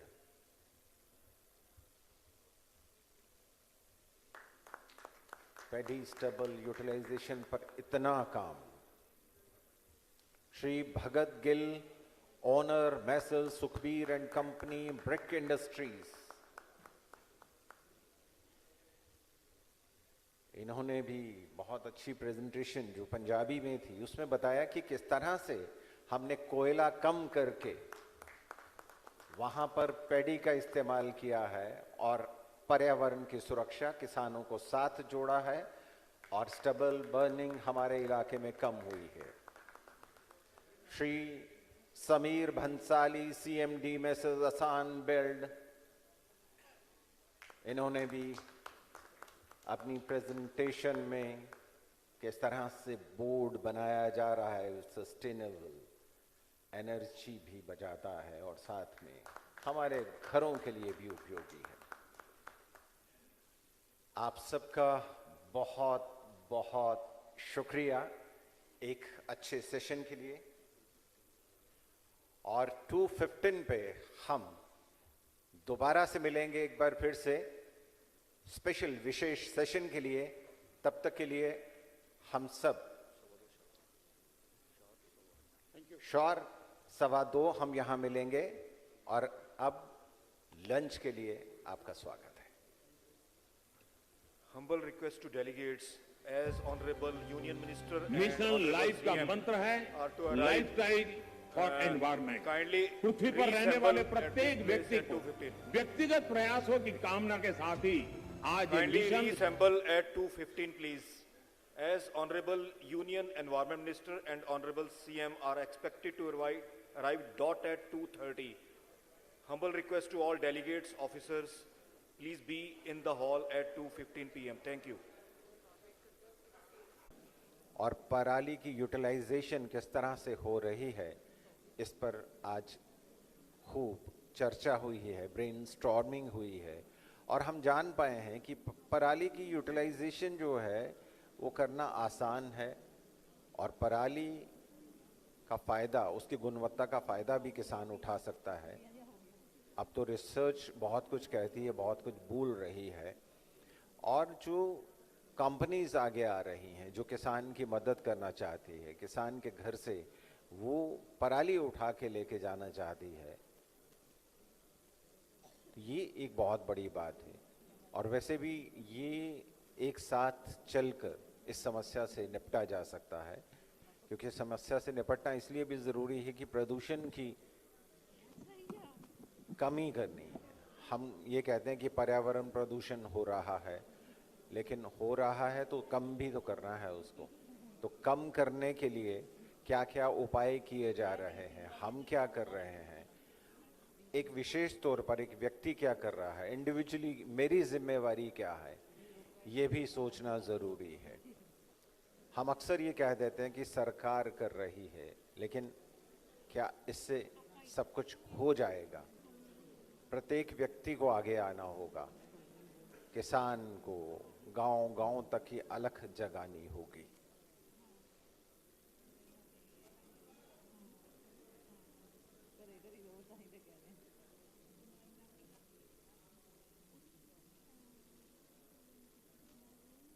आज जो प्रेजेंटेशंस हुई हैं वो भी कमाल की हुई है। अपनी अपनी जगह पर सबने अपनी अपनी कंपनीज के बारे में बताया कि हमारी कंपनीज क्या कर रही हैं, और पराली के प्रति अगर कोई शंका है कि इससे क्या हो सकता है तो वो शंकाएं दूर तो हुई हैं। अगर आप भी किसी से संपर्क करना चाहते हैं तो करिए, बहुत ही चीज़ें आसान हो रही हैं।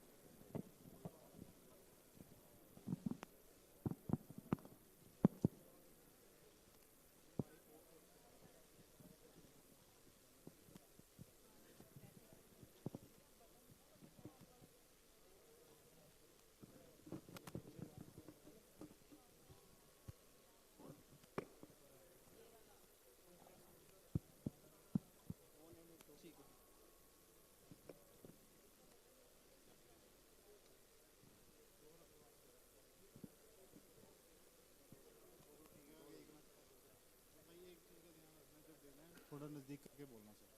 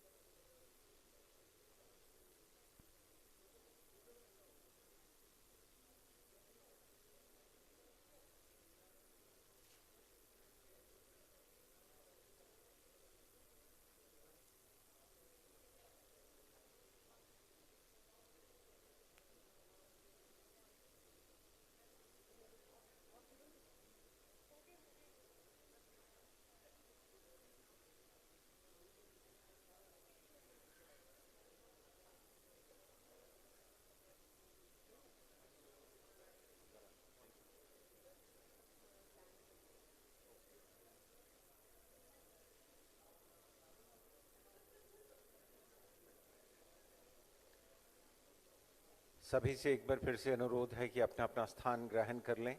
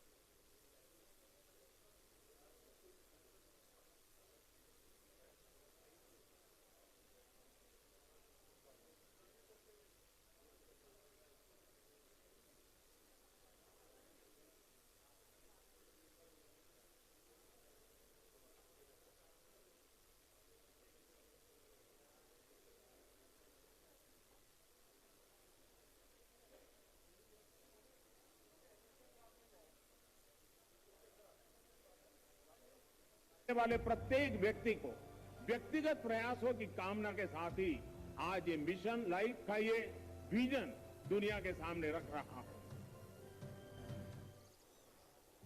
प्रकृति बेटा, पृथ्वी पर तुम्हें क्या करना है तुम्हें पता है ना? मुझे लोगों को प्यार से इंस्पायर और लाइफ के लिए एजुकेट करना है ताकि वो नेचुरल रिसोर्सेज का उपयोग कर इस पृथ्वी को बचाए रखें। इसमें तुम्हारी मदद करेंगी ये 3 चीजें। पहली, टियारा ऑफ फ्लावर्स जो तुम्हें हमेशा हैप्पी और एनर्जेटिक रखेंगे। दूसरा, ये बैज ऑफ लाइफ जो लोगों को पर्यावरण के लिए लाइफ जीवन शैली की याद दिलाएगा।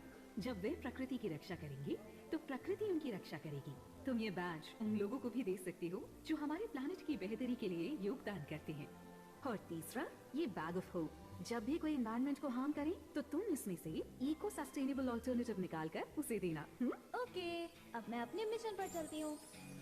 है एक जीवन, है एक मिशन, आओ हम सब मिलकर करें पर्यावरण संरक्षण, पर्यावरण संरक्षण। हर पल गांव और शहर शहर चले इको फ्रेंडली डिस्पोजेबल्स की लहर लहर। कारपूल को अब सब जने अपनाएंगे, अपना शॉपिंग बैग साथ ले जाएंगे। सस्टेनेबल लाइफस्टाइल का है नारा, है ये लक्ष्य हमारा हमारा हमारा। अब हर जन एक पेड़ लगाएगा, पर्यावरण को स्वच्छ बनाएगा। हो सबकी भागीदारी तो खुशियां हरदम। पर्यावरण, वन और जलवायु परिवर्तन मंत्रालय, भारत सरकार। मिशन लाइफ का मंत्र है लाइफस्टाइल फॉर एनवायरमेंट। पृथ्वी पर रहने वाले प्रत्येक व्यक्ति को व्यक्तिगत प्रयासों की कामना के साथ ही आज ये मिशन लाइफ का ये विजन दुनिया के सामने रख रहा हूं। प्रकृति बेटा, पृथ्वी पर तुम्हें क्या करना है तुम्हें पता है ना? मुझे लोगों को प्यार से इंस्पायर और लाइफ के लिए एजुकेट करना है ताकि वो नेचुरल रिसोर्सेज का उपयोग कर इस पृथ्वी को बचाए रखें। इसमें तुम्हारी मदद करेंगी ये 3 चीजें। पहली, टियारा ऑफ फ्लावर्स जो तुम्हें हमेशा हैप्पी और एनर्जेटिक रखेंगे। दूसरा, ये बैज ऑफ लाइफ जो लोगों को पर्यावरण के लिए लाइफ जीवन शैली की याद दिलाएगा। जब वे प्रकृति की रक्षा करेंगे तो प्रकृति उनकी रक्षा करेगी। तुम ये बैज उन लोगों को भी दे सकते हो जो हमारे प्लानिट की बेहतरी के लिए योगदान करते हैं। और तीसरा, ये बैग ऑफ होप जब भी कोई एनवायरनमेंट को हार्म करे तो तुम इसमें से इको सस्टेनेबल ऑल्टरनेटिव निकाल कर उसे देना। ओके, अब मैं अपने मिशन पर चलती हूँ। है एक जीवन, है एक मिशन, आओ हम सब मिलकर करें पर्यावरण संरक्षण, पर्यावरण संरक्षण। हर पल गांव और शहर शहर चले इको फ्रेंडली डिस्पोजेबल्स की लहर लहर। कारपूल को अब सब जने अपनाएंगे, अपना शॉपिंग बैग साथ ले जाएंगे। सस्टेनेबल लाइफस्टाइल का है नारा, है ये लक्ष्य हमारा हमारा हमारा। अब हर जन एक पेड़ लगाएगा, पर्यावरण को स्वच्छ बनाएगा। हो सबकी भागीदारी तो खुशियां हर गांव। पर्यावरण, वन और जलवायु परिवर्तन मंत्रालय, भारत सरकार। मिशन लाइफ का मंत्र है लाइफस्टाइल फॉर एनवायरमेंट।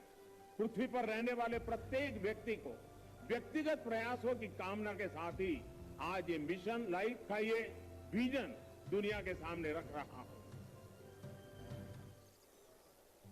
प्रकृति बेटा, पृथ्वी पर तुम्हें क्या करना है तुम्हें पता है ना? मुझे लोगों को प्यार से इंस्पायर और लाइफ के लिए एजुकेट करना है ताकि वो नेचुरल रिसोर्सेज का उपयोग कर इस पृथ्वी को बचाए रखें। इसमें तुम्हारी मदद करेंगी ये 3 चीजें। पहली, टियारा ऑफ फ्लावर्स जो तुम्हें हमेशा हैप्पी और एनर्जेटिक रखेंगे। दूसरा, ये बैज ऑफ लाइफ जो लोगों को पर्यावरण के लिए लाइफ जीवन शैली की याद दिलाएगा। जब वे प्रकृति की रक्षा करेंगे तो प्रकृति उनकी रक्षा करेगी। तुम ये बैज उन लोगों को भी दे सकते हो जो हमारे प्लानिट की बेहतरी के लिए योगदान करते हैं। और तीसरा, ये बैग ऑफ होप जब भी कोई एनवायरनमेंट को हार्म करे तो तुम इसमें से इको सस्टेनेबल ऑल्टरनेटिव निकाल कर उसे देना। ओके, अब मैं अपने मिशन पर चलती हूँ।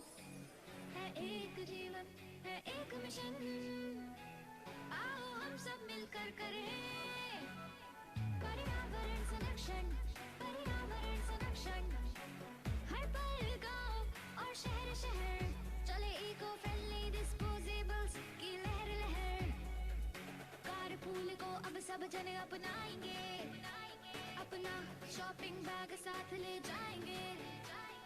सस्टेनेबल लाइफस्टाइल का है नारा, है ये लक्ष्य हमारा हमारा हमारा। अब हर जन एक पेड़ लगाएगा, पर्यावरण को स्वच्छ बनाएगा। हो सबकी भागीदारी तो खुशियां हर गांव। पर्यावरण, वन और जलवायु परिवर्तन मंत्रालय, भारत सरकार।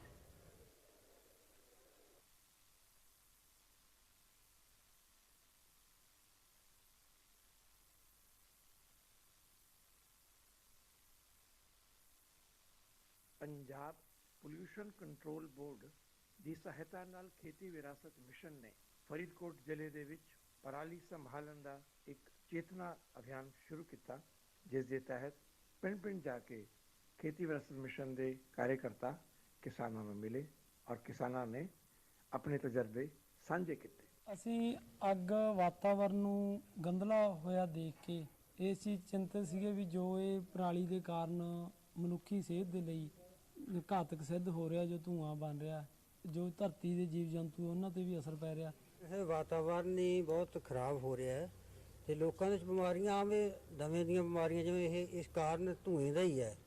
ਆਪਣੀ ਪਿਛਲੇ ਸਾਲ ਵੀ 14-15 ਕਿੱਲੇ ਮਲਚਿੰਗ ਵਾਲੀ ਕਣਕ ਸੀ ਤੇ ਇਸ ਵਾਰ ਵੀ 14-15 ਕਿੱਲੇ ਹੈ। ਇਹਦੇ ਵਿੱਚ ਮੱਕੜੀ ਦੀ ਮਾਤਰਾ ਇੰਨੀ ਜ਼ਿਆਦਾ ਹੁੰਦੀ ਹੈ ਜਾਣੀ ਅੱਗ ਨਾ ਲਾਉਣ ਕਰਕੇ ਵੀ ਆਪਣੇ ਜਿਹੜੇ ਦੂਸਰੇ ਕੀਟ ਹੈ ਜਿਵੇਂ ਤੇਲਾ ਲਾ ਲਓ ਜਾਂ ਹੋਰ ਉਹ ਸਾਰਿਆਂ ਨੂੰ ਮੱਕੜੀ ਖਤਮ ਕਰ ਦਿੰਦੀ ਹੈ। ਕੋਈ ਸਮੱਸਿਆ ਨਹੀਂ ਆਪਾਂ ਨੂੰ ਆਉਂਦੀ। ਅਸੀਂ ਇਹ ਮਲਚਿੰਗ ਵਾਲੀ ਕਣਕ ਬੀਜੀ ਹੈ ਜੀ ਤੇ ਆਹ ਤੁਹਾਡੇ ਸਾਹਮਣੇ ਪਰਾਲ ਹੈ ਜੀ। ਇਹ ਇਸ ਤਰ੍ਹਾਂ ਦਾ ਹੋ ਗਿਆ ਥੱਲਿਓਂ।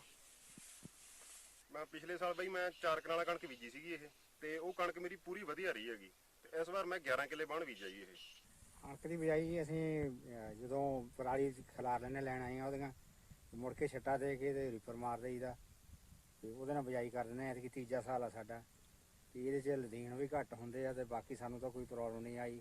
ਕਣਕ ਬਹੁਤ ਵਧੀਆ ਖੜੀ ਆ। ਤਾਂ ਬਿਨਾਂ ਅੱਗ ਤੋਂ ਬੀਜਦੇ ਆ, ਖੇਤੀ ਕਰਦੇ ਆ ਜੀ। ਕਿੰਨੇ ਖੇਤ 'ਚ ਨੇ ਅੱਗ ਲਾਈ? 40 ਕੁ ਏਕੜ ਦੇ ਵਿੱਚ ਨਹੀਂ ਲਾਈ ਪਰਾਲੀ ਨੂੰ। ਅਸੀਂ ਤਾਂ ਜੀ ਉਹਨੂੰ ਵਿੱਚ ਕੁਛ ਤਾਂ ਵਿੱਚ ਵਾਹਤੀ ਹੈ ਜੀ, ਵਾਹ ਕੇ ਉਵੇਂ ਬੀਜੀ ਕਣਕ ਜੀ, ਠੀਕ ਹੈ ਜੀ। ਕੋਈ ਜ਼ੀਰੋ ਡਰਲ ਨਾਲ ਬੀਜੀ ਆ, ਗੱਠਾਂ ਬੰਨ੍ਹ ਕੇ ਚਕਾਈਆਂ, ਠੀਕ ਹੈ ਨਾ ਜੀ। ਅਸੀਂ 7 ਸਾਲ ਤੋਂ ਅੱਗ ਨਹੀਂ ਲਾ ਰਹੇ ਜੀ। ਮਲਚਿੰਗ ਵਾਲੀ ਵਧੀਆ, ਨਾਲ ਤਾਂ ਖਰਚਾ ਘੱਟ ਆ। ਪਰਾਲੀ ਦਾ ਪ੍ਰਬੰਧਨ ਕੋਈ ਕਰਨ ਦੀ ਲੋੜ ਨਹੀਂ, ਸਾਰੀ ਵਿੱਚੇ ਗਲ ਜਾਣੀ ਹੈ। ਇਸ ਚੇਤਨਾ ਅਭਿਆਨ ਦਾ ਸਮਾਪਨ ਫਰੀਦਕੋਟ ਵਿਖੇ ਇੱਕ ਵੱਡੇ ਸਮਾਗਮ ਦੇ ਨਾਲ ਹੋਇਆ, ਜਿਸ ਵਿੱਚ ਪਰਾਲੀ ਨੂੰ ਅੱਗ ਨਾ ਲਾਉਣ ਵਾਲੇ ਕਿਸਾਨਾਂ ਦਾ ਸਨਮਾਨ ਕੀਤਾ ਗਿਆ। ਸਭ ਨੂੰ ਪਿਆਰ ਭਰੀ ਸਤਿ ਸ਼੍ਰੀ ਅਕਾਲ। ਸਾਰੇ ਬਜ਼ੁਰਗ ਸੱਜਣ ਸਾਰੇ ਵਿਭਾਗਾਂ ਦੇ ਜਿਹੜੇ ਰਿਪਰੈਜ਼ੈਂਟੇਟਿਵ ਆਏ ਨੇ ਜਿਨ੍ਹਾਂ ਨੂੰ ਮੈਂ ਬੁਲਾਇਆ। ਪੰਜਾਬ ਪੋਲਿਊਸ਼ਨ ਕੰਟਰੋਲ ਬੋਰਡ ਦੇ ਚੇਅਰਮੈਨ ਡਾਕਟਰ ਆਦਰਸ਼ਪਾਲ ਵਿਗ ਜੀ ਦੇ ਹੱਥੋਂ ਕਿਸਾਨ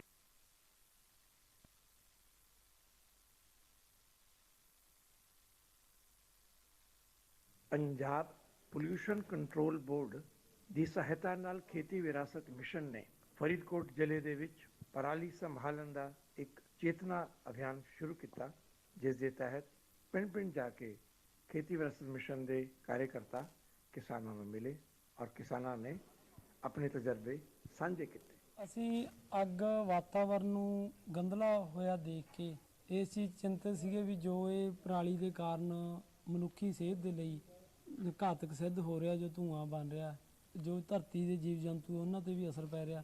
ਇਹ ਵਾਤਾਵਰਨ ਹੀ ਬਹੁਤ ਖਰਾਬ ਹੋ ਰਿਹਾ ਹੈ ਤੇ ਲੋਕਾਂ ਦੇ ਬਿਮਾਰੀਆਂ ਆਵੇਂ ਦਮੇ ਦੀਆਂ ਬਿਮਾਰੀਆਂ ਜਿਵੇਂ ਇਹ ਇਸ ਕਾਰਨ ਧੂਏ ਦਾ ਹੀ ਹੈ। ਆਪਣੀ ਪਿਛਲੇ ਸਾਲ ਵੀ 14-15 ਕਿੱਲੇ ਮਲਚਿੰਗ ਵਾਲੀ ਕਣਕ ਸੀ ਤੇ ਇਸ ਵਾਰ ਵੀ 14-15 ਕਿੱਲੇ ਹੈ। ਇਹਦੇ ਵਿੱਚ ਮੱਕੜੀ ਦੀ ਮਾਤਰਾ ਇੰਨੀ ਜ਼ਿਆਦਾ ਹੁੰਦੀ ਹੈ ਜਾਣੀ ਅੱਗ ਨਾ ਲਾਉਣ ਕਰਕੇ ਵੀ ਆਪਣੇ ਜਿਹੜੇ ਦੂਸਰੇ ਕੀਟ ਹੈ ਜਿਵੇਂ ਤੇਲਾ ਲਾ ਲਓ ਜਾਂ ਹੋਰ ਉਹ ਸਾਰਿਆਂ ਨੂੰ ਮੱਕੜੀ ਖਤਮ ਕਰ ਦਿੰਦੀ ਹੈ। ਕੋਈ ਸਮੱਸਿਆ ਨਹੀਂ ਆਪਾਂ ਨੂੰ ਆਉਂਦੀ। ਅਸੀਂ ਇਹ ਮਲਚਿੰਗ ਵਾਲੀ ਕਣਕ ਬੀਜੀ ਹੈ ਜੀ ਤੇ ਆਹ ਤੁਹਾਡੇ ਸਾਹਮਣੇ ਪਰਾਲ ਹੈ ਜੀ। ਇਹ ਇਸ ਤਰ੍ਹਾਂ ਦਾ ਹੋ ਗਿਆ ਥੱਲਿਓਂ। ਮੈਂ ਪਿਛਲੇ ਸਾਲ ਬਈ ਮੈਂ 4 ਕਨਾਲਾਂ ਕਣਕ ਬੀਜੀ ਸੀਗੀ ਇਹ ਤੇ ਉਹ ਕਣਕ ਮੇਰੀ ਪੂਰੀ ਵਧੀਆ ਰਹੀ ਹੈਗੀ ਤੇ ਇਸ ਵਾਰ ਮੈਂ 11 ਕਿੱਲੇ ਬਾਣ ਬੀਜਿਆ ਜੀ। ਇਹ ਕਣਕ ਦੀ ਬਿਜਾਈ ਅਸੀਂ ਜਦੋਂ ਪਰਾਲੀ ਖਿਲਾਰ ਲੈਣੇ ਲੈਣ ਆਏ ਆ ਉਹਦੀਆਂ ਮੁੜ ਕੇ ਛੱਟਾ ਦੇ ਕੇ ਤੇ ਰੀਪਰ ਮਾਰ ਦਈਦਾ ਤੇ ਉਹਦੇ ਨਾਲ ਬਿਜਾਈ ਕਰ ਦਿੰਦੇ ਆ। ਐਤਕੀ ਤੀਜਾ ਸਾਲ ਆ ਸਾਡਾ ਤੇ ਇਹਦੇ 'ਚ ਲਦੀਣ ਵੀ ਘੱਟ ਹੁੰਦੇ ਆ ਤੇ ਬਾਕੀ ਸਾਨੂੰ ਤਾਂ ਕੋਈ ਪ੍ਰੋਬਲਮ ਨਹੀਂ ਆਈ। ਕਣਕ ਬਹੁਤ ਵਧੀਆ ਖੜੀ ਆ। ਤਾਂ ਬਿਨਾਂ ਅੱਗ ਤੋਂ ਬੀਜਦੇ ਆ, ਖੇਤੀ ਕਰਦੇ ਆ ਜੀ। ਕਿੰਨੇ ਖੇਤ 'ਚ ਨੇ ਅੱਗ ਲਾਈ? 40 ਕੁ ਏਕੜ ਦੇ ਵਿੱਚ ਨਹੀਂ ਲਾਈ ਪਰਾਲੀ ਨੂੰ। ਅਸੀਂ ਤਾਂ ਜੀ ਉਹਨੂੰ ਵਿੱਚ ਕੁਛ ਤਾਂ ਵਿੱਚ ਵਾਹਤੀ ਹੈ ਜੀ, ਵਾਹ ਕੇ ਉਵੇਂ ਬੀਜੀ ਕਣਕ ਜੀ, ਠੀਕ ਹੈ ਜੀ। ਕੋਈ ਜ਼ੀਰੋ ਡਰਲ ਨਾਲ ਬੀਜੀ ਆ, ਗੱਠਾਂ ਬੰਨ੍ਹ ਕੇ ਚਕਾਈਆਂ, ਠੀਕ ਹੈ ਨਾ ਜੀ। ਅਸੀਂ 7 ਸਾਲ ਤੋਂ ਅੱਗ ਨਹੀਂ ਲਾ ਰਹੇ ਜੀ। ਮਲਚਿੰਗ ਵਾਲੀ ਵਧੀਆ, ਨਾਲ ਤਾਂ ਖਰਚਾ ਘੱਟ ਆ। ਪਰਾਲੀ ਦਾ ਪ੍ਰਬੰਧਨ ਕੋਈ ਕਰਨ ਦੀ ਲੋੜ ਨਹੀਂ, ਸਾਰੀ ਵਿੱਚੇ ਗਲ ਜਾਣੀ ਹੈ।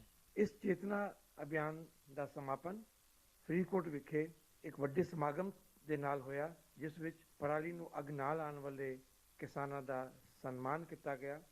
ਸਭ ਨੂੰ ਪਿਆਰ ਭਰੀ ਸਤਿ ਸ਼੍ਰੀ ਅਕਾਲ। ਸਾਰੇ ਬਜ਼ੁਰਗ ਸੱਜਣ ਸਾਰੇ ਵਿਭਾਗਾਂ ਦੇ ਜਿਹੜੇ ਰਿਪਰੈਜ਼ੈਂਟੇਟਿਵ ਆਏ ਨੇ ਜਿਨ੍ਹਾਂ ਨੂੰ ਮੈਂ ਬੁਲਾਇਆ। ਪੰਜਾਬ ਪੋਲਿਊਸ਼ਨ ਕੰਟਰੋਲ ਬੋਰਡ ਦੇ ਚੇਅਰਮੈਨ ਡਾਕਟਰ ਆਦਰਸ਼ਪਾਲ ਵਿਗ ਜੀ ਦੇ ਹੱਥੋਂ ਕਿਸਾਨ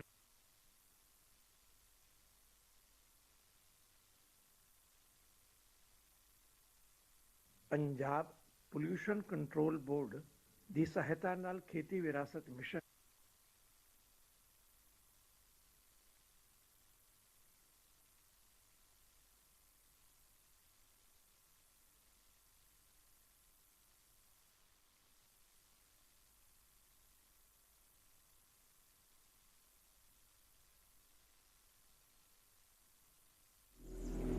ਝੋਨੇ ਦੀ ਪਰਾਲੀ ਨੂੰ ਅੱਗ ਲਾਉਣ ਨਾਲ ਕਾਰਬਨ ਡਾਈਆਕਸਾਈਡ, ਕਾਰਬਨ ਮੋਨੋਆਕਸਾਈਡ ਤੇ ਮੀਥੇਨ ਵਰਗੀਆਂ ਜ਼ਹਿਰੀਲੀਆਂ ਗੈਸਾਂ ਪੈਦਾ ਹੁੰਦੀਆਂ ਹਨ, ਜੋ ਕਿ ਵਾਤਾਵਰਣ ਨੂੰ ਗੰਭੀਰ ਹੱਦ ਤੱਕ ਦੂਸ਼ਿਤ ਕਰਦੀਆਂ ਹਨ।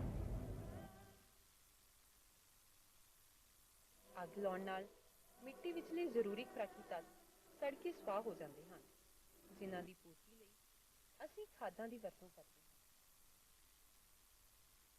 ਇਸ ਨਾਲ ਅਸੀਂ ਮੁੱਢਲੇ ਖਰਚਿਆਂ ਵਿੱਚ ਵਾਧਾ ਕਰ ਲੈਂਦੇ ਹਾਂ।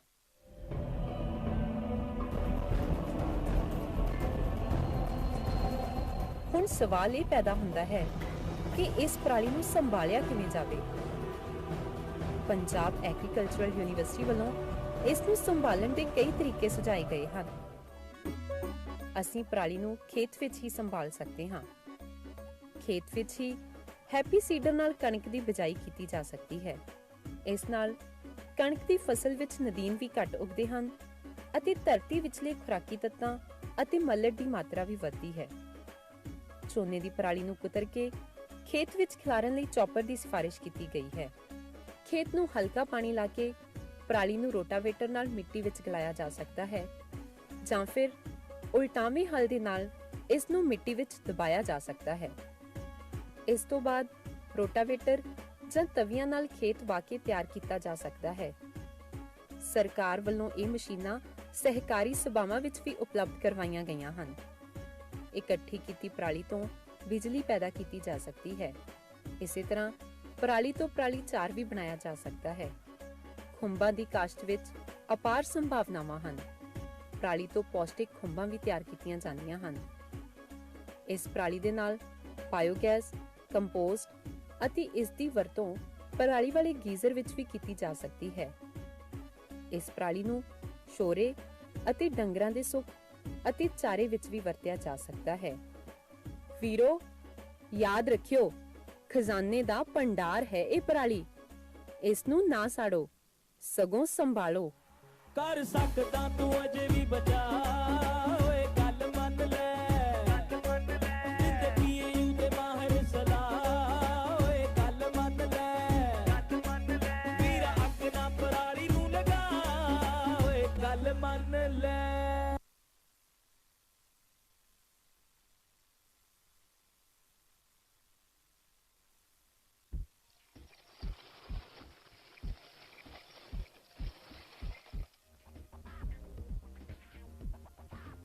ਮਿੱਤਰ ਕੀੜੇ ਮੱਚਦੇ ਨਾ ਲਾਏ ਅੱਗ ਪਰਾਲੀ ਨੂੰ।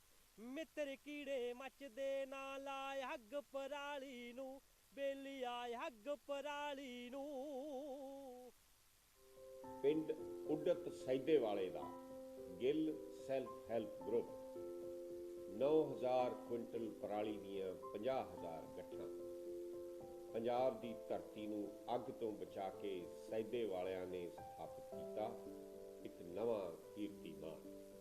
ਮੌਜੂਦਾ ਸਮੇਂ ਝੋਨੇ ਦੀ ਪਰਾਲੀ ਕੁਦਰਤ ਲਈ ਇੱਕ ਸੰਤਾਪ ਬਣ ਗਈ ਹੈ। ਵਾਤਾਵਰਣ ਨੂੰ ਬਚਾਉਣ ਲਈ ਇਸ ਦਾ ਸਦ ਉਪਯੋਗ ਕਰਨਾ ਬੜਾ ਜ਼ਰੂਰੀ ਹੈ। ਇਸ ਦੇ ਉਲਟ ਜੇਕਰ ਅਸੀਂ ਝੋਨੇ ਦੀ ਪਰਾਲੀ ਨੂੰ ਅੱਗ ਲਾ ਕੇ ਖੇਤਾਂ ਵਿੱਚ ਫੂਕ ਦਿੰਦੇ ਹਾਂ ਤਾਂ ਇਸ ਨਾਲ ਵਾਤਾਵਰਣ ਵਿੱਚ carbon dioxide, carbon monoxide, ammonia, nitrogen oxide ਵਰਗੀਆਂ ਹੋਰ ਖਤਰਨਾਕ ਗੈਸਾਂ ਹਵਾ ਵਿੱਚ ਘੁਲ ਜਾਂਦੀਆਂ ਨੇ ਜੋ ਸਦੀਆਂ ਤੱਕ ਵਾਤਾਵਰਣ ਵਿੱਚ ਘੁੰਮਦੀਆਂ ਰਹਿੰਦੀਆਂ ਨੇ। ਇਹਨਾਂ ਆਫਤਾਂ ਤੋਂ ਨਿਜਾਤ ਦਿਵਾਉਣ ਲਈ ਪਿੰਡ ਉਡਤ ਸੈਦੇ ਵਾਲੇ ਦੇ ਗਿੱਲ ਸੈਲਫ ਹੈਲਪ ਗਰੁੱਪ ਨੇ 13 ਲੱਖ ਰੁਪਏ ਦੀ ਲਾਗਤ ਨਾਲ ਇੱਕ ਪ੍ਰੋਜੈਕਟ ਯਾਨੀ ਮਸ਼ੀਨ ਖਰੀਦੀ। ਇਸ ਸੈਲਫ ਹੈਲਪ ਗਰੁੱਪ ਦੇ ਪ੍ਰਧਾਨ ਭਗਵੰਤ ਸਿੰਘ ਦੱਸਦੇ ਨੇ ਇਹ ਮਸ਼ੀਨ ਪਰਾਲੀ ਨੂੰ ਕੁਤਰਨ ਦੀ ਵੀ ਸਮਰੱਥਾ ਰੱਖਦੀ ਹੈ। ਕਟਾਈ ਤੋਂ ਬਾਅਦ ਇਹ ਮਸ਼ੀਨ ਪਰਾਲੀ ਦੀਆਂ ਗੱਠਾਂ ਬਣਾ ਦਿੰਦੀ ਹੈ। ਭਾਰਤ ਸਰਕਾਰ ਵੱਲੋਂ ਗਠਿਤ ਫਾਰਮਰ ਕਮਿਸ਼ਨ ਨੇ ਆਪਣੀ ਯੋਜਨਾ ਤਹਿਤ 13 ਲੱਖ ਰੁਪਏ ਦੀ ਲਾਗਤ ਨਾਲ ਖਰੀਦੀ ਗਈ ਇਸ ਮਸ਼ੀਨ ਤੇ 40% ਦੀ ਸਬਸਿਡੀ ਦਿੱਤੀ ਹੈ ਜੋ ਕਿ 5,90,000 ਰੁਪਏ ਦੇ ਲਗਭਗ ਬਣਦੀ ਹੈ। ਪਹਿਲੇ ਸਾਲ ਹੀ ਇਸ ਗਰੁੱਪ ਨੇ ਆਪਣੀ ਨਵੀਂ ਖਰੀਦੀ ਮਸ਼ੀਨ ਨਾਲ 400 ਏਕੜ ਝੋਨੇ ਦੇ ਖੇਤਾਂ ਵਿੱਚ ਪਰਾਲੀ ਦੀ ਕਟਾਈ ਕੀਤੀ ਹੈ। ਕਟਾਈ ਕਰਨ ਵਾਲੀ ਮਸ਼ੀਨ ਨੇ ਕਟਾਈ ਤੋਂ ਬਾਅਦ 50,000 ਗੱਠਾਂ ਵੀ ਬਣਾ ਦਿੱਤੀਆਂ ਹਨ। ਇੱਕ ਗੱਠ ਦਾ ਵਜ਼ਨ 20 ਕਿਲੋ ਹੈ। ਇਸ ਤਰ੍ਹਾਂ ਗਿੱਲ ਸੈਲਫ ਹੈਲਪ ਗਰੁੱਪ ਨੇ ਕੁੱਲ ਮਿਲਾ ਕੇ 9,000 ਕੁਇੰਟਲ ਪਰਾਲੀ ਸਟੋਰ ਕਰ ਲਈ ਹੈ। ਗੱਠਾਂ ਦੇ ਰੂਪ ਵਿੱਚ ਸਟੋਰ ਕੀਤੀ ਇਸ ਪਰਾਲੀ ਦਾ ਬਾਜ਼ਾਰ ਮੁੱਲ 150 ਰੁਪਏ ਪ੍ਰਤੀ ਕੁਇੰਟਲ ਦੇ ਹਿਸਾਬ ਨਾਲ 13,50,000 ਰੁਪਏ ਦੇ ਲਗਭਗ ਬਣਦਾ ਹੈ। ਸਮਝੋ ਮਸ਼ੀਨ ਦੀ ਖਰੀਦ ਦੇ ਰੂਪ ਵਿੱਚ ਲਾਇਆ ਗਿਆ ਕੁੱਲ ਪੈਸਾ ਲਗਭਗ ਵਾਪਸ ਹੀ ਮਿਲ ਗਿਆ ਹੈ। ਅਸੀਂ ਆਪਣੇ ਪਿੰਡ ਦੇ 400 ਏਕੜ ਜ਼ਮੀਨ ਦੇ ਵਿੱਚੋਂ 45,000 ਗੱਟਾਂ ਜਿਹਨੂੰ ਅਸੀਂ ਅੱਗ ਨਹੀਂ ਲਾਉਣ ਦਿੱਤੀ ਤੇ ਹੁਣ ਵੇਖਦੇ ਹਾਂ ਜੀ ਅੱਗੇ ਮਤਲਬ ਵੇਚਣੇ ਅਸੀਂ ਇਹਨੂੰ ਉਹ ਸਾਬਤੀ ਵਿਕ ਰਹੀ ਹੈ ਤੇ ਪੁੱਤਰਾ ਕਰਕੇ ਵੀ ਵੇਚਣਾ। ਕੀ ਗੇਰ ਹੁੰਦਾ ਇਹ ਤਾਂ ਆਉਣ ਵਾਲੇ ਦਿਨ ਦੱਸਣਗੇ। ਲੱਗਦਾ ਵੀ 10-15 ਲੱਖ ਰੁਪਏ ਦੀ ਸਾਡੀ ਹੈਗੀ ਹੈ ਵੇਚ ਕੇ ਅਸੀਂ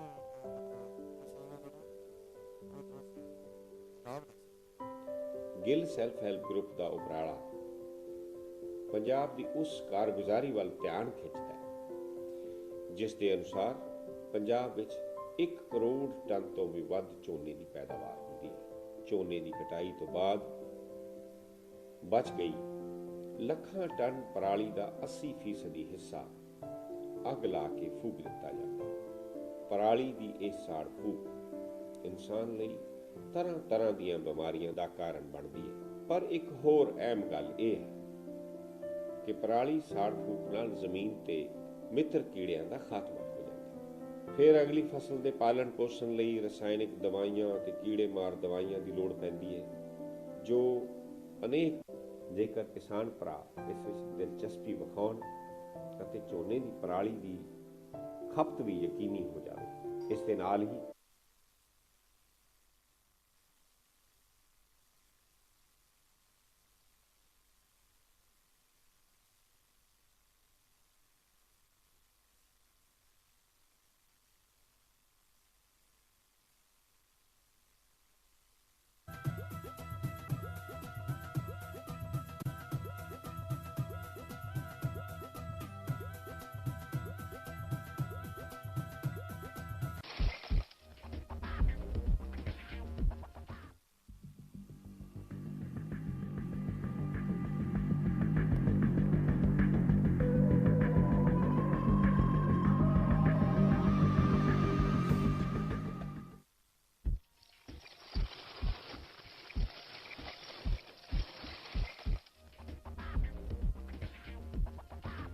ਮਿੱਤਰ ਕੀੜੇ ਮੱਚਦੇ ਨਾ ਲਾਇ ਅੱਗ ਪਰਾਲੀ ਨੂੰ।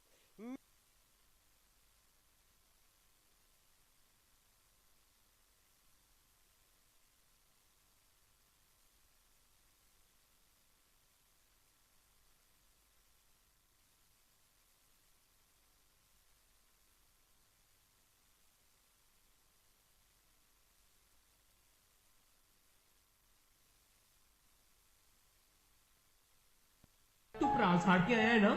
ਆਹੋ ਸਾੜ ਕੇ ਆਇਆ ਪਰਾਲ, ਪਰ ਇਹਦੇ ਨਾਲ ਕਿਸੇ ਨੂੰ ਕੀ ਫਰਕ ਪੈਂਦਾ? ਉਹ ਫਰਕ ਪੈਂਦਾ ਇਸ ਵਾਤਾਵਰਣ ਨੂੰ, ਫਰਕ ਪੈਂਦਾ ਇਸ ਮਿੱਟੀ ਨੂੰ, ਫਰਕ ਪੈਂਦਾ ਛੋਟੇ ਛੋਟੇ ਜੀਵ ਜੰਤੂਆਂ ਨੂੰ। ਉਹ ਯਾਦ ਰੱਖੀ, ਜੇ ਤੂੰ ਛੋਟੇ ਛੋਟੇ ਜੀਵ ਜੰਤੂਆਂ ਨੂੰ ਸਾੜੇਗਾ ਨਾ ਤਾਂ ਤੇਰੇ ਜਿਹੇ ਬੰਦਿਆਂ ਕਰਕੇ ਇਹ ਮਾਨਸ ਜਾਤ ਦਾ ਭਵਿੱਖ ਵੀ ਖਤਰੇ ਵਿੱਚ ਆ। ਪਵਨ ਗੁਰੂ ਦਾ ਵੇਖੋ ਹਾਲ ਕੀ ਬਣਾਇਆ ਏ, ਸਾੜ ਕੇ ਪਰਾਲੀ ਤੂੰ ਅੰਬਰੀ ਪਹੁੰਚਾਇਆ ਏ। ਰਹਿੰਦੀ ਹੋਈ ਕਸਰ ਕੱਢ ਦਿੱਤੀ ਕੀਟਨਾਸ਼ਕਾਂ, ਆਪੇ ਮੌਤ ਸਦ ਲਈਏ ਜ਼ਿੰਦਗੀ ਦੇ ਆਸ਼ਕਾਂ। ਸਾਹ ਲੈਣ ਵਿੱਚ ਔਖਿਆਈ ਬੜੀ ਏ, ਸਾਹ ਲੈਣ ਵਿੱਚ ਔਖਿਆਈ ਬੜੀ ਏ। ਪੌਣ ਪਾਣੀ ਮਿੱਟੀ ਦੀ ਸੰਭਾਲ ਕਰੀਏ, ਹੋ ਪੌਣ ਪਾਣੀ ਮਿੱਟੀ ਦੀ ਸੰਭਾਲ ਕਰੀਏ।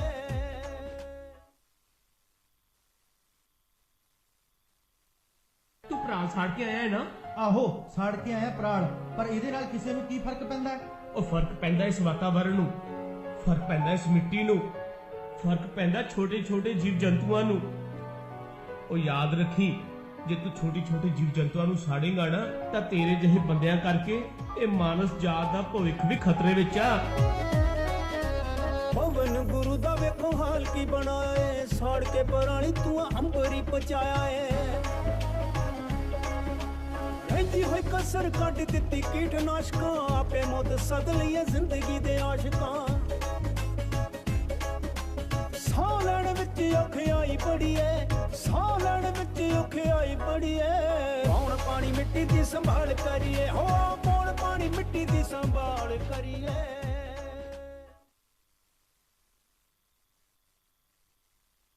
ਤੂੰ ਪਰਾਲ ਸਾੜ ਕੇ ਆਇਆ ਹੈ ਨਾ? ਆਹੋ ਸਾੜ ਕੇ ਆਇਆ ਪਰਾਲ, ਪਰ ਇਹਦੇ ਨਾਲ ਕਿਸੇ ਨੂੰ ਕੀ ਫਰਕ ਪੈਂਦਾ?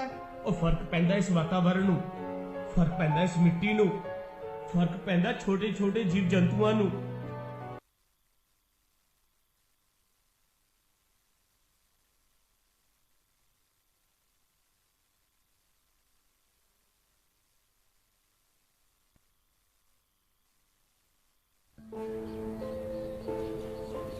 ਲੈ ਵੀ ਕਰਤਾਰ ਸਿਆਂ, ਜਵਾਕ ਤਾਂ ਅੱਗੇ ਨਾਲੋਂ ਰਾਜੀ ਆ ਹੁਣ, ਏਦਾਂ ਹੀ ਭਾਫ ਕੱਲ ਵੀ ਦੇਣੀ ਆ। ਪਰ ਇਹਦੇ ਢਿੱਲੇ ਹੋਣ ਦਾ ਕਾਰਨ ਕੀ ਸੀ? ਹੇ ਵਾਹਿਗੁਰੂ, ਇਹ ਕਸ਼ਟ ਜਵਾਕ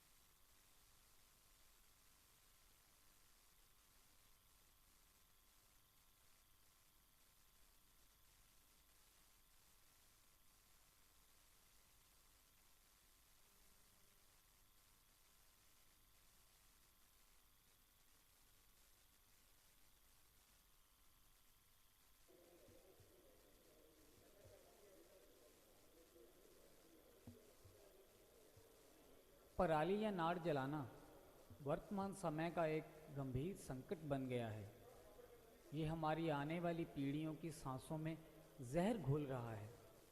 पराली जलाने की इस कुप्रथा को बंद करने के लिए और इसका हल ढूंढने के लिए खेती विरासत मिशन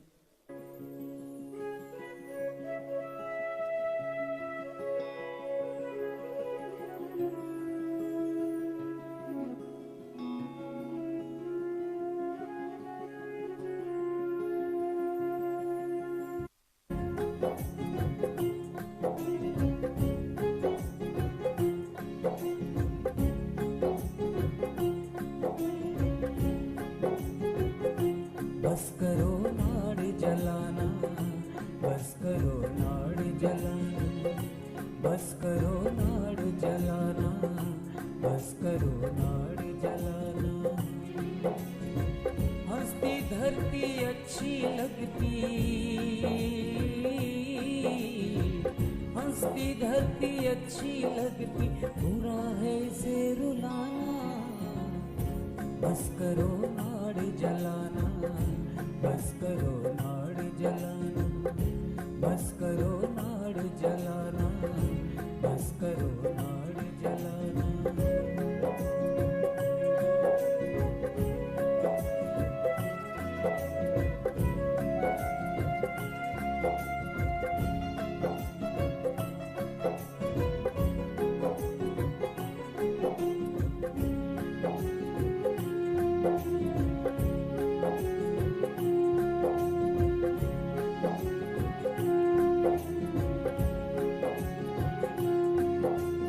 लपटे नहीं है खेतों में, धरती माँ की चीखें हैं, सांसों में घुलता धुआं, वातावरण की सीखें हैं।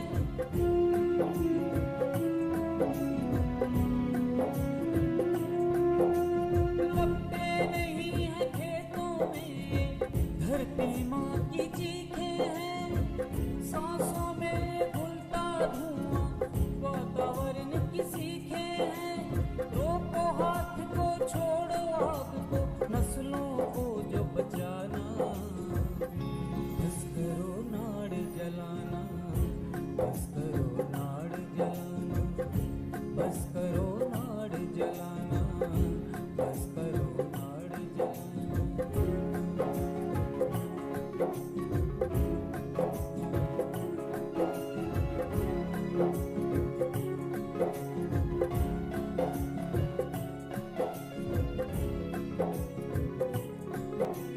धरती को माँ कहने वालों, ओ कुदरत के बंदो, माँ को आग में झोंक रहे हो, कुछ तो सोचो समझो।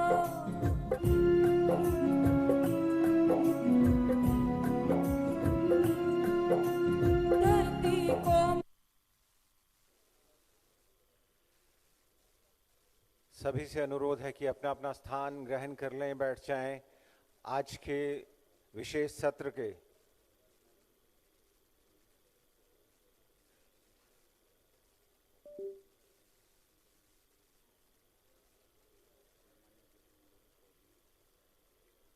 आज के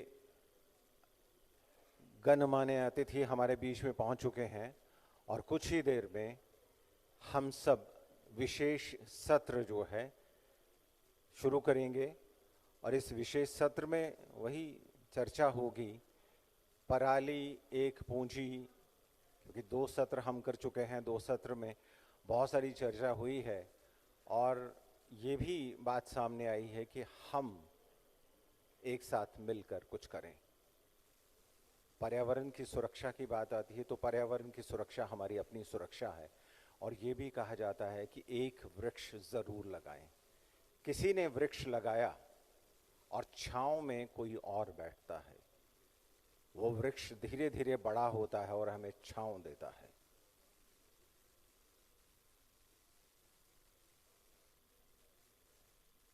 Good afternoon, delegates. I am pleased to announce that Honorable Union Environment Minister Mr. Bhupinder Nath has arrived. Environment Minister Punjab is also there. In a few minutes from now, Honorable CM is also arriving and CM Haryana. So kindly be seated. We are sorry for the delay because of busy schedule of dignitaries. In next 10 minutes, we are starting the program. Thank you very much.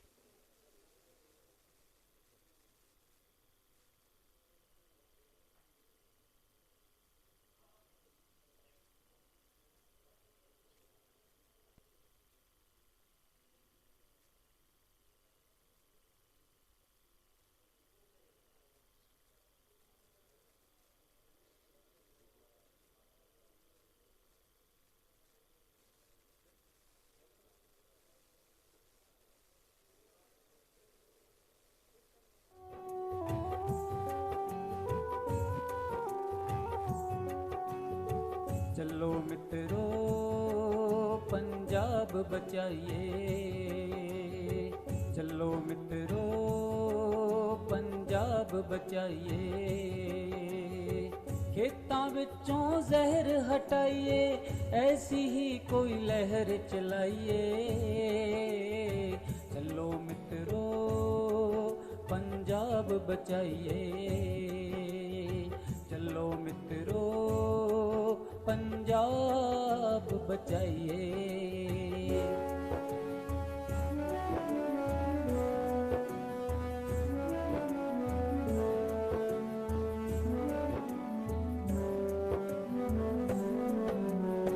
खेतां दे विच खादां पा के, उत्तों स्प्रेहां छिड़का के,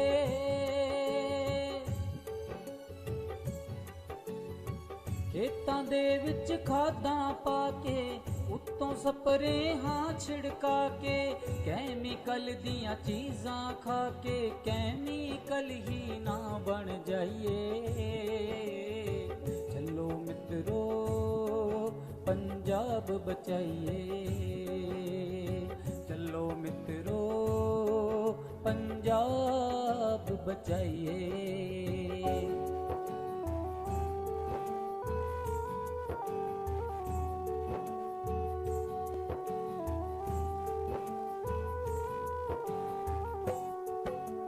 खेती विरासत mission दा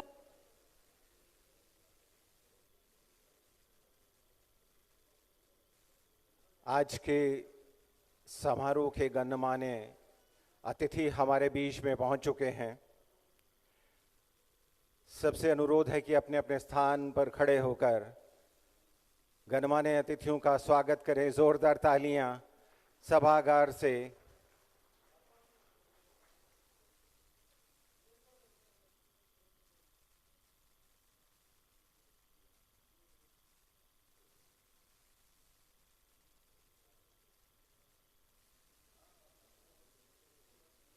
आपका स्वागत है सर। पराली एक पूंजी, ये वर्कशॉप आज यहाँ आयोजित की जा रही है। 2 सत्र हमारे यहाँ हो चुके हैं और ये workshop commission for air quality management and Punjab pollution control board द्वारा यहाँ आयोजित हुई।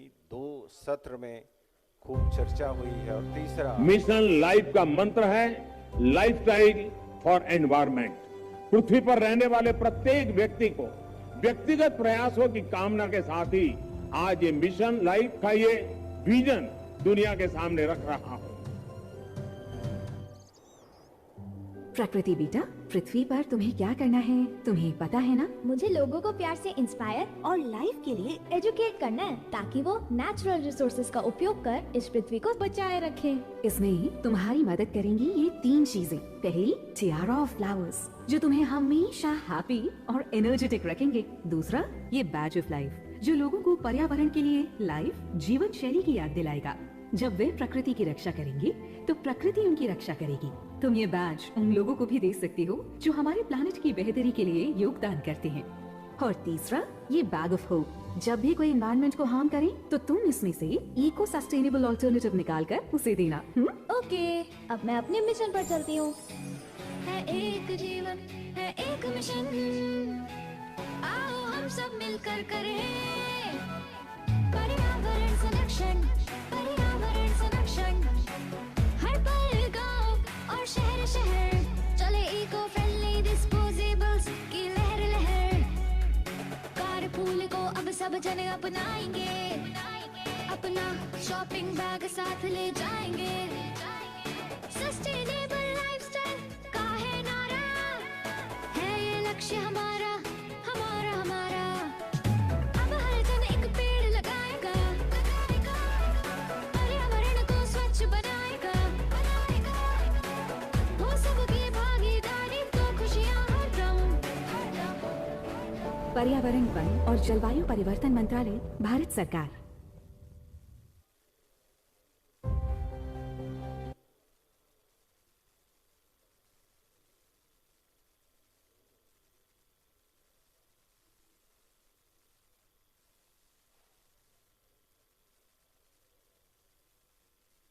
ਪੰਜਾਬ ਪੋਲਿਊਸ਼ਨ ਕੰਟਰੋਲ ਬੋਰਡ ਦੀ ਸਹਾਇਤਾ ਨਾਲ ਖੇਤੀ ਵਿਰਾਸਤ ਮਿਸ਼ਨ ਨੇ ਫਰੀਦਕੋਟ ਜ਼ਿਲ੍ਹੇ ਦੇ ਵਿੱਚ ਪਰਾਲੀ ਸੰਭਾਲਣ ਦਾ ਇੱਕ ਚੇਤਨਾ ਅਭਿਆਨ ਸ਼ੁਰੂ ਕੀਤਾ, ਜਿਸ ਦੇ ਤਹਿਤ ਪਿੰਡ-ਪਿੰਡ ਜਾ ਕੇ ਖੇਤੀ ਵਿਰਾਸਤ ਮਿਸ਼ਨ ਦੇ ਕਾਰਜਕਰਤਾ ਕਿਸਾਨਾਂ ਨੂੰ ਮਿਲੇ ਔਰ ਕਿਸਾਨਾਂ ਨੇ ਆਪਣੇ ਤਜਰਬੇ ਸਾਂਝੇ ਕੀਤੇ। ਅਸੀਂ ਅੱਗ ਵਾਤਾਵਰਨ ਨੂੰ ਗੰਧਲਾ ਹੋਇਆ ਦੇਖ ਕੇ ਇਸ ਚੀਜ਼ ਚਿੰਤਤ ਸੀਗੇ ਵੀ ਜੋ ਇਹ ਪਰਾਲੀ ਦੇ ਕਾਰਨ ਮਨੁੱਖੀ ਸਿਹਤ ਦੇ ਲਈ ਘਾਤਕ ਸਿੱਧ ਹੋ ਰਿਹਾ, ਜੋ ਧੂੰਆਂ ਬਣ ਰਿਹਾ, ਜੋ ਧਰਤੀ ਦੇ ਜੀਵ ਜੰਤੂ ਉਹਨਾਂ ਤੇ ਵੀ ਅਸਰ ਪੈ ਰਿਹਾ।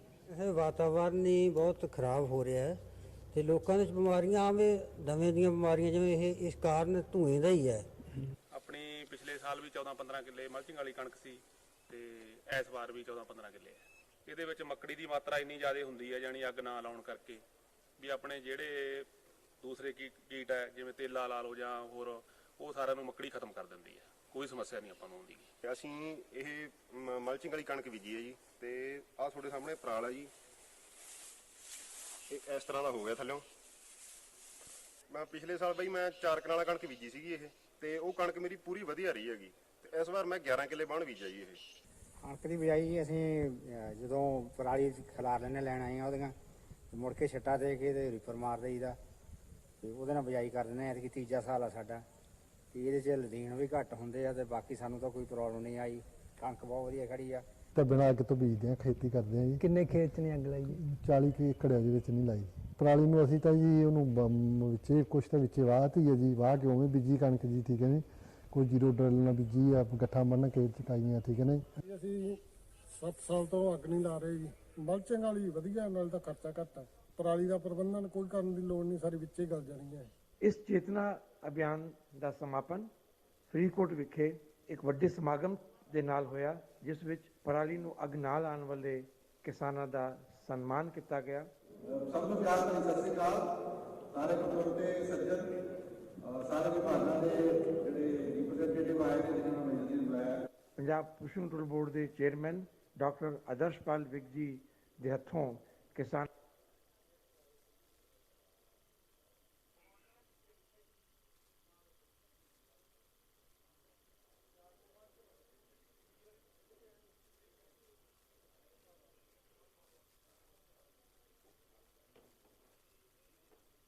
ਪੰਜਾਬ ਪੋਲਿਊਸ਼ਨ ਕੰਟਰੋਲ ਬੋਰਡ ਦੀ ਸਹਾਇਤਾ ਨਾਲ ਖੇਤੀ ਵਿਰਾਸਤ ਮਿਸ਼ਨ ਨੇ ਫਰੀਦਕੋਟ ਜ਼ਿਲ੍ਹੇ ਦੇ ਵਿੱਚ ਪਰਾਲੀ ਸੰਭਾਲਣ ਦਾ ਇੱਕ ਚੇਤਨਾ ਅਭਿਆਨ ਸ਼ੁਰੂ ਕੀਤਾ, ਜਿਸ ਦੇ ਤਹਿਤ ਪਿੰਡ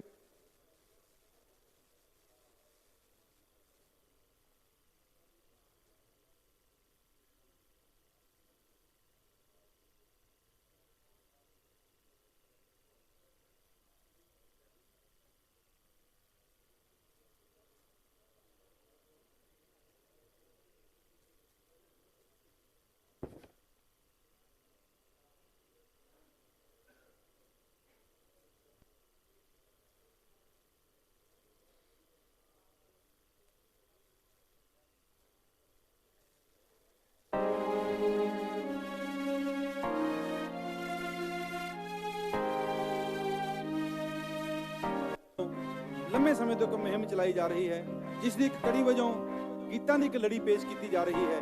ਖੇਤੀ ਵਿਰਾਸਤ ਮਿਸ਼ਨ ਵੱਲੋਂ ਚਲਾਈ ਇਸ ਗੀਤਾਂ ਦੀ ਲੜੀ ਵਿੱਚ ਤੁਹਾਡੇ ਸਾਹਮਣੇ ਪੇਸ਼ ਹੈ ਮਾਲਵਾ ਹੇਕ ਲਹਿਰਾ ਗਾਗਾ ਵੱਲੋਂ ਜਗਦੀਸ਼ ਪਾਪੜਾ ਦੀ ਅਗਵਾਈ ਵਿੱਚ ਗਾਇਆ ਗਿਆ ਇਹ ਗੀਤ। ਧਰਤੀ ਵੀ ਅਰਜ਼ੋਈਆਂ ਕਰਦੀ ਹਾਲੀ ਪਾਲੀ ਨੂੰ, ਸੁਣ ਇੱਕ ਸੜਦੀ ਮੇਰੀ ਵੇ ਨਾ ਸਾੜ ਪਰਾਲੀ ਨੂੰ।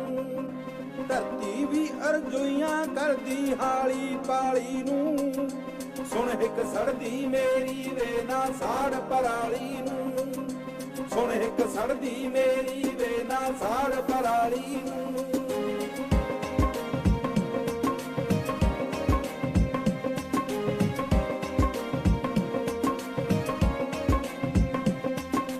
ਬੀਜੋਗੇ ਤੁਸੀਂ ਮੁੜ ਮੁੜ ਕੇ ਜਦ ਫਸਲਾਂ ਜ਼ਹਿਰ ਦੀਆਂ, ਕੁਦਰਤ ਲੈ ਕੇ ਆਉਂਦੀ ਹੈ ਫਿਰ ਰੁੱਤਾਂ ਕਹਿਰ ਦੀਆਂ। ਰੰਗ ਜੂ ਵੇਲਾ ਰੋਵੋਗੇ ਫਿਰ ਕਿਸਮਤ ਮਾੜੀ ਨੂੰ, ਸੁਣ ਇੱਕ ਸੜਦੀ ਮੇਰੀ ਵੇ ਨਾ ਸਾੜ ਪਰਾਲੀ ਨੂੰ। ਸੁਣ ਇੱਕ ਸੜਦੀ ਮੇਰੀ ਵੇ ਨਾ ਸਾੜ ਪਰਾਲੀ ਨੂੰ।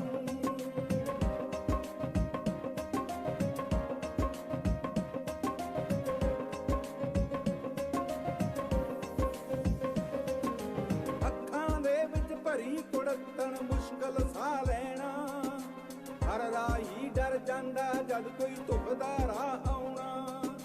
ਇਸ ਲਈ ਲੋਕ ਮਚਾਉਂਦੇ ਖੇਤੀ ਹੱਥੀ ਪਾਲੀ ਨੂੰ, ਸੁਣ ਇੱਕ ਸੜਦੀ ਮੇਰੀ ਵੇ ਨਾ ਸਾੜ ਪਰਾਲੀ ਨੂੰ। ਸੁਣ ਇੱਕ ਸੜਦੀ ਮੇਰੀ ਵੇ ਨਾ ਸਾੜ ਪਰਾਲੀ ਨੂੰ।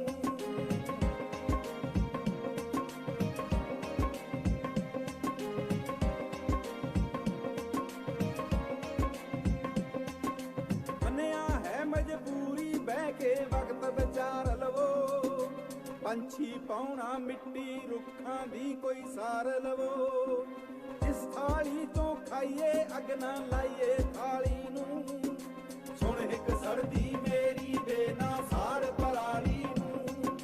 ਸੁਣ ਇੱਕ ਸੜਦੀ ਮੇਰੀ ਵੇ ਨਾ ਸਾੜ ਪਰਾਲੀ ਨੂੰ।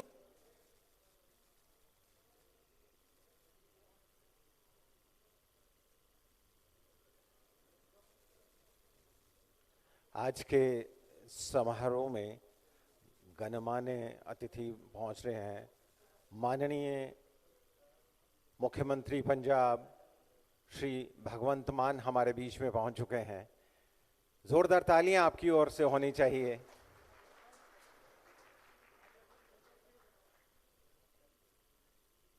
उनके साथ Shri Bhupender Yadav, honourable union minister environment, forest and climate change. Bharat सरकार, तालियां जोर से बजनी चाहिए जब विशेष मेहमान हमारे बीच में पहुंचते हैं वक्त निकालकर।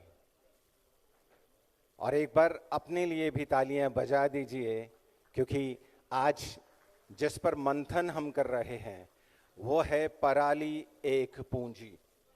और पराली एक सचमुच में पूंजी है। उसका अगर सही मायनों में हम सही तरीके से इस्तेमाल करें, आज 2 सेशन जो हुए हैं उसमें यही बात हुई है कि पराली का सदुपयोग किया जाए। खेतों में करना चाहें तो करें, अगर फैक्ट्रीज में करना चाहते हैं तो करें। और अब विशेष सेशन सत्र जो है वो हम शुरू करने जा रहे हैं। सबसे पहले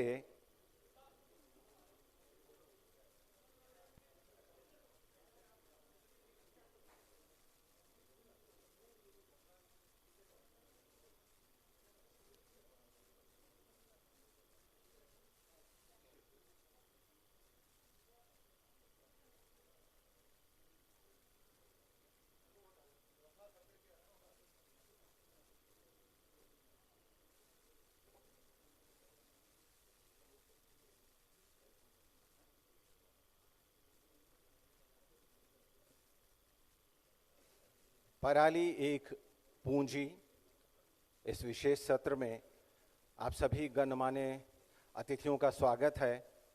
और सबसे पहले स्वागत भाषण के लिए हमारा अनुरोध रहेगा Shri Gurmeet Singh Meet Hayer, honourable minister department of environment, government of Punjab, कि वो मंच पर आएं और आज के कार्यक्रम में पधारे माननीय अतिथियों का स्वागत करें। जोरदार तालियां आपकी ओर से भी बजनी चाहिए।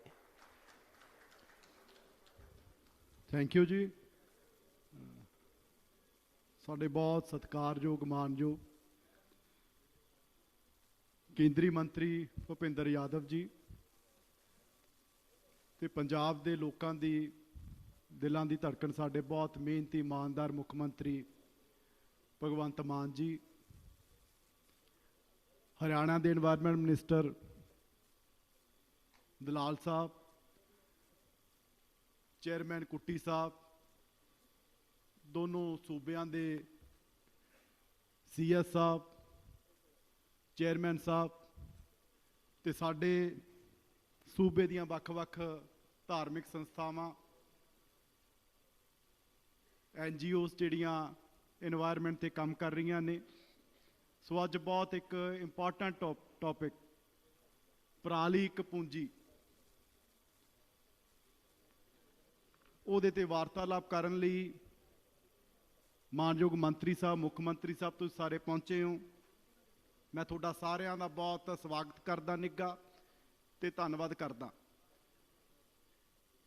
ते मैं मानयोग मंत्री साहब नूं दसना चाहुंदा कि पिछले दिनी मानयोग मुख मंत्री भगवंत मान जी की अगवाई च साडी सरकार ने, PPCB बोर्ड ने, खेतीबाड़ी विभाग ने लगातार असी इनीशिएटिव ले, क्योंकि असी समझते हैं कि पराली जिहड़ी है साडे कल्ले सूबे के किसानां की समस्या नहीं, यह पूरे नॉर्थ इंडिया की समस्या ते किसानां की भी समस्या, ते पूरे नॉर्थ इंडिया के जिहड़े वासी है उन्हां दी सेहत नाल जुड़ी हुई समस्या भी है।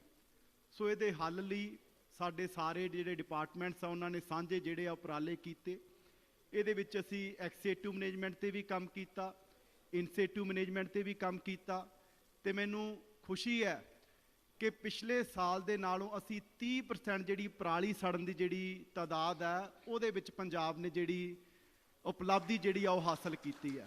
इहदे विच मैं इंडस्ट्री तो बहुत साथी उन्हों का भी धन्नवाद करदा जिन्हों ने एक्सेटिव मैनेजमेंट च जिहड़े पराली वाले बॉयलर भी यूज़ करने शुरू किए। मुख मंत्री साहब नूं वधाई देना कि जिन्हों ने गैस प्लांट भी पंजाब च जिन्हों की शुरुआत जिहड़ी है कीती। असीं जिहड़े ब्रेकल भट्ठे वाले आ उन्हां नूं भी लाजमी कीता कि 20% तुसीं जिहड़े पैलेट्स है पराली दे बने हुए उन्हां नूं एज जिहड़ा फ्यूल है जिहड़ा यूज़ करना है। सो इस तो इलावा असीं लोकां नूं किसानां नूं जागरूक करन लई मैं कुट्टी साहब नूं भी दस रहा सी कि पहली वारी होया कि जिहड़े किसान पराली नूं अग नहीं ला रहे उन्हां नूं बुला के असीं मोटिवेट कीता, उन्हां नूं ऑनर कीता ते उन्हां तों जिहड़ा असीं मीडिया राहीं, सोशल मीडिया राहीं उन्हां तों किसानां नूं अपील करवाई कि असीं 15 साल तो पराली नूं अग नहीं लाई ते साडा झाड़ भी वधिया ते असीं पानी भी साडा असीं घट वरतिया ते जिहड़ा वातावरण में जिहदा बहुत वड्डा फायदा जिहड़ा ओह होया। सो साडी सरकार लगातार इहदे ते जिहड़ा काम है ओह कर रही है ते असीं आउण वाले समय च भी मुख मंत्री भगवंत मान जी की अगवाई च कोशिश करांगे कि ऐतकी असीं 30% पराली नूं घट अग लाई है ते आउण वाले समय च असीं इस तो भी बेहतर जिहड़ा ओह अचीव कर सकीए। सो मैं अखीर अगेन मानयोग मंत्री भुपिंदर यादव जी का, मुख मंत्री भगवंत मान जी का, मानयोग मंत्री हरियाणा एनवायरनमेंट उन्हों का बहुत बहुत सारे जिहड़े होर मानयोग सज्जने इत्थे पहुंचे सारिਆਂ का बहुत बहुत धन्यवाद करता। बहुत बहुत शुक्रिया मंत्री महोदय। और अब हम अपने तमाम गणमान्य अतिथियों का स्वागत करने जा रहे हैं। और सबसे पहले मेरा अनुरोध है श्री भगवंत मान माननीय मुख्यमंत्री पंजाब कि वो Shri Bhupender Yadav, honourable union minister environment, forest and climate change, Bharat सरकार, उन्हें सम्मानित करें, उनका स्वागत करें।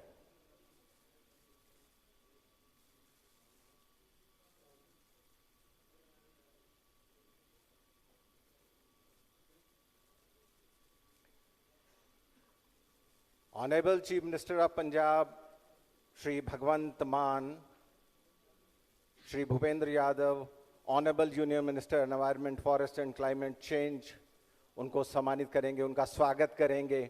वो हमारे बीच में यहाँ पधारे हुए हैं। तालियां जोर से मंच से बजनी चाहिए।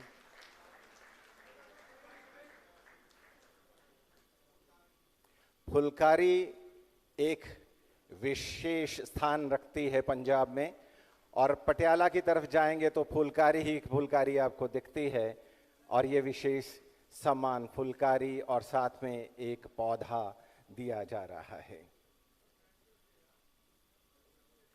Doctor M.M. Kutty, chairperson commission for air quality management, उनसे अनुरोध है कि वो माननीय मुख्यमंत्री पंजाब श्री भगवंत मान जी को फुलकारी भेंट करें और साथ में एक पौधा, पर्यावरण की सुरक्षा, एक पेड़ जरूर लगाएं।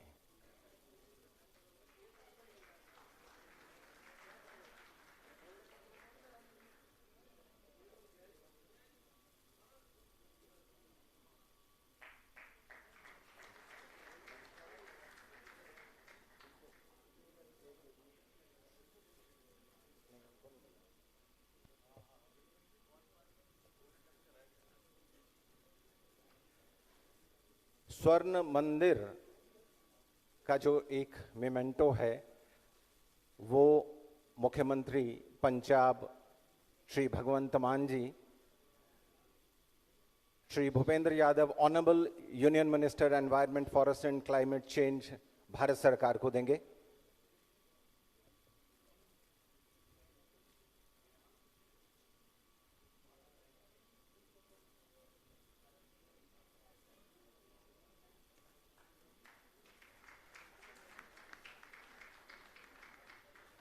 तालियां पीछे से भी आनी चाहिए, आगे से भी आनी चाहिए। स्वागत किया जा रहा है और स्वर्ण मंदिर की प्रतिमा जो है वो दी जा रही है। और अब मेरा अनुरोध है Shri Arvind Nautiyal, member secretary commission for air quality management, वो Shri Jaiprakash Dalai, honourable agriculture minister government of Haryana को सम्मानित करें, स्वागत करें उनका।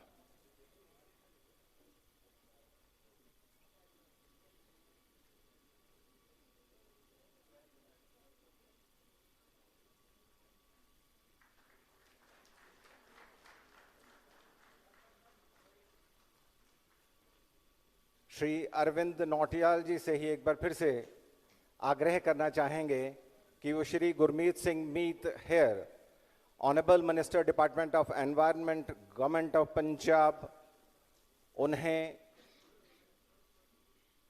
स्मृति चिन्ह फुलकारी भेंट की जा रही है। बचती रहनी चाहिए। अब ये पौधा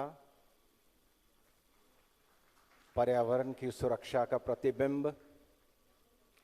अब हमारा अनुरोध रहेगा Shri Sumer Singh Gurjar, principal secretary environment and agriculture, government of Punjab, कि वो doctor M.M. Kutty, chairperson commission for air quality management, उन्हें सम्मानित करें, उनका स्वागत करें।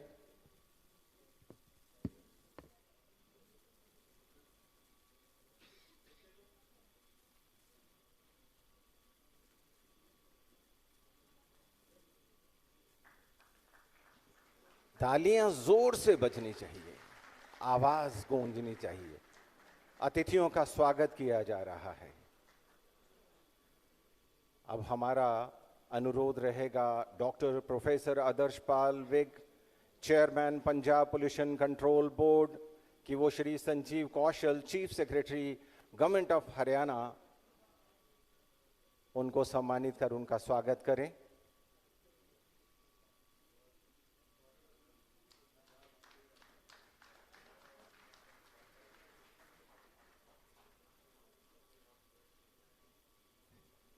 सभी गणमान्य व्यक्ति वक्त निकालकर पराली एक पूंजी इस चर्चा में हमारे साथ हैं।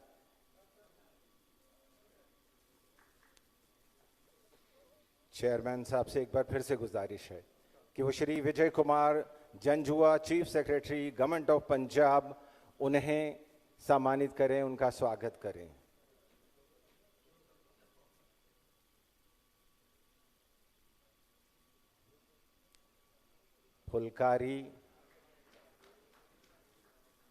फुलकारी ने नाम रोशन किया है पूरे विश्व में पंजाब का।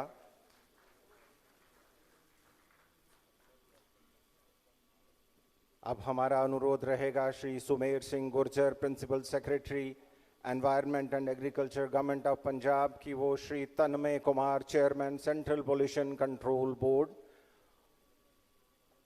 उनको सम्मानित करें, उनका स्वागत करें।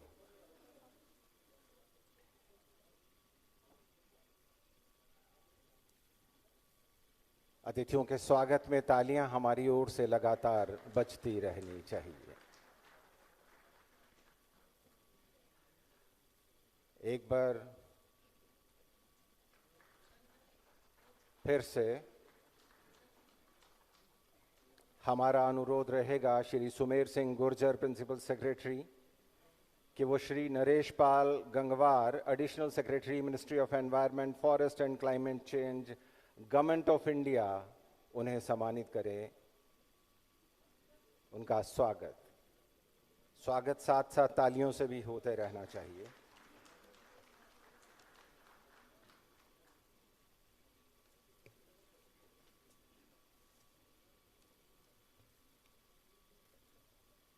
आप सभी का बहुत बहुत शुक्रिया। विशेष सत्र को आगे बढ़ाते हुए हमारा अनुरोध है Shri Arvind Nautiyal, member secretary, commission for air quality management, वायु गुणवत्ता प्रबंधन आयोग, कि वो मंच पर आएं और महत्वपूर्ण विषय जो है way forward for sustainable paddy management, focus on XC2 utilisation पर प्रकाश डालें। श्री अरविंद नौटियाल।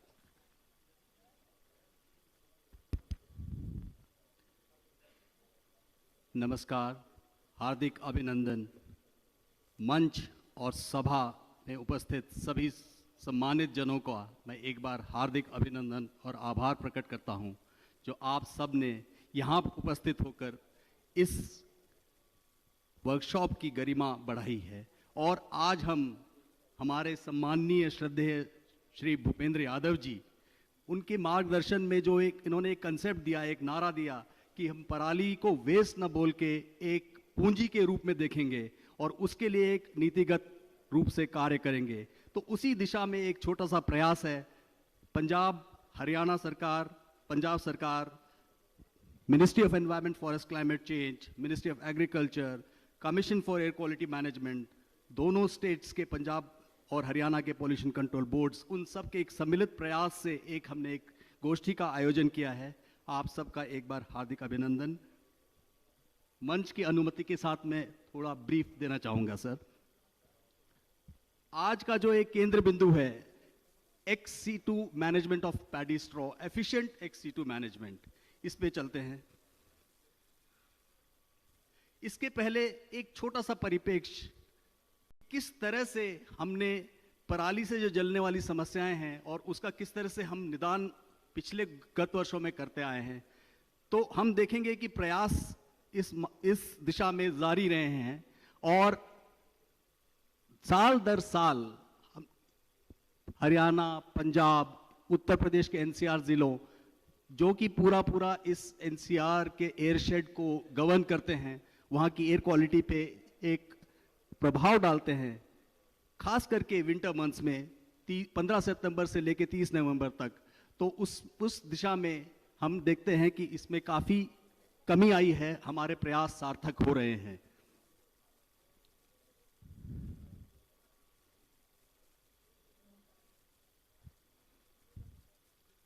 अब देखें कि ये कितनी बड़ी समस्या है।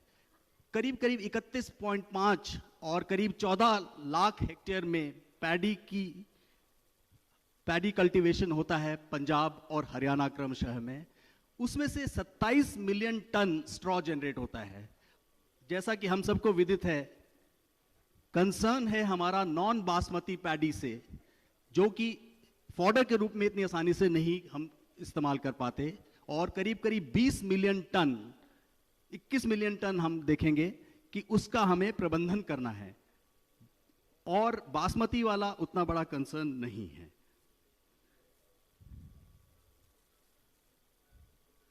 अब देखें कि जो एक थीम है हमारी, आज केंद्र बिंदु है इस कार्यक्रम का, इसको पूंजी किस तरह से बनाया जा सकता है। और जैसा कि हमने देखा प्रातःकालीन सत्र में, इस पे विशेष रूप से चर्चा हुई कि किस तरह से इन सीटू प्रबंधन किया जा सके, ताकि सॉइल में ही उसको इंकॉर्पोरेट कर दिया जाए, सॉइल फर्टिलिटी बनी रहे थ्रू, और बायोडिकम्पोजर का भी यूज हो, मशीन्स का यूज हो। एक ठोस प्रयास है इन सीटू मैनेजमेंट। दूसरा, जो हम एक रिसोर्स के रूप में जो वैल्यू देखते हैं पराली में, उस संदर्भ में अगर हम देखें तो मूलतः दो तरह से हम इसको यूज कर सकते हैं, एक ईंधन के रूप में और दूसरा उसके अन्य एप्लीकेशंस। ईंधन के रूप में हमने जैसे चर्चा की, इंडस्ट्रियल बॉयलर्स में फ्यूल के रूप में सीधा ये पोल्यूटिंग फ्यूल्स का सब्स्टिट्यूट बनता है। वेस्ट टू एनर्जी प्लांट्स में इसका यूज हो सकता है। एक हमने बहुत अच्छा एक उदाहरण देखा ब्रिक क्लिन्स का, किस तरह से उन्होंने कोल एलिमिनेट करके ये जो बायोमास पैलेट्स हैं पैडी स्ट्रॉ से संबंधित, उनको यूज किया गया है। थर्मल पावर प्लांट्स में स्टैट्यूटरी डायरेक्शंस ऑलरेडी इशूड हैं कि वो 5 से 10% को फायरिंग करेंगे। उसी तरह से इसके अब जो पैलेट्स ब्रिकेट्स बनते हैं, तो तंदूर, स्टोर्स, चूल्हास, इन सब में इसका इस्तेमाल हो सकता है। और थोड़ा कुछ एक प्रयास क्रिमेटोरियम में भी हुआ है, वहाँ पे भी इसको लकड़ी के सब्स्टिट्यूट के रूप में वहाँ पे यूज किया गया है। दूसरा, कैटल फॉडर अगर डायरेक्ट नहीं यूज हो सकता तो प्रोसेसिंग के द्वारा उसमें उपयुक्त मात्रा में मिश्रण करके उसको कैटल फॉडर बनाया जा सकता है। कंपोस्ट और मैन्योर के तो उदाहरण आपने देखे ही हैं। बायोगैस सतत स्कीम के अंतर्गत इसका व्यापक रूप से प्रचार हुआ है, आगे ये बहुत ज़्यादा मात्रा में बढ़ रहे हैं। पार्टिकल बोर्ड संबंधित हमने एक प्रेजेंटेशन देखी, बहुत सुंदर प्रेजेंटेशन थी, जो कि एक कंस्ट्रक्शन सेक्टर और हाउसिंग सेक्टर में एक बहुत बड़ा बूम दे सकती है, एक एफिशिएंट रिसोर्स यूटिलाइजेशन के रूप में। कटलरी, पैकेजिंग मटेरियल्स, ये इस तरह के कमर्शियल एप्लीकेशंस भी देखने को मिल रहे हैं। तो इससे एक दिशा मिलती है कि पराली का एक इफेक्टिव प्रबंधन रिसोर्स के रूप में, जिससे कि एक वातावरण को फायदा हो, किसानों को फायदा हो, क्लाइमेट चेंज के कंसिडरेशन से हम निजात पाएं।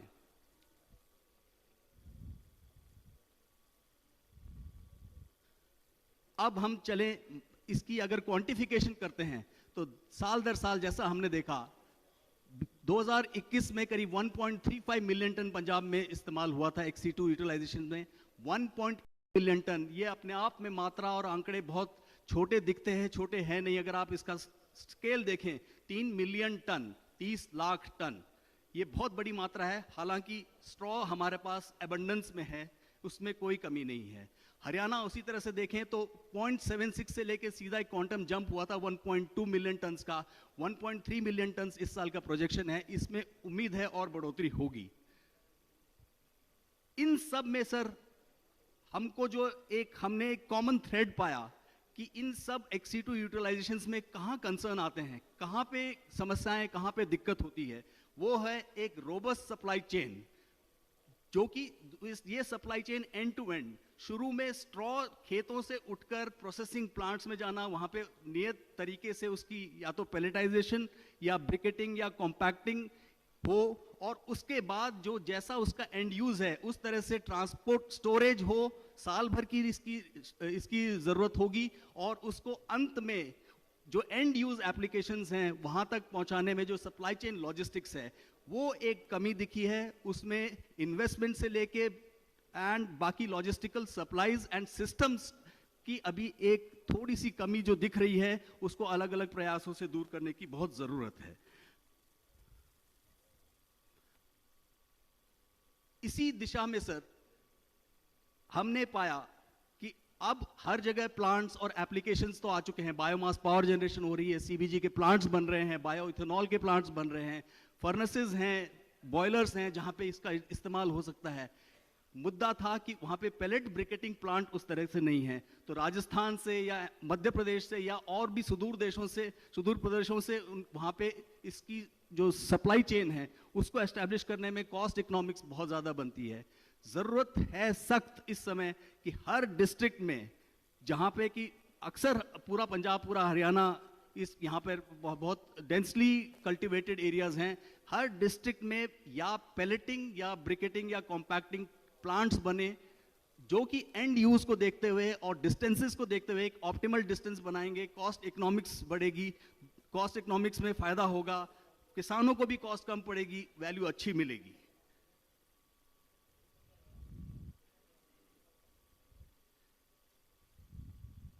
इस दिशा में सर अगर आप देखें तो ये लेफ्ट साइड में जो मैप दिखाता है वो है किस किस तरह से प्लांट्स उभर कर आ रहे हैं।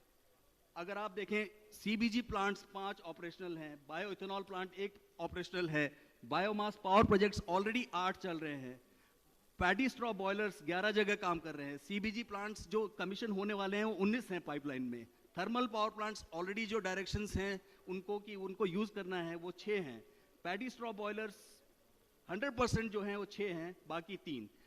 अब हम राइट साइड में जाते हैं कि उनको जो रॉ मटेरियल सप्लाई होना है वो है पेलेट्स या ब्रिकेट्स। उससे संबंधित अगर आप प्लांट्स देखें तो मात्र 7-8। तो जरूरत है कि जिस तरह से ये आप डॉट्स देख रहे हैं हर डिस्ट्रिक्ट में, उसी तरह से राइट साइड में भी जो आपकी इंडस्ट्रीज हैं या ब्रिकेटिंग प्लांट्स हैं वो डॉट्स आने की जरूरत है।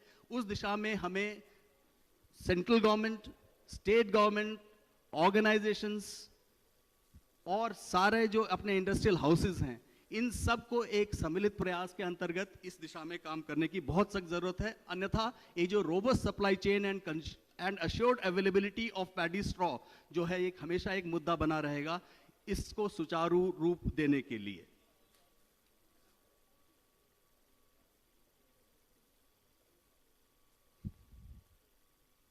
उसी प्रकार हरियाणा की भी मैपिंग करने की जरूरत है।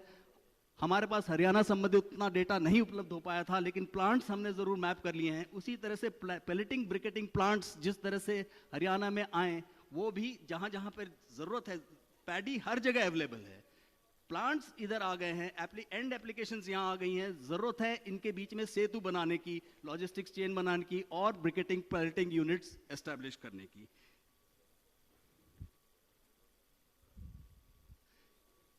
इस दिशा में हमारे माननीय मंत्री जी की दूरदर्शिता और मार्गदर्शन में एक स्कीम का सेंट्रल पोल्यूशन कंट्रोल बोर्ड द्वारा एक स्कीम निकाली गई है जिसके तहत फाइनेंशियल सपोर्ट दिया जाता है। इसमें अभी संशोधन भी हो रहे हैं। जो स्कीम अभी जिस तरह से चल रही है उसके हिसाब से 14 लाख प्रति ton per hour plant capacity अगर हो तो उसमें 14 लाख की वन टाइम फाइनेंशियल सपोर्ट जो रफली 40% कॉस्ट बनती है वो दी जाएगी, और मैक्सिमम सपोर्ट किसी भी कैपेसिटी के लिए 70 लाख का दिया जाएगा। और उसी तरह से टॉरिफाइड पैलेट्स प्लांट्स अगर आते हैं तो उसमें 28 लाख की फाइनेंशियल असिस्टेंस दी जाएगी और जो पर टन पीएच कैपेसिटी के हिसाब से, और मैक्सिमम अगर हम देखें तो 1.4 है। इस कार्य के लिए शुरू में 50 करोड़ चिन्हित करके रखे गए हैं हमारे अपने फंड की टीम है सीपीसीबी द्वारा। इस पे और चर्चा बाद में और होगी। तो ये एक सर दिशा बनती है कि किस तरह से हम XC2 यूटिलाइजेशन और पराली एक पूंजी जो आपने एक नारा दिया है वेस्ट टू वेल्थ का, उसको हम साकार बना सके। बहुत बहुत धन्यवाद सर। बहुत बहुत शुक्रिया सर। आपने XC2 सस्टेनेबल पैडी जो मैनेजमेंट है, फोकस है उसकी यूटिलाइजेशन पर कि क्या किया जाना चाहिए खेतों में, पहले इन सीटू क्या हो सकता है और बाद में कहाँ कहाँ किस तरह से इंडस्ट्रीज आ रही हैं और किस किस तरह से इसका प्रबंधन होगा, और वो जो गैप दिख रहे हैं उसे कैसे कम किया जा सकेगा। और इससे बहुत कुछ बदलने वाला है, बदल रहा है और बदल के रहेगा। अब हमारा निवेदन रहेगा chairperson commission for air quality management doctor MM कुट्टी जी से कि वो ब्रीफ ऑफ डेलिब्रेशन यानी संगोष्ठी के दौरान विचार विमर्श का संक्षिप्त विवरण पेश करें। Doctor MM Kutty, chairperson commission for air quality management.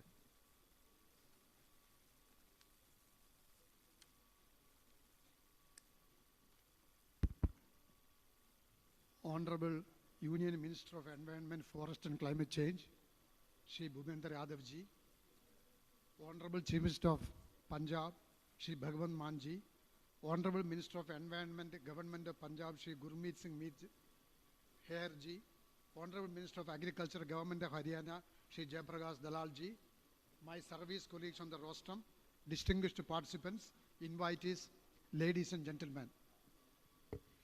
The idea of holding a workshop come conference in Chandigarh was conceptualized by our Honorable Minister, and that concept has been come to fruition today.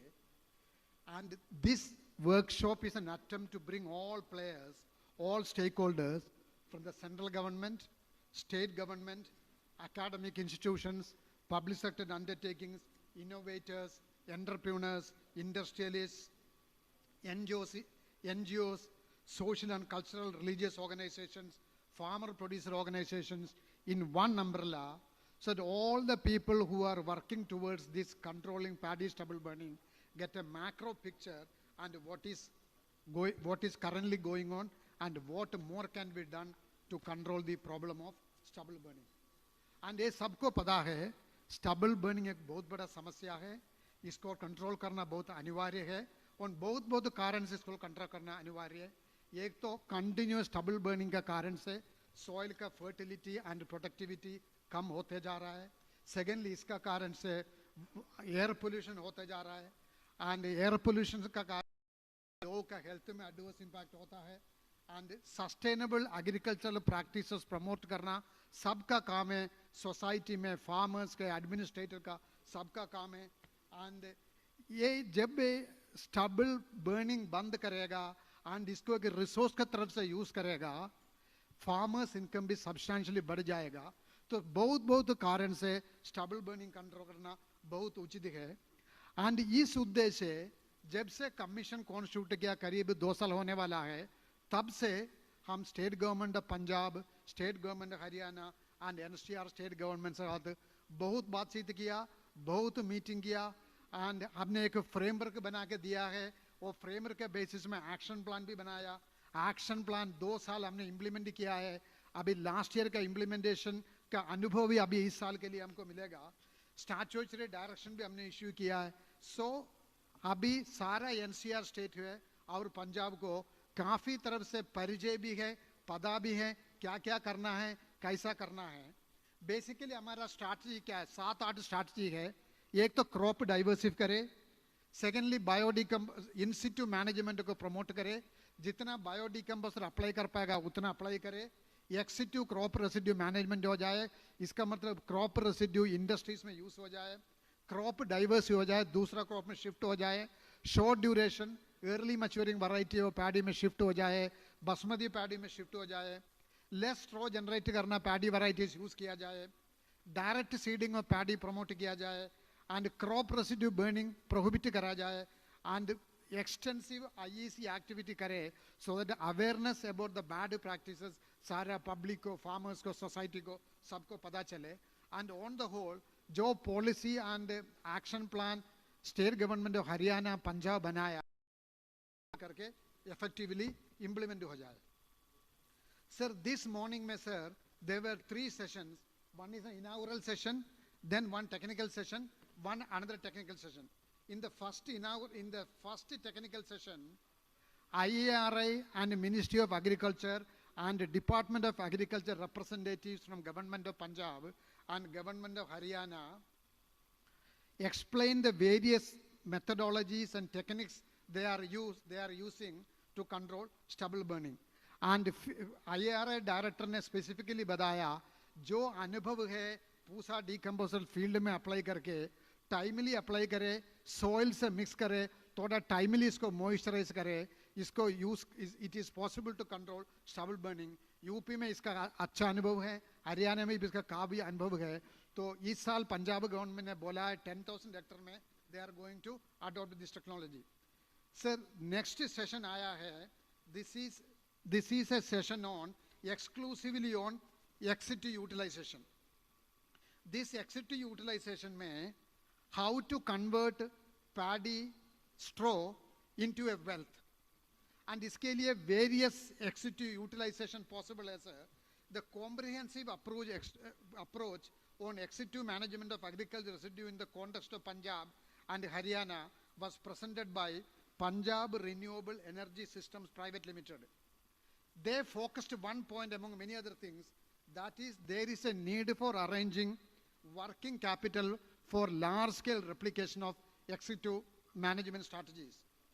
Indian Oil Corporation presented their experience on utilizing paddy straw for 2G ethanol production. The plant has been commissioned in Panipat, and this 2G ethanol is being produced now. That is being mixed directly with petrol as part of national blending policy. And another 2G plant is also under construction in Bathinda. When it comes in Bathinda, substantial problem of Bathinda also be addressed. Sir, in Panipat, sir, approximately 2.2 lakh tons of paddy straw से हर साल ethanol बनेगा. This ethanol petrol से mix होगा sir. And हमारा ये अनुभव है, last year इसका कारण से पानीपत में paddy burning almost कम हो गया sir. ये अनुभव बाद में बठिंडा में भी आएगा sir. जब वो कमीशन होगा तो हम बठिंडा हिंदुस्तान पेट्रोलियम कॉर्पोरेशन हम संपर्क में है sir. उसको भी प्रयत्न कर रहा है, जल्दी से जल्दी हो जाएगा. Then second one sir, first one is ethanol बना दे पेट्रोल से मिक्स करे. Second one है गैस बना दे तो गैस फील्ड व्हीकल में इसको यूज कर पाए. Sir, the largest CBG production unit anywhere in the world based on paddy straw is in Punjab sir, and 50,000 acres का paddy straw burning इस कारण से खत्म हो जाएगा sir, and 1.2 lakh tons of paddy straw annually use हो रहा है. And here the entire work is done by a company called Verbio India Private Limited sir, and the 100% investment with Verbio sir. And इसमें एक important successful model है sir. जो gas produce होगा वो gas को IOC लेगा, directly IOC का petrol pump में गैस पंप में जाएगा sir, and it will be filled into the vehicle sir. So problem of marketing is not there. Assured offtake and assured price is there sir. And then third important ex-situ utilization is given by Sukhbir Agro Energy India Limited sir. They are using it for biomass power projects, and they are the largest single straw consumer for ex-situ purposes in India today sir, and they have pioneered many innovations on power production from paddy straw, and they have also done their technology upgradation. And if there is an issue of some viability of funding here, if at least 1 or 2 paise per unit can be subsidized, this can become a big successor. But it also offers immense opportunity in the paddy growing area sir. And sir, very successful attempts have been made for using paddy straw in industrial boilers, and the Punjab government has taken specific financial and policy decisions to promote this as a fuel in industrial boilers sir. And Ms. Ganesh Edible Private Limited elaborated the opportunities that are offered by this sector based on their experience sir. And they have set up sir huge turbines and huge boilers for this purpose sir. But their request is if there are some tax incentives and assistance can be given for setting up of boilers and turbines, this will further promote the ex-situ utilization. Another great opportunity is used by brick-in sir. And sir, NCR में approximately 4,000 brick-ins है. पंजाब में भी बहुत brick-ins है.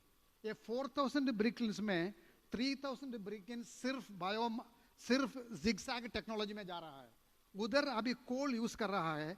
उधर में sir कोल से biomass based pellet use करना एकदम टेक्नोलॉजिकली फीसिबल है, वेरी इजी भी है. इसमें एक ही टेक्निक से सर ये बर्निंग भी बंद हो जाएगा, उधर का कोल का यूज की भी जरूरत नहीं है सर. मोगा में एक प्लांट है सर, जो मोगा में जो प्लांट है वो पेलेट से पूरा ब्रिक मैन्युफैक्चरिंग चला रहा है सर. एंड उस टेक्नोलॉजी सर आसान से रेप्लिकेट हो सकता है. उसमें अभी एक ही समस्या है, अवेलेबिलिटी ऑफ पेलेट्स थोड़ा कम है, लेकिन अवेलेबिलिटी ऑफ पेलेट्स बढ़ाने के लिए आपका नेशनल स्कीम भी लॉन्च किया सर. आज उसका और फाइनेंस देने का करने का व्यवस्था है सर. तो इधर सर बायोमास का कोई कमती नहीं है. पेलेट बनाने का सारा सावधान सरकार फाइनेंशियल देने वाला है सर. तो ब्रिक-ins ये अवेलेबल बायोमास को पेलेट कर, अभी टोरिफाई करने की जरूरत नहीं है। टोरिफाई थोड़ा ज़्यादा एक्सपेंसिव है, करना तो बहुत अच्छा है लेकिन उसको जरूरत नहीं है। ये पेलेट बना के इसको कोल्ड से सब्स्टिट्यूट करने से बढ़िया सा ब्रिक बनेगा सर, इसमें कोई प्रॉब्लम नहीं है। CPCB has also done a technical study on this. It is fully workable sir, very viable. There is no problem in this sir. And Gill Brothers and Sukhvir and Company associate in the morning gave a beautiful presentation of this sir. They have explained why it has, how it can be successfully done sir. And the next one is sir, an advanced version of pellets, that is torrefied pellets. And torrefied pellets sir, Badsa Industries have also explained this morning in the seminar sir, slightly more expensive.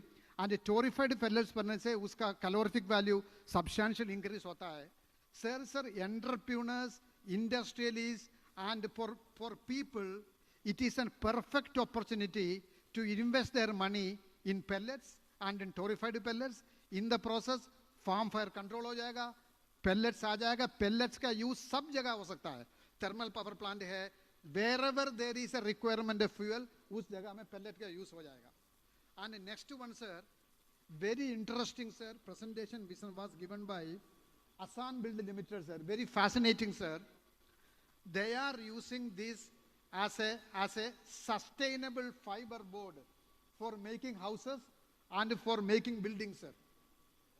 They have innovated the floor बनेगा, wall बनेगा, roof बनेगा, insulation करेगा, and इतना सुंदर घर बना के दिखाया सर. सुबह वीडियो प्रेजेंटेशन भी हुआ था. तो फास्ट बन सकता है सर, इजी है. एंड किसी को सोचा इसमें आग लगेगा, they have proven this morning इसमें आग लगने का भी कोई ज़्यादा खतरा नहीं है, वो भी सुबह प्रूव किया है सर. सो इंस्टीट्यूट तो यही है सर. एक्सिट्यू का बहुत ऑप्शन अभी सामने आ रहा है सर. अभी यही ऑप्शन को थोड़ा हर तरफ से प्रमोट हो रहा है, पॉलिसी का तरफ से, फाइनेंशियल से प्रमोट हो रहा है. लेकिन जब इसको ज़्यादा प्रमोट करने से सर काफ़ी तरफ से ये बर्निंग से इसको यूटिलाइजेशन में शिफ्ट हो जाएगा सर. लेकिन सब लोग बोला assured supply of biomass is an important issue. While some companies are involved, they're doing their own collection, their own transportation, stocking and securing. छोटा कंपनी है वो इसको कर नहीं पाएगा, इसलिए उसको थोड़ा सपोर्ट चाहिए स्टॉक कलेक्शन के लिए, स्टोरेज के लिए, बिकॉज इसमें मल्टीपल स्टेजेस इन्वॉल्व है. देयरफॉर एक कलेक्शन सिस्टम, एक स्टोरेज सिस्टम, एक मैकेनाइज्ड स्टॉक कलेक्शन सिस्टम, ये सब थोड़ा प्रमोट करने से ये अपने आप ठीक हो जाएगा sir. And therefore an effective supply logistic mechanism with an aggregation system is essentially required. Sir यही पता है सर, लास्ट ईयर में खत्म हुआ ईयर में सर पंजाब में करीब 30% फार्म फायर कंट्रोल हुआ है सर. इसमें अभी सबसे बड़ा issue around 45% burning only 5 district में है पंजाब में, वो कम करने से सारा समस्या का समाधान हो जाएगा sir. So the technical session was concluded by the chairman Pollution Control Board sir. He summarized the major recommendations. Sir, in the special session that is now going on, sir, the member secretary gave a presentation, sir. After this session is over, sir, the group will have an exclusive interactive session with you, sir. To conclude, sir, the 3 sessions comprehensively dealt with in situ and ex situ opportunities and the urgent necessity to take further decisions to promote these options by supply chain management, by also dealing with the demand chain issues, as well as creating market creation, so that, sir, in the short term, we can reduce it substantially, and in the mid-term, we are free of this stubble burning. And many districts of Punjab and many districts of Haryana, sir, I am confident by the end of this year, sir, these districts will be made farm fair, sir. Thank you so much, sir. बहुत बहुत शुक्रिया sir. विस्तृत जानकारी हमें दोनों सत्रों की मिली है कि दोनों सत्रों में किस तरह से ब्रेनस्टॉर्मिंग हुई है, हमने चर्चा की है, और ये सामने आया है कि पराली का प्रबंधन कोई मुश्किल काम नहीं है, बस जागरूक होने की आवश्यकता है. जितना जागरूक होंगे, जितना सरकार का सहयोग मिलेगा, उतना हम पराली का प्रबंधन सही तरीके से कर पाएंगे और उसकी यूटिलाइजेशन हो पाएगी. और अब हमारा विनम्र निवेदन है पंजाब के माननीय मुख्यमंत्री श्री भगवंत मान जी से कि वो हमें संबोधित करें और अपने विचार रखें। तालियां जोर से बजनी चाहिए।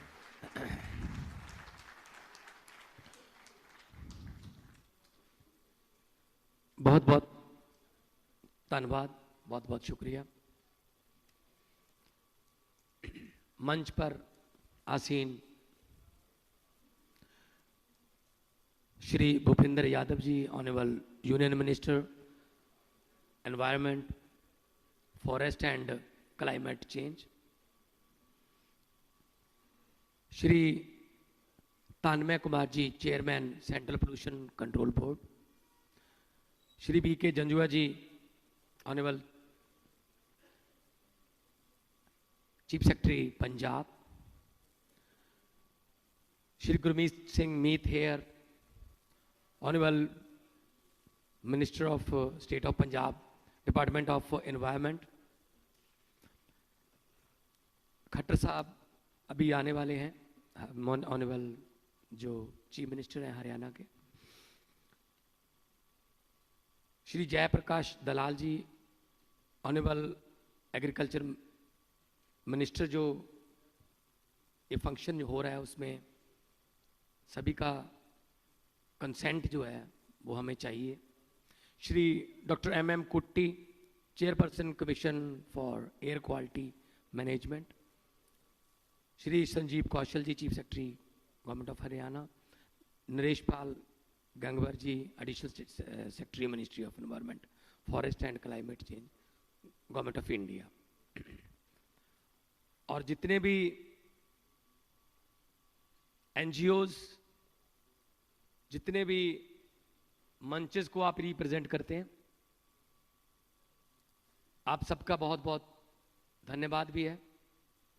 आपका चला हुआ एक एक कदम हमारे सर माथे पर, आप लोग यहाँ इस जागरूकता मुहिम में पहुंचे, यहाँ से बहुत कुछ सीख कर इसको मल्टीप्लाई करना है नॉलेज शेयरिंग में। पराली एक पूंजी, पराली एन एसेट। कई सालों से पराली जो है वो नॉर्थ इंडिया का बहुत बड़ा मुद्दा है, और क्योंकि किसान जो है वो अपनी फसल उगाता है, उसके बाद जो उसका वेस्टेज है उसकी संभाल के लिए उसके पास कोई मैकेनिज्म सिस्टम नहीं है।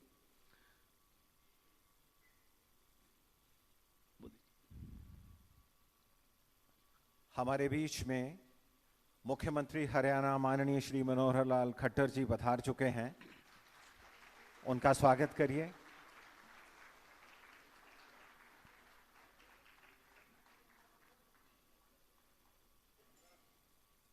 जी वेलकम सर, वेलकम वेलकम। बहुत लंबी उम्र है आपकी, अभी भी मैंने आपका नाम लिया तो आप आ गए।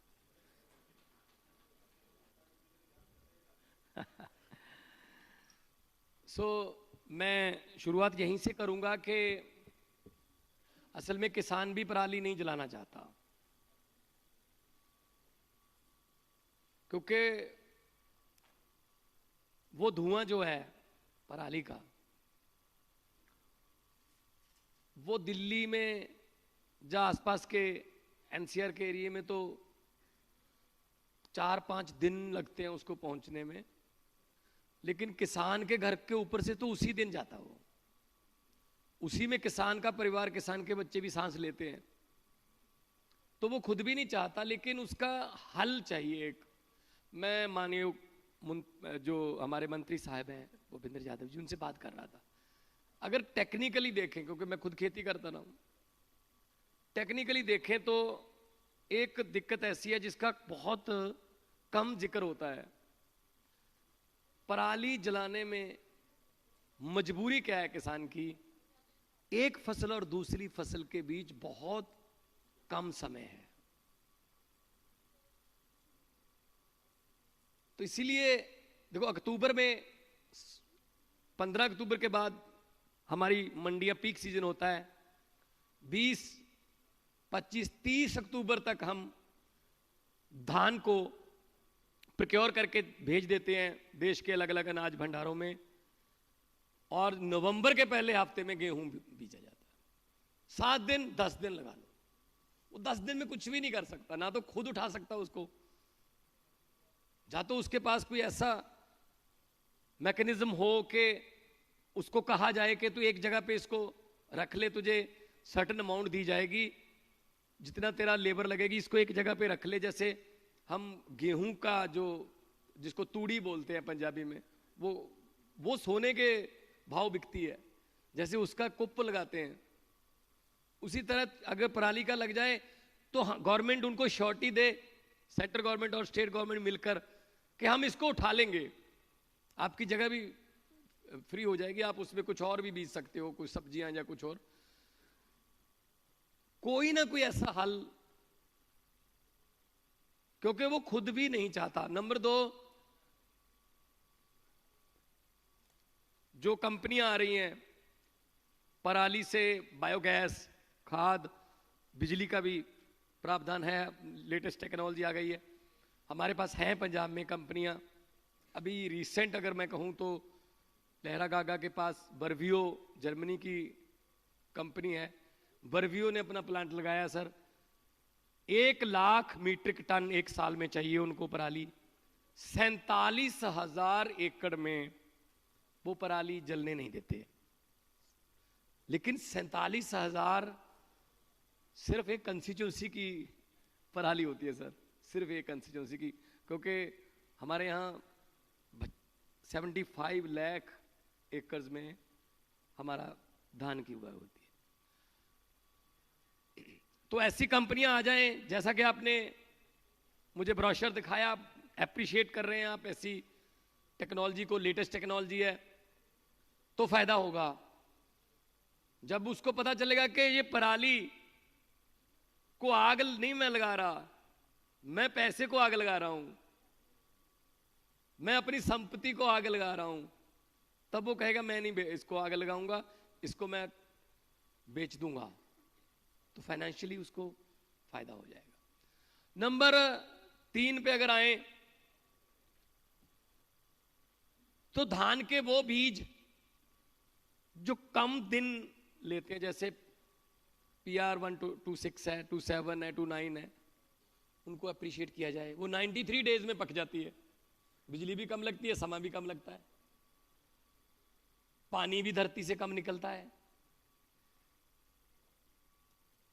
जो पूसा है वो 153 डेज लेती है, बिजली भी ज्यादा लगती है, पानी भी ज्यादा निकलता है, उसकी पराली भी बहुत ज्यादा होती है।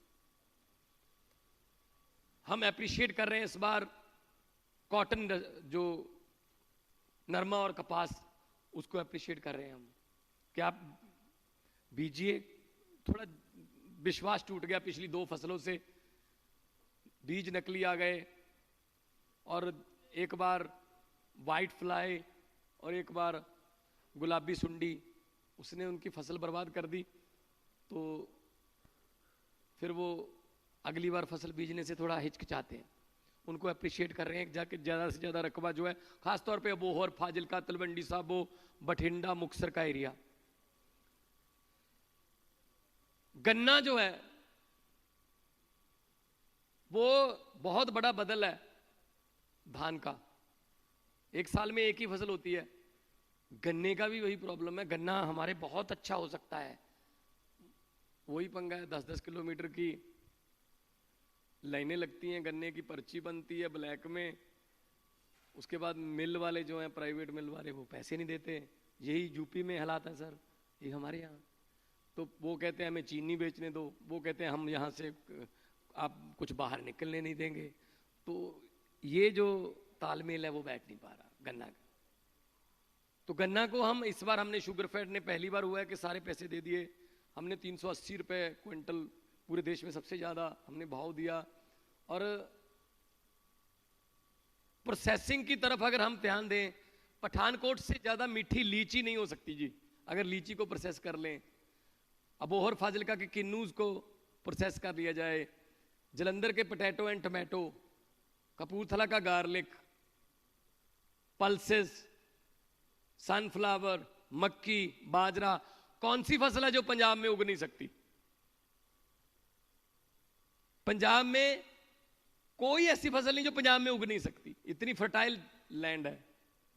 लेकिन टेक्निक चेंज करनी पड़ेगी। धरती की उपजाऊ शक्ति में कोई कमी नहीं आई, लोगों की मेहनत में कोई कमी नहीं आई, बहुत मेहनती लोग रहते हैं यहाँ, लेकिन टेक्निक अपडेट करनी पड़ेगी। अब बीजने के तरीके बदल गए, फसल को स्प्रे करने के तरीके बदल गए, उनको मंडी में लेके जाने के तरीके बदल गए, ऑनलाइन हो गया सब कुछ। अगर हम किसान को अपडेट कर देंगे तो यही फसलें, पोल्यूशन भी बहुत ज़्यादा कम होगा और उनको बहुत ज़्यादा फायदा होगा। लेकिन उसके लिए हमें स्टेक होल्डर से बात करनी पड़ेगी, हमें किसानों से आंखें मिला के बात करनी पड़ेगी।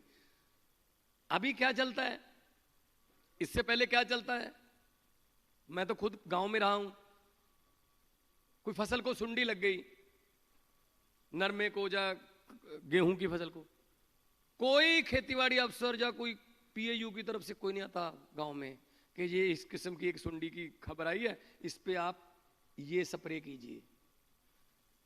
अपने आप ही चलता है काम, एक दूसरे को पूछते हैं, बलदेव से नरमे नू पीले जे खंभा वाली सुंडी लग गई, पत्ते खाई जाती है, वो कहता हाँ साडे भी लग गई, तू कल स्प्रे कर रहा सी, केड़ी है? पता नहीं केड़ी है, लाल जे ढक्कन वाली है, सारा पिंड लाल जे ढक्कन वाली। अब ये भी नहीं पता वो लाल ढक्कन वाली उस सुंडी के लिए बनी है या नहीं। जो पेस्टिसाइड वाले हैं, दुकानदार हैं, वो जिस दवाई को बेच के ज्यादा कमीशन मिलता वो दे देते हैं। फिर क्या होता है, मैंने अपने खेत में स्प्रे कर दी, पड़ोसी ने नहीं की, 3 दिन बाद फिर वही सुंडी इधर आ गई। इसके लिए हमें बल्क बनाना पड़ेगा सर, कि 10-10 गांव का एक क्लस्टर बनाइए, कि अनाउंसमेंट हो गुरुद्वारा साहब के स्पीकर में कि इस 10 गांव में अपने बच्चों को और अपने मवेशियों को, पशुओं को आप बाहर मत निकालिए, इतने बजे से इतने बजे तक स्प्रे की जाएगी, तो पूरे इलाके से सुंडी खत्म होगी सर। ऐसे नहीं होगा कि मैंने कर दी उसने नहीं की, या उसने कर दी मैंने नहीं की। और धान के अलावा अगर किसी और फसल पर एमएसपी मिल जाए, अभी मैं अगर अप्रिशिएट करता हूं सर कि आप धान मत बीजिए, आप बाजरा बीज लीजिए, आप सूरजमुखी बीज लीजिए। उन्होंने बीज ली 10 में से 5 एकड़ आप उन्होंने सूरजमुखी बीज ली, 5 में धान। अब मेरे लिए चैलेंज ये रहेगा कि उसको धान 5 एकड़ धान बेचकर जितना प्रॉफिट हुआ है उतना ही प्रॉफिट उसको सनफ्लावर से होना चाहिए। या तो डिफरेंस पे करो उसको, या कैसे भी करके पूरा करो, वरना वो अगली बार वो 5 एकड़ नहीं बीजेगा, वो फिर धान की तरफ आएगा, फिर पराली होगी। मैंने पार्लियामेंट में बोला था, मंत्री साहब तो मेरे पार्लियामेंट के भी साथी रहे हैं और मेरी स्टैंडिंग कमेटी जो थी उसके भी मेरे चेयरमैन रहे हैं, तो मुझे बहुत, जब मीटिंग होती थी एफसीआई की और सब कुछ हम डिस्कस करते थे, तो वहां भी मैंने यही बोला था कि बड़े मान से, बड़ी शान से हम कहते हैं इस बार रिकॉर्ड पैदावार होगी धान की, इतने लाख मीट्रिक टन पैदावार की उम्मीद, मेरे देश की धरती सोना उगले उगले हीरे मोती। लेकिन हम ये नहीं सोचते अगर इतने लाख मीट्रिक टन धान होगा तो पराली भी उतने लाख मीट्रिक टन ही होगी। धान तो उससे ले लेते हैं, धान दे दो जी, ये चाहिए मेरा राइस चाहिए, और लेते ही उसको कहते हैं अगर आग लगाई पर्चा करेंगे। मतलब उसको समझ नहीं आता मैं अन्नदाता हूं या मैं क्रिमिनल हूं। पर्चा इसका बदल नहीं है सर, इसका कोई ऐसा बदल निकाला जाए। बड़े बड़े देश में विज्ञानी बैठे हैं, खेती को अपडेट करने के लिए बहुत आजकल तकनीकें आ गई हैं, पूरी दुनिया एक गांव बन गया है। ऐसी तकनीक निकाली जाए कि उसको फसल बीजने के बाद उसको ये डर ना हो कि मेरे घर पे पुलिस आएगी या मेरे खेत पे पुलिस आएगी। तो स्टिग्मा जो है ये बहुत खतरनाक है सर ये। तो उसको मान महसूस हो कि मैंने ये फसल दी और मैं देश के लिए इतना अनाज दे रहा हूं, मैं देश के लिए इतना, मैं देश का पेट पाल रहा हूं। तो इसीलिए जब मैं पार्लियामेंट में बोलता था कि पंजाब के किसान भी खुदकुशी कर रहे हैं, तो तमिलनाडु, केरला वाले, साउथ वाले जो हमारे कोलीग थे, उनको यकीन नहीं आता था कि पंजाब का किसान भी खुदकुशी कर सकता है। मैंने कहा जी करता है? कहते अच्छा जी हमें तो ये लगता था वहां तो गिद्धे भंगड़े चलते हैं। मैंने कहा जी असल में आप आके देखिए, करजई हो चुके हैं। एक डिपेंडेबिलिटी की बहुत मंत्री साहब प्रॉब्लम है।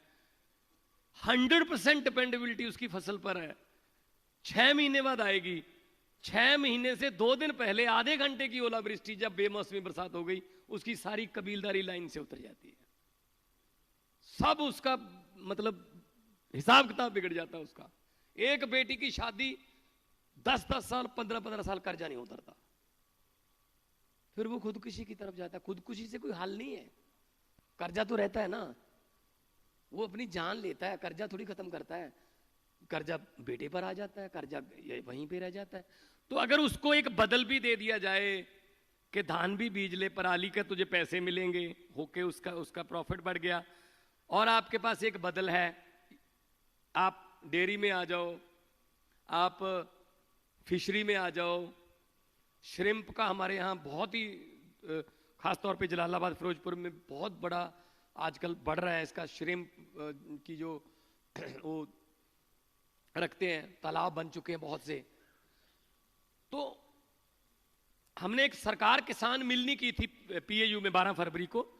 हमने किसानों को बुलाया, 15,000 किसान आ गए। हमने उनसे पूछा कि आप बताइए कितनी तारीख को नहर में पानी चाहिए, कितनी तारीख को नहर बंद चाहिए।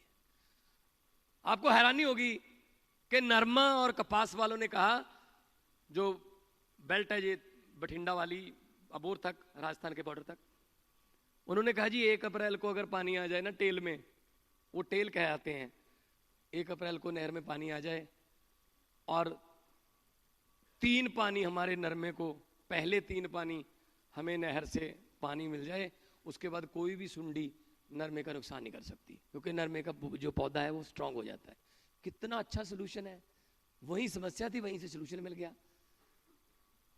तो हमने कहा जी 1 अप्रैल को ही आएगा पानी इस बार, चाहे इधर उधर से जो मर्जी करें, आपको 1 अप्रैल को पानी आएगा। लेकिन आप नरमा बीजिए, आप कपास बीजिए, कॉटन इंडस्ट्री को भी, टेक्सटाइल, क्योंकि टेक्सटाइल बहुत कुछ है हमारे पास। लुधियाना सारा टेक्सटाइल है, अमृतसर टेक्सटाइल है। अभी 23-24 को बिजनेस समिट हो रहा है हमारा, इन्वेस्टमेंट समिट, टेक्सटाइल की कंपनी आ रही हैं, सनातन आ गया। तो एग्रो की ट्रैक्टर में हम सर पंजाब के 80, देश के 80% ट्रैक्टर हम पैदा कर रहे हैं सर। देश के 80% साइकिल और साइकिल के पार्ट्स हम पैदा कर रहे हैं। Hero A1 cycle, Tata steel हमारे पास आ गया, biggest after Jamshedpur, 2nd biggest. तो पंजाब में कोई कमी नहीं है, टैलेंट की कोई कमी नहीं है सर। और लोग मेहनती हैं, गुरुओं पीरों की धरती है। यहां पे आके कोई सच्चे दिल से काम करेगा, उसको बरकत ही होती है सर, कोई घाटा नहीं होता यहाँ पंजाब में आके। क्योंकि पंजाबी हैं, आपको तो अभी यूक्रेन में जंग लगी, अभी तुर्की में भूकंप आया, लेकिन आपको बाकी कुछ दिखे ना दिखे, लंगर दिख जाता है सर पंजाबियों का वहां पे। क्योंकि गुरु नानक साहब ने 20 रुपए का लंगर शुरू किया था, वो खत्म नहीं होगा कभी। तो अगर हमारे पास आइडियाज हैं तो इसीलिए पंजाबी जो हैं वो अलग से पहचान रखते हैं। जोमेटो पंजाबी ने बनाया सर, फरीदकोट का है। ओला पंजाबी, सानेवाल का है। फ्लिपकार्ट पंजाबी। आइडियाज में कोई कमी नहीं है सर। जो जुगाड़ लफ्ज है वो भी डिक्शनरी को पंजाबियों ने दिया है। कोई ना कोई जुगाड़ हम कर ही लेते हैं।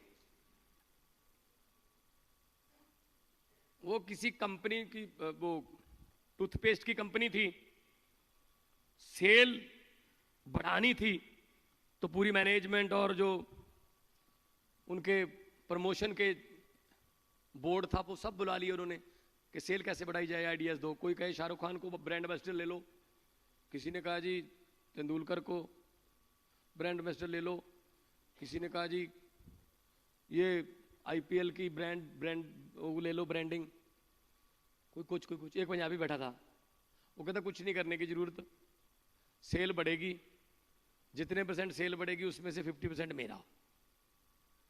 कहते हाँ बता, कहते नहीं पहले लिख के दो, क्योंकि अगर बता दिया आइडिया खत्म। कहते चल ठीक है, लिख के दे दिया, 50% तेरा, जितना ऐड बढ़ेगी, लेकिन कंपनी का 1 रुपया भी नहीं लगेगा, खर्चा नहीं होगा। कहते बता, कहते जी हमारा जो टूथपेस्ट की जो ट्यूब है ना, इसका मुंह बहुत छोटा है, तंग है, लोगों को बड़ी ऐसे जोर से प्रेस करके ब्रश पे लगाने की आदत है, थोड़ा मुंह खुला कर दो, लोगों को क्या पता चलेगा, वो उसी तरीके से दबाएंगे, इतना आएगा सर। और कभी भी आप बता दो, कभी आपके पास पेस्ट ज्यादा आ गया, आपने वापस डालना है कभी? नहीं, चलो आ गया फिर, चलो कोई बात नहीं। तो जितनी सेल बढ़ी उसमें से आधा उसका। ये पंजाबियों के idea sir. We are global citizen sir. Punjabi एक ऐसी, हम ग्लोबल सिटीजन हैं, और पंजाब एक ऐसी स्टेट है जिसकी फ्रेंचाइज भी है। वैंकूवर में एक पंजाब बसता है, टोरंटो में एक पंजाब बसता है, Edmonton, Calgary, Melbourne, Sydney, Perth, Brisbane, Singapore, Malaysia, London, जहां जाओगे पंजाबी मिलेंगे आपको, कामयाब पंजाबी मिलेंगे, भीख मांगते हुए नहीं मिलेंगे, कामयाब पंजाबी मिलेंगे। बस थोड़ा सपोर्ट चाहिए। वो सपोर्ट अगर आप दे रहे हो सर, तो मेरे पास एक इंडस्ट्रियलिस्ट आए, कहते जी मैं इतने पैसे इन्वेस्ट करूंगा, इतना रोजगार जनरेट होगा, मुझे सरकार की, गवर्नमेंट की सपोर्ट चाहिए। मैंने कहा जी दे देंगे। कहते जी पहले वाली सरकारों ने दी नहीं। मैंने कहा जी दे देंगे, सपोर्ट दे देंगे, कोई प्रॉब्लम नहीं। नहीं जी सर सपोर्ट तो मुझे चाहिए। मैंने कहा सपोर्ट दे देंगे। नहीं सर पक्का बात है ना, सपोर्ट देंगे। मैंने कहा क्या सपोर्ट मांग रहा होगा? ज़्यादा से ज़्यादा कहेगा बिजली का टैरिफ कम कर दो, या CLU में हमें थोड़ा छूट दे दो, या ज़मीन की लीज कम कर दो, और क्या छूट मांग रहा होगा? मैंने कहा क्या, किस, what kind of support you need? कहता जी बस तंग मत करना, ये सपोर्ट चाहिए। तो सर हमें भी यही सपोर्ट चाहिए सेंटर से।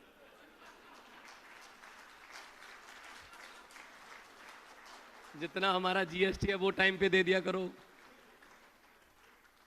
जितना हमारा टैक्स बनता है वो टाइम पे दे दिया करो, रूरल डेवलपमेंट फंड के पैसे कुछ पड़े हैं वो दे दीजिए। तो बस आपकी सपोर्ट चाहिए। पंजाब जो है वो आज़ादी के संग्राम में भी सबसे मोहरी था, हरे इनकलाब में भी सबसे मोहरी था, और आने वाले दिनों में इंडस्ट्री में भी और फसलों में भी मोहरी सूबा ही बन के रहेगा सर। बहुत बहुत मेहरबानी, आप पंजाब की धरती पे आए, आपका दिल की गहराइयों से स्वागत है, बहुत बहुत मेहरबानी। मैं तो यही कहूँगा कि लंबे सफ़र को मीलों में मत बांटिए, लंबे सफ़र को मीलों में मत बांटिए, कौम को कबीलों में मत बांटिए। एक बहता दरिया है मेरा भारत देश, इसको नदियों और झीलों में मत बांटिए। इकट्ठे रहें सारे, सोशल जो भाईचारा है वो बना रहे, और देश हमारा दुनिया में चमकता सितारा बना रहे। बहुत बहुत मेहरबानी, नमस्कार। धन्यवाद माननीय मुख्यमंत्री महोदय। और एक ह्यूमर के नोट पर आपने समापन किया, और पंजाब की बात बहुत ही सहज भाव से सबके सामने रख दी कि पंजाब में क्या हो रहा है, पंजाब चाहता क्या है, और पंजाब क्या क्या कर रहा है। अब हम सम्मानित करने जा रहे हैं। इस सत्र में हमारे साथ Shri Manohar Lal Khattar, honourable chief minister of Haryana पहुंच चुके हैं। Doctor MM Kutty, chairperson commission for air quality management, उन्हें एक फुलकारी और पौधा देकर उनका सम्मानित करेंगे।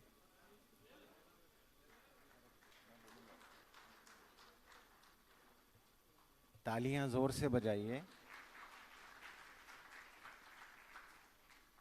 और अब हमारा अनुरोध रहेगा श्री भगवंत मान, honourable chief minister of Punjab, कि वो श्री मनोहर लाल खट्टर जी को, माननीय मुख्यमंत्री हरियाणा को, गोल्डन टेम्पल भेंट करें। तालियां जोर से बजाइए जरा। ये क्षण स्मरणीय रहते हैं हमेशा। और अब हमारा अनुरोध रहेगा माननीय मुख्यमंत्री हरियाणा श्री मनोहर लाल खट्टर जी से कि वो हम सबको संबोधित करें।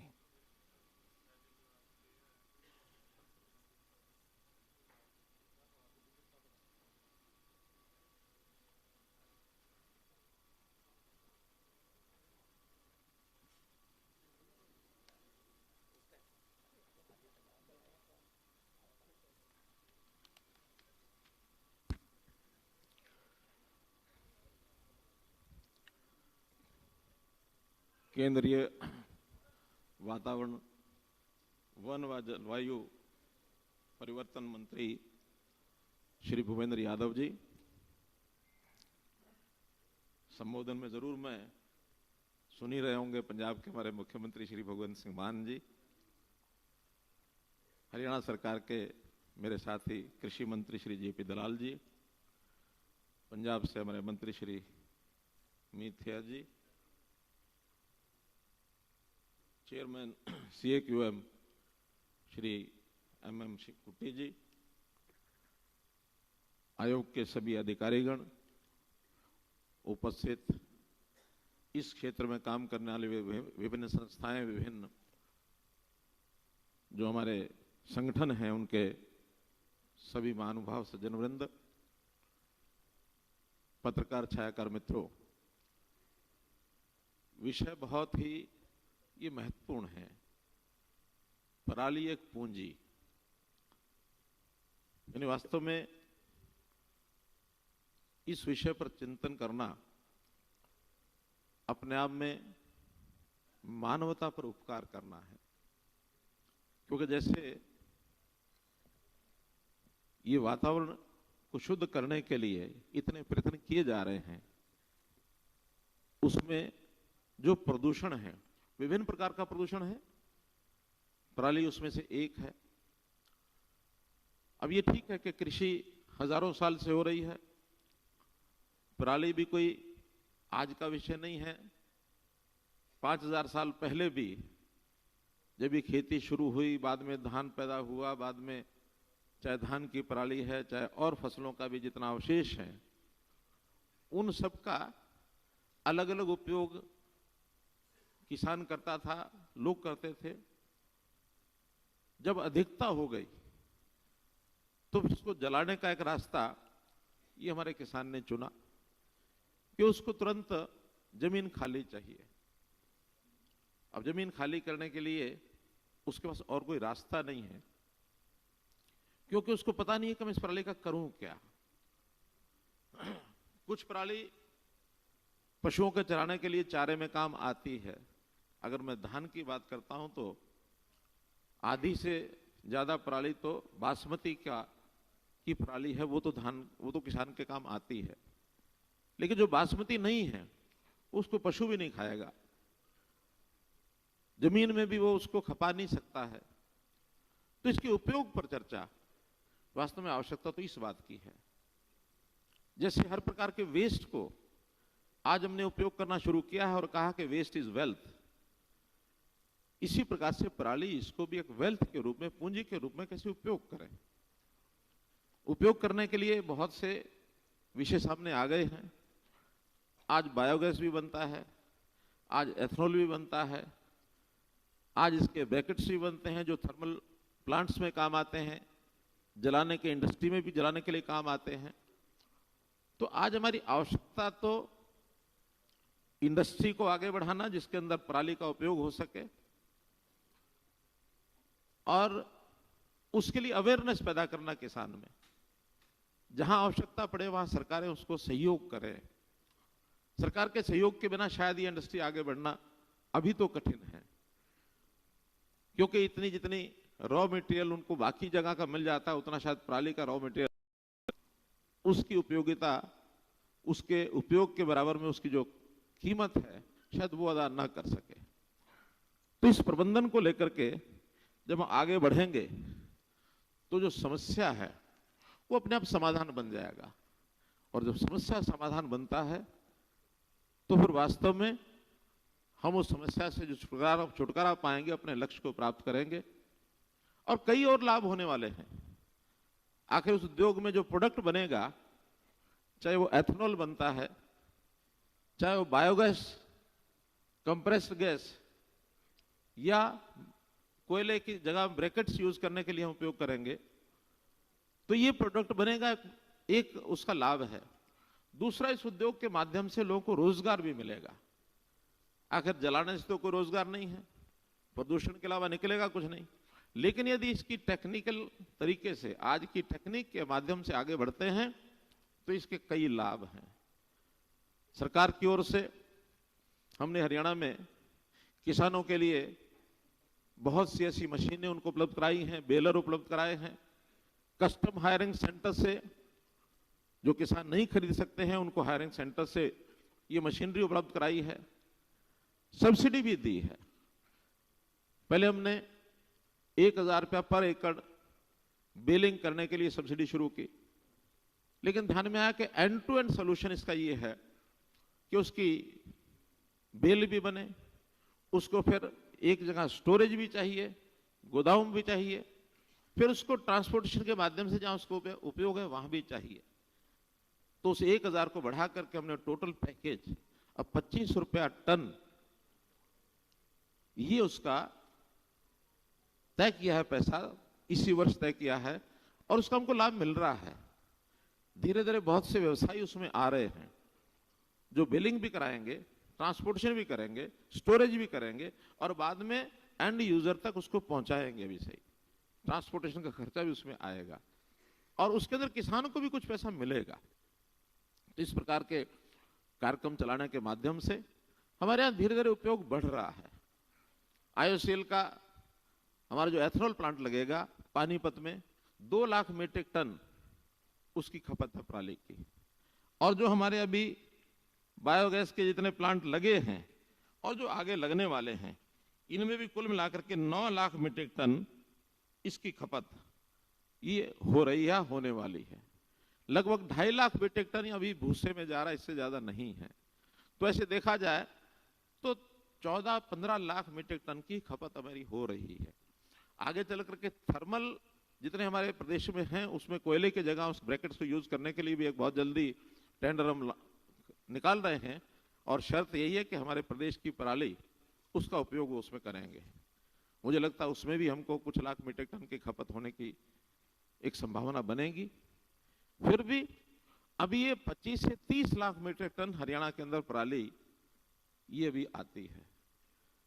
जितनी पराली की उत्पादकता है धान के हिसाब से, उतनी अभी खपत को सुनिश्चित नहीं कर पाए हैं। इसका दूसरा तरीका हमने ढूंढा कि धान को कैसे कम किया जाए। धान की बिजाई कम करने के लिए मान साहब जैसा कह रहे थे, डाइवर्सिफिकेशन के माध्यम से वो बाजरे की बिजाई करे, दाल की बिजाई करे, कपास की बिजाई करे, लेकिन उतना पैसा उसको मिले किसान को। हमने इसके लिए एक योजना बनाई है, मेरा पानी मेरी विरासत, ताकि पानी को भी बचाना है और पराली भी कम करनी है। तो इसके लिए अन्य फसलें अगर बुआई करते हैं डाइवर्सिफिकेशन के माध्यम से, 7,000 रुपया प्रति एकड़ ये हम किसान को दे रहे हैं, और बहुत अच्छे इसके रिजल्ट आए हैं। पिछले साल में 1 लाख एकड़ किसानों ने कम बुआई की है, 1 लाख एकड़ कम की है। तो धान की उत्पादकता कम करने से हमको हानि नहीं है, नुकसान नहीं है, बल्कि कई प्रकार के लाभ हैं। पराली की समस्या का समाधान है, और फिर पानी की बचत बहुत है। यानी ऐसा माना जाता है कि 1 केजी चावल को पैदा करने के लिए 3000 लीटर पानी लगता है। 3000 लीटर बहुत बड़ी हमारी पानी की, आपको पता है कि हरियाणा इस प्रकार की स्टेट है कि पानी का अपना स्रोत कोई है नहीं। मान साहब चल गए हैं, लेकिन चले मतलब अभी निकले हैं, लेकिन फिर भी हमारे मीत साहब बैठे हैं। मुझे कहने में कोई आपत्ति नहीं, इस हाउस में मैं कह सकता हूं, भाईचारे के माध्यम से कह सकता हूं कि ये पानी वाले विषय पर हमको मिल करके कोई ना कोई समस्या का हल निकालना चाहिए। पानी एक राष्ट्रीय संपत्ति है। कहीं ऐसा एरिया है कि पानी कारण से वाटर लॉगिंग होती है, डूब जाते हैं, कहीं खतरा बना रहता है, और कहीं सूखा पड़ा रहता है।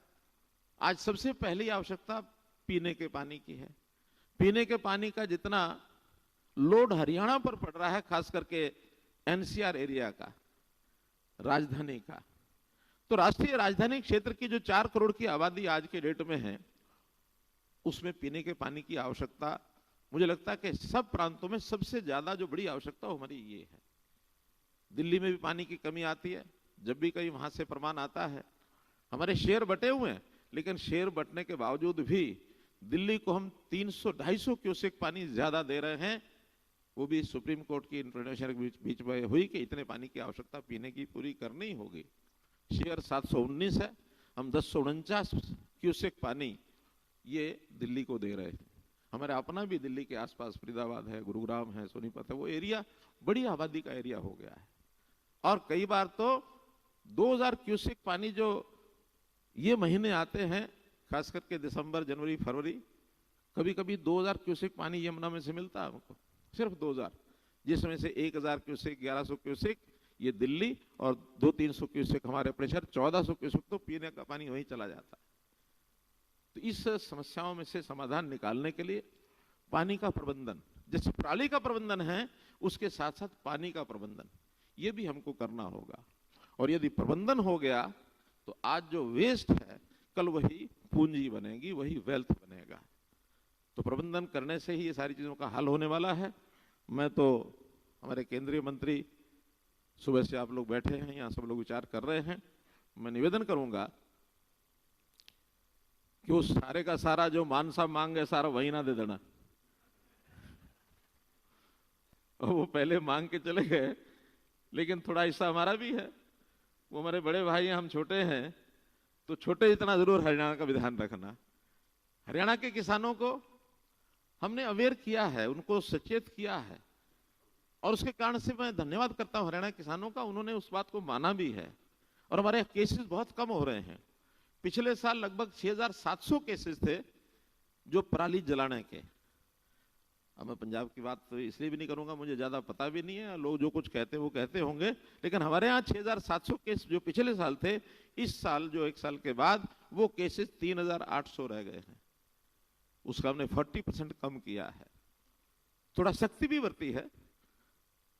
अब ठीक है कि किसान है, किसान को सख्ती बरतें न बरतें ये एक दुधारी तलवार है हमारे लिए भी, लेकिन इसलिए कि जो समझाने से मान जाए ठीक है, जो समझाने से नहीं माने थोड़ा सख्ती करने पर भी मानते तो हैं। और फिर सख्ती कोई किसान से विरोध हमारा ऐसा नहीं है। एक ही हमारी अपील है कि पराली जलाइए मत। आप इकट्ठे करने के लिए सरकार को बताइए, जो साधन चाहिए वो हम देंगे, मशीन देंगे, बेलर देंगे, इकट्ठी करिए। आपकी बिक्र नहीं है तो बिकवाएंगे, और मान लो कोई खरीदार नहीं मिलेगा तो भी आपको पैसा मिलेगा। आप इकट्ठा करके उसको एक जगह डंप कर दीजिए। उसका खाद भी बन सकता है। थोड़ा जमीन की आवश्यकता होगी, गड्ढे बना करके उसमें दबा देंगे तो 2 महीने में, महीने में उसका कंपोस्ट का खाद भी बन सकता है। तो इन सारे विषयों पर ठीक है चर्चा करने में सामूहिक कर रहे हैं, लेकिन मैं आप लोगों से अपेक्षा करता हूं, जो यहाँ विभिन्न संगठनों के लोग और संस्थाओं के लोग बैठे हैं, जो नए नए प्रयोग करते हैं, इनोवेटिव आइडियाज आपके पास हैं। हम तो शायद आपके दिए हुए जो विचार होंगे, आइडियाज होंगे, उस पर काम करने के लिए अपनी ताकत तो लगा देंगे। हमारे पास संसाधन है, हमारे पास सिस्टम है, सब कर देंगे, लेकिन नए विचार तो आपसे चाहिए कि इसका और उपयोग क्या हो सकता है। तो इस प्रकार से इस विषय पर मैं इतनी ही बात आपके सामने रखूंगा कि पराली का जलाने का जो विकल्प है वो उसका सदुपयोग इंडस्ट्री में है, और इंडस्ट्री के माध्यम से हम इन चीजों को लेकर के आगे बढ़ें। इसको मानो इस चीज को कभी भी हम ऐसा ना समझें कि वेस्ट है, और इस वेस्ट की बजाय इसका उपयोग जब बढ़ेगा तो किसान की आय भी बढ़ेगी। हम जो कहते हैं किसान की आय हमने डबल करनी है, तो केवल फसल में से ही डबल हो जाएगी ऐसा नहीं है, बल्कि ऐसी ऐसी चीजें जो अभी तक किसान के उपयोग में नहीं आ रही है, चाहे वो पराली है, चाहे वो उसका गोबर है, चाहे उसका मूत्र है, चाहे उसकी और ऐसी चीजें, दूध उत्पादन है, अन्य जितने भी किसान के काम ऐसे उसके हैं, उसके साथ उसको जोड़ करके किसान की आय को डबल करने के लिए हर चीज पर हमको ध्यान देना पड़ेगा। और किसान हमारा ऐसा नहीं है, एक बार उसको ध्यान में आ जाए तो उस अपील को मानता भी है। इस नाते से पराली को पूंजी इस रूप में उपयोग करें। जितने विचार हमने यहाँ किए हैं, इसमें से जो नए विचार आएंगे, मैं आपको विश्वास दिलाता हूँ कि हरियाणा सरकार की उसके ऊपर पूरा खरा उतरेगी। और इस समय जो एक संकट है, एक प्रदूषण का संकट है, वातावरण को शुद्ध करने के लिए, पर्यावरण को बचाए रखने के लिए जो हमारे जिम्मे काम होगा उसका पूरा करेंगे। बहुत बहुत धन्यवाद, बहुत बहुत आभार।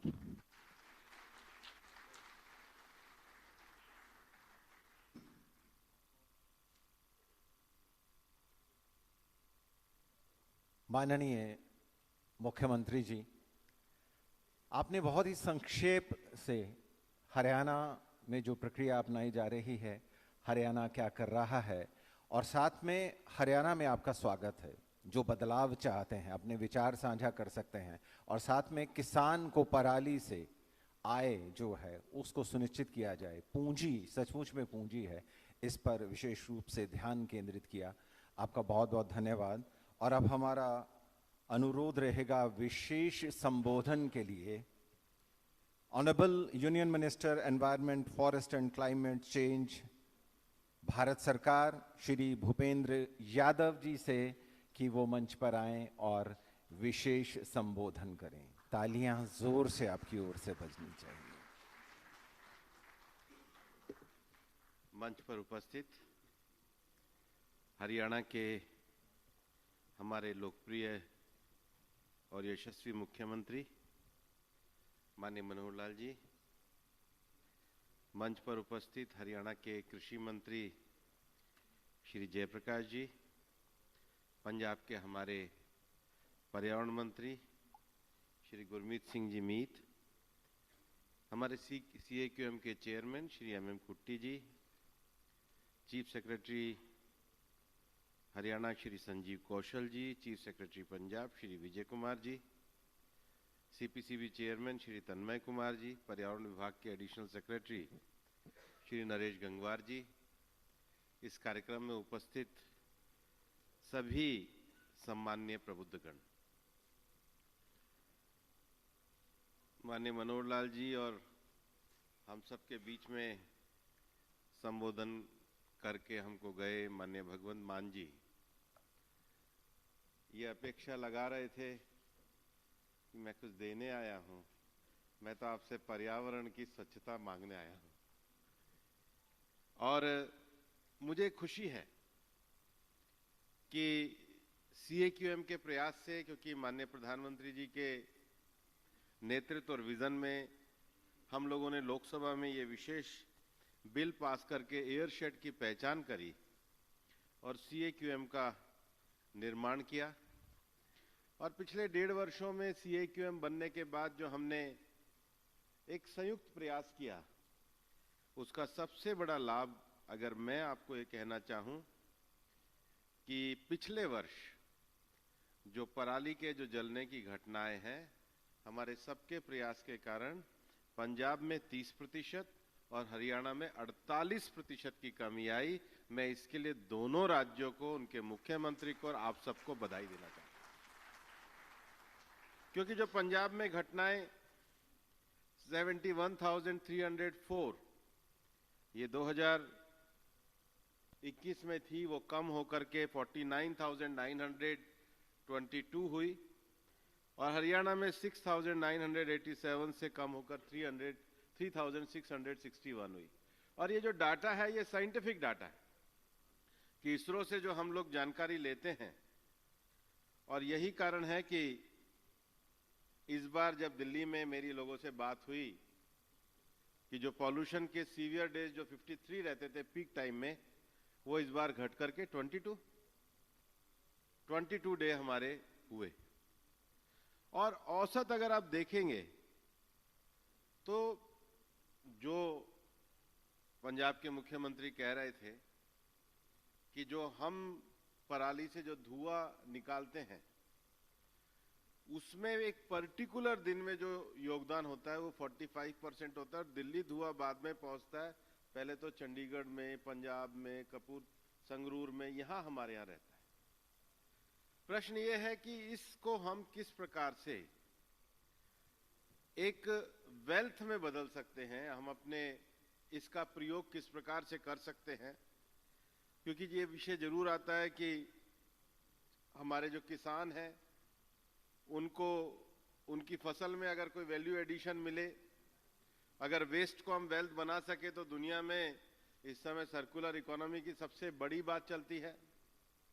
पंजाब में हमारे विशेष रूप से संगरूर, मोगा, फिरोजपुर, लुधियाना, पटियाला, बरनाला, भटिंडा, मुक्तसर और तरन जिले इसके हॉट स्पॉट हैं। वहीं हरियाणा में करनाल, कैथल, कुरुक्षेत्र, फतेहाबाद, जींद और सिरसा ये मुख्य एरिया हैं जो पूरे वर्ष पराली की दृष्टि से हम लोगों को प्रभावित करते हैं। और इसलिए एक विषय तो दोनों राज्य सरकारों ने करा है, डाइवर्सिफिकेशन ऑफ क्रॉप्स, और हरियाणा ने तो विशेष रूप से जो प्रयोग किए उन्होंने बताया, हरियाणा के पंजाब के मुख्यमंत्री जी ने भी बताए, बायो डिकम्पोजर का प्रयोग। उसके साथ ही साथ केंद्र सरकार ने पिछले 5 सालों में पंजाब में 1347 करोड़ रुपए की एक फाइनेंशियल असिस्टेंस CRM स्कीम के नाते करी, और दोनों राज्यों में एक जगह 1,30,000 और एक जगह हमने 80,000 मशीनों की उपलब्धता भी कराई। हम जानते हैं इसके परिणाम सकारात्मक हो रहे हैं, लेकिन और सकारात्मक परिणाम करने के लिए हम क्या कर सकते हैं? सामान्यतः इस विषय पे एडवाइजरी हम जुलाई अगस्त में निकालते हैं, उसके बाद मीटिंग शुरू होती है, DM की मीटिंग शुरू होती है। लेकिन इस बार हमने आज हमारे पंजाब के जितने सामाजिक धार्मिक संगठन हैं, जितने हमारे FPO हैं और जिन्होंने इस क्षेत्र में सक्सेसफुल प्रयोग किए हैं, चाहे हमारे ईंट भट्टा चलाने में किए हों, थर्मल में किए हों, इसका बायो प्रोडक्ट बनाने के लिए किए, जिन्होंने भी सक्सेसफुल प्रयोग किया, ऐसे सारे हमारे स्टेक होल्डर और प्रशासन के लोग आज बैठ करके 2 टेक्निकल सेशन किए हैं। और मैं पंजाब सरकार, हरियाणा सरकार को बधाई देना चाहूंगा कि उन्होंने बहुत सक्रियता के साथ, क्योंकि अगर हम कह रहे हैं कि हमारा दोनों राज्यों में रिड्यूस हुआ है, तो जो इसकी सक्सेस स्टोरी है उसको हम किस प्रकार से शेयर कर सकते हैं, ये आज की बैठक का एक बड़ा उद्देश्य है। और इसको हम आपस में अपनी सक्सेस स्टोरी को शेयर करके हम आने वाले समय में इसको किस प्रकार से जीरो कर सकते हैं, ये हमारा लक्ष्य है। और इसके लिए मैं एक चीज कहना चाहूंगा, अभी हमारी मिनिस्ट्री ने एक सर्कुलर किया है जिसमें हमने जो 11 थर्मल पावर है अब उसमें हमने कंपलसरी करा है। पिछले साल हम लोगों ने प्रयास किया, उस प्रयास करने का परिणाम ये हुआ था लगभग 6,800 टन वो हमारे थर्मल पावर में प्रयोग हुआ। और उसके साथ ही साथ अगर आप देखेंगे कि जो NTPC का जो प्लांट था उसने 5,300 टन का उपयोग किया। लेकिन अभी भी जो ये क्षमता है, मुझे लगता है हमारे सर्कुलर को पूरी तरीके से इस बार स्ट्रिक्टली लागू करेंगे तो 1 लाख टन जाने की क्षमता है। और मुख्यमंत्री हरियाणा माननीय मनोहर लाल जी जैसा बता रहे हैं, पानीपत वाले जो हमारे प्लांट है उसकी क्षमता 2 लाख टन है। पंजाब में रोपड़ में कुट्टी साहब पीछे लगे हुए हैं, वो प्लांट शुरू हो जाए, उम्मीद करते हैं इस साल शुरू होना चाहिए, हम भी पूरा प्रयास करेंगे। उसकी क्षमता भी लगभग 2 लाख टन है। कुल मिलाकर हमारे इस पूरे क्षेत्र में जो पराली का उत्पादन है वो 29 लाख टन है। उसमें 6-7 लाख टन बासमती है, बाकी 20-22 लाख टन का हमें प्रबंधन कैसे करना है और प्रबंधन करके हमें अपने किसानों को लाभ कैसे पहुंचाना है। और इसके लिए एक योजना हमारे CPCB ने तय करी है। अभी दिल्ली में पूरे हमारे, जैसा कि हमारे चेयरमैन CAQM बता रहे थे कि लगभग 3,000 हमारे NCR क्षेत्र में ईंट भट्टा है, जिसमें से 2,000 जिग-जैग टेक्नोलॉजी पे आ गए। और मुझे पिछले दिनों भी उन्होंने मोगा के इस ईंट भट्टे का एक सफल प्रयोग बताया, जिसमें उन्होंने पूरा जो टेम्परेचर चाहिए ईंट जलाने के लिए वो टेम्परेचर पूरी तरीके से आया। अब हम पूरी तरीके से दिल्ली में ईंट भट्टों में कोयला ना लगे, इसके लिए हम लोग पूरी तरीके से प्रतिबद्ध हैं। और मेरा ये मानना है कि पंजाब हरियाणा के किसानों को भी समझना चाहिए कि ये एक पैलेट को हम, जिसको पराली के द्वारा बनाई हुई जो ईंट है उसको सप्लाई करने का बड़ा काम कर सकते हैं। अगर इसको हिसाब से भी देखा जाए, ये छोटा सा जो प्लांट है जिसको 1 टन पर आवर के हिसाब से हम जिसका मापन करते हैं, इसके जो लगाने की क्षमता है वो लगभग 70 लाख रुपए, उसकी 40% कैश सब्सिडी ये सीपीसी भी देने को तैयार है। और इसको अगर आप 5 गुना ले जाएंगे तो 1,40,00,000 तक ये भी कैश सब्सिडी हम दे सकते हैं। और इसका भी ब्राउशर भी मैं हमारे सीपीसीबी चेयरमैन को कहूंगा कि मुख्यमंत्री हरियाणा जी हैं, उनके माध्यम से इसको रिलीज कराएं और उसके बाद इस ब्राउशर को हम आप सब लोगों को देना चाहते हैं, ताकि ये योजना जितनी नीचे तक जाएगी तो हमारे गांव में, पंचायत में, सब जगह वो इस योजना को नीचे अपना के गांव में हम इसका जो, क्योंकि हमें कई बार ये लगता है कि इसको अगर हमने स्टोरेज कर लिया तो कहाँ जाएगा। एक बार इसको ईंधन बनाने की इस टेक्निक को अगर हमने अपना लिया तो आप मान करके चलना कि हम बहुत बड़ा, इसका क्षेत्र भी बचा है, इसका प्रबंधन भी बचा है, इसका उपयोग भी हम कर सकते हैं। और इसलिए मैं ये कहना चाहूंगा कि इसके साथ ही साथ हम सब लोग यहाँ सामाजिक सरोकार रखने वाले सामाजिक संगठन, स्वयंसेवी संगठन, एनजीओ, एफपीओ हम लोग बैठे हुए हैं, जो आज पूरे दिन की इस सेमिनार में जो 6-7, चाहे बायो कंपोज यूज करना हो, चाहे बायो फ्यूल के रूप में यूज करना हो, चाहे पैलेट के रूप में यूज करना हो, चाहे फॉडर के रूप में यूज करना हो, चाहे थर्मल पावर के रूप में यूज करना हो, चाहे अल्टरनेटिव बाकी चीजों के लिए यूज करना हो। मुझे लगता है कि अभी हमारे सीएक्यूएम चेयरमैन कह रहे थे कि बाद में आज ये जो दोनों प्रदेशों के स्टेक होल्डर्स की मीटिंग जो यहाँ पर हुई है, डिस्ट्रिक्ट कमिश्नर्स अपने अपने जिलों में इस स्टेक होल्डर्स की मीटिंग करें। और यहाँ गुरमीत सिंह जी बैठे हैं, वो और मुख्यमंत्री जी कह रहे थे कि वो नीचे तक, जिले तक ये विषय जाए, इसके लिए वो पूरा सहयोग करेंगे। मैं माननीय मनोहर लाल जी का और जयप्रकाश जी का भी धन्यवाद देना चाहूंगा कि उन्होंने भी एक सकारात्मक चीज दिखाई है। और आप ये मान के चलिए कि अपने किस्म का राज्य सरकार के साथ साथ सारे हमारे सामाजिक धार्मिक संगठन, सारे हमारे एफपीओ, सारे हमारे स्टेक होल्डर, सारे हमारे स्टार्टअप, अगर हम सब मिलकर के अपने मन में इस संकल्प को बांध लेंगे तो कोई कारण नहीं है कि पंजाब और हरियाणा मिलकर पराली का पूरा सदुपयोग करके पूरे दुनिया के सामने उदाहरण प्रस्तुत करेंगे। और मुझे ये विश्वास है, क्योंकि इस पूरी धरती में ये ताकत है। बस हम सब लोग एक साथ मिलकर के इस बार समय से पहले, क्योंकि फरवरी में हम इसलिए कर रहे हैं कि इसके लिए जो भी स्वीकृति करनी है, जिनको लगाना है, जिनको टेक्निकल सहयोग चाहिए, जिनको असिस्टेंस चाहिए, जिनको स्कीम की जानकारी चाहिए, अगर हम इसको फरवरी मार्च तक भी कर लेंगे तो इतनी आसान स्कीम है। और उसके अलावा हमारी बाकी चीजें तो हैं ही। सीआरएम स्कीम में मशीनें केंद्र सरकार के द्वारा लगभग 1300-1400 करोड़ रुपए उपलब्ध कराई गई है। डीकंपोजर उपलब्ध कराए गए हैं। बायोफ्यूल के लिए सर्कुलर निकाला ही गया है और इसको अगर फॉडर के लिए हम लोग उपयोग कर ही रहे हैं। और इस बार हरियाणा सरकार ने गैप की राशि भी दी थी, पंजाब सरकार भी कह रहे हैं वो देने को तैयार है, लेकिन उसके साथ ही साथ अपने अपने पंचायत में अगर डीसी अगर जमीन आइडेंटिफाई कर ले, ताकि 10 दिन का जो समय का अंतर रहता है उसमें जो वेस्ट है उसको रखने के लिए किसान के पास जगह नहीं, वो मार्क और आइडेंटिफिकेशन भी अगर हम कर लेंगे, उसमें हमारे सामाजिक संगठन, धार्मिक संगठन अगर अपनी अपनी जगह को भी अगर मार्क कर लेंगे तो कोई बहुत बड़ी बात नहीं है कि हम इसका प्रबंधन भी कर सकेंगे और हम अपने पंजाब और हरियाणा के पर्यावरण को अच्छा रखकर गुरुओं की धरती से प्रेम का, शांति का और एक सुखी धरती और हरी भरी धरती का संदेश दे सकेंगे। यही मेरा आप लोगों से निवेदन है। जय हिंद, जय भारत।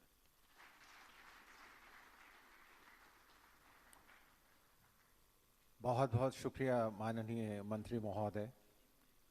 आपने सरकार की योजनाओं की चर्चा की, प्रयास की चर्चा की और साथ में ये भी चर्चा की कि सब मिलकर कार्य करेंगे, आगे बढ़ेंगे। तो पराली एक मिनट, वो जो मेरे मुंह से भटिंडा निकला वो रोपड़ में हमारा प्लांट लगा। हाँ, भटिंडा में लग रहा, रोपड़ की जगह रोपड़ निकला, भटिंडा लगा। पराली की ये जो समस्या है इसका समाधान हमारे सामने है, स्टेक होल्डर्स हमारे सामने हैं। कार्य करने के लिए जो विचार विमर्श होना है उसके लिए हम सब तैयार हैं। तो देरी किस बात की है, आइए सब मिलकर प्रयास करें और इस समस्या का समाधान जो आने वाला समय है उस पे पूरा करें। हमारा ये जो विशेष सत्र था ये यहीं पर संपन्न होता है, लेकिन मंत्री जी की अध्यक्षता में ओपन इंटरेक्शन एनजीओज के साथ होगा, सोशल और रिलीजियस ग्रुप, एफपीओज, एंटरप्रेन्योर्स और इंडस्ट्री रिप्रेजेंटेटिव्स के साथ होगा। मुख्यमंत्री हरियाणा जो हैं वह हमारे बीच से प्रस्थान कर रहे हैं, उन्हें ज़रूरी जाना है। और उसके पहले जब तक हम दूसरा सत्र शुरू करें, मुझे कुछ पंक्तियां याद आ रही हैं। मुझे अपने जीने का हक चाहिए, मुझे अपने जीने का हक चाहिए, ज़मीं जिस पे मेरे कदम टिक सकें और तारों भरा कुछ फलक चाहिए।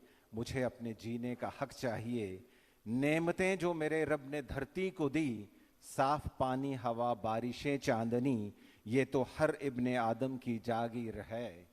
ये हमारी तुम्हारी किसी की नहीं, मुझको तालीम, सेहत और उम्मीद की 7 रंगों भरी एक धनक चाहिए। मुझे अपने जीने का हक चाहिए। और ये जो पर्यावरण प्रदूषण है ये कहीं ना कहीं हमारे जीने का हक हमसे छीनता है। आओ एक साथ मिलकर पर्यावरण की सुरक्षा से लड़ें। और अब इंटरेक्शन सेशन जो है वार्तालाप का, वो हाउस ओपन है। आप मंत्री जी से सीधा सवाल कर सकते हैं, मंत्री जी आपको जवाब देंगे। एक एक करके सवाल पूछिए और माइक जो है वो पहुंचाने के लिए 2-3 कहीं वॉलंटियर्स हों तो वो पीछे वाले आगे आ जाए। पीछे वाले आगे आ जाएं, बिल्कुल आगे आ जाएं आप। और एक एक करके सवाल, कुछ हैंड माइक्स होंगे वो उपलब्ध करवा दीजिए। आगे आ जाए।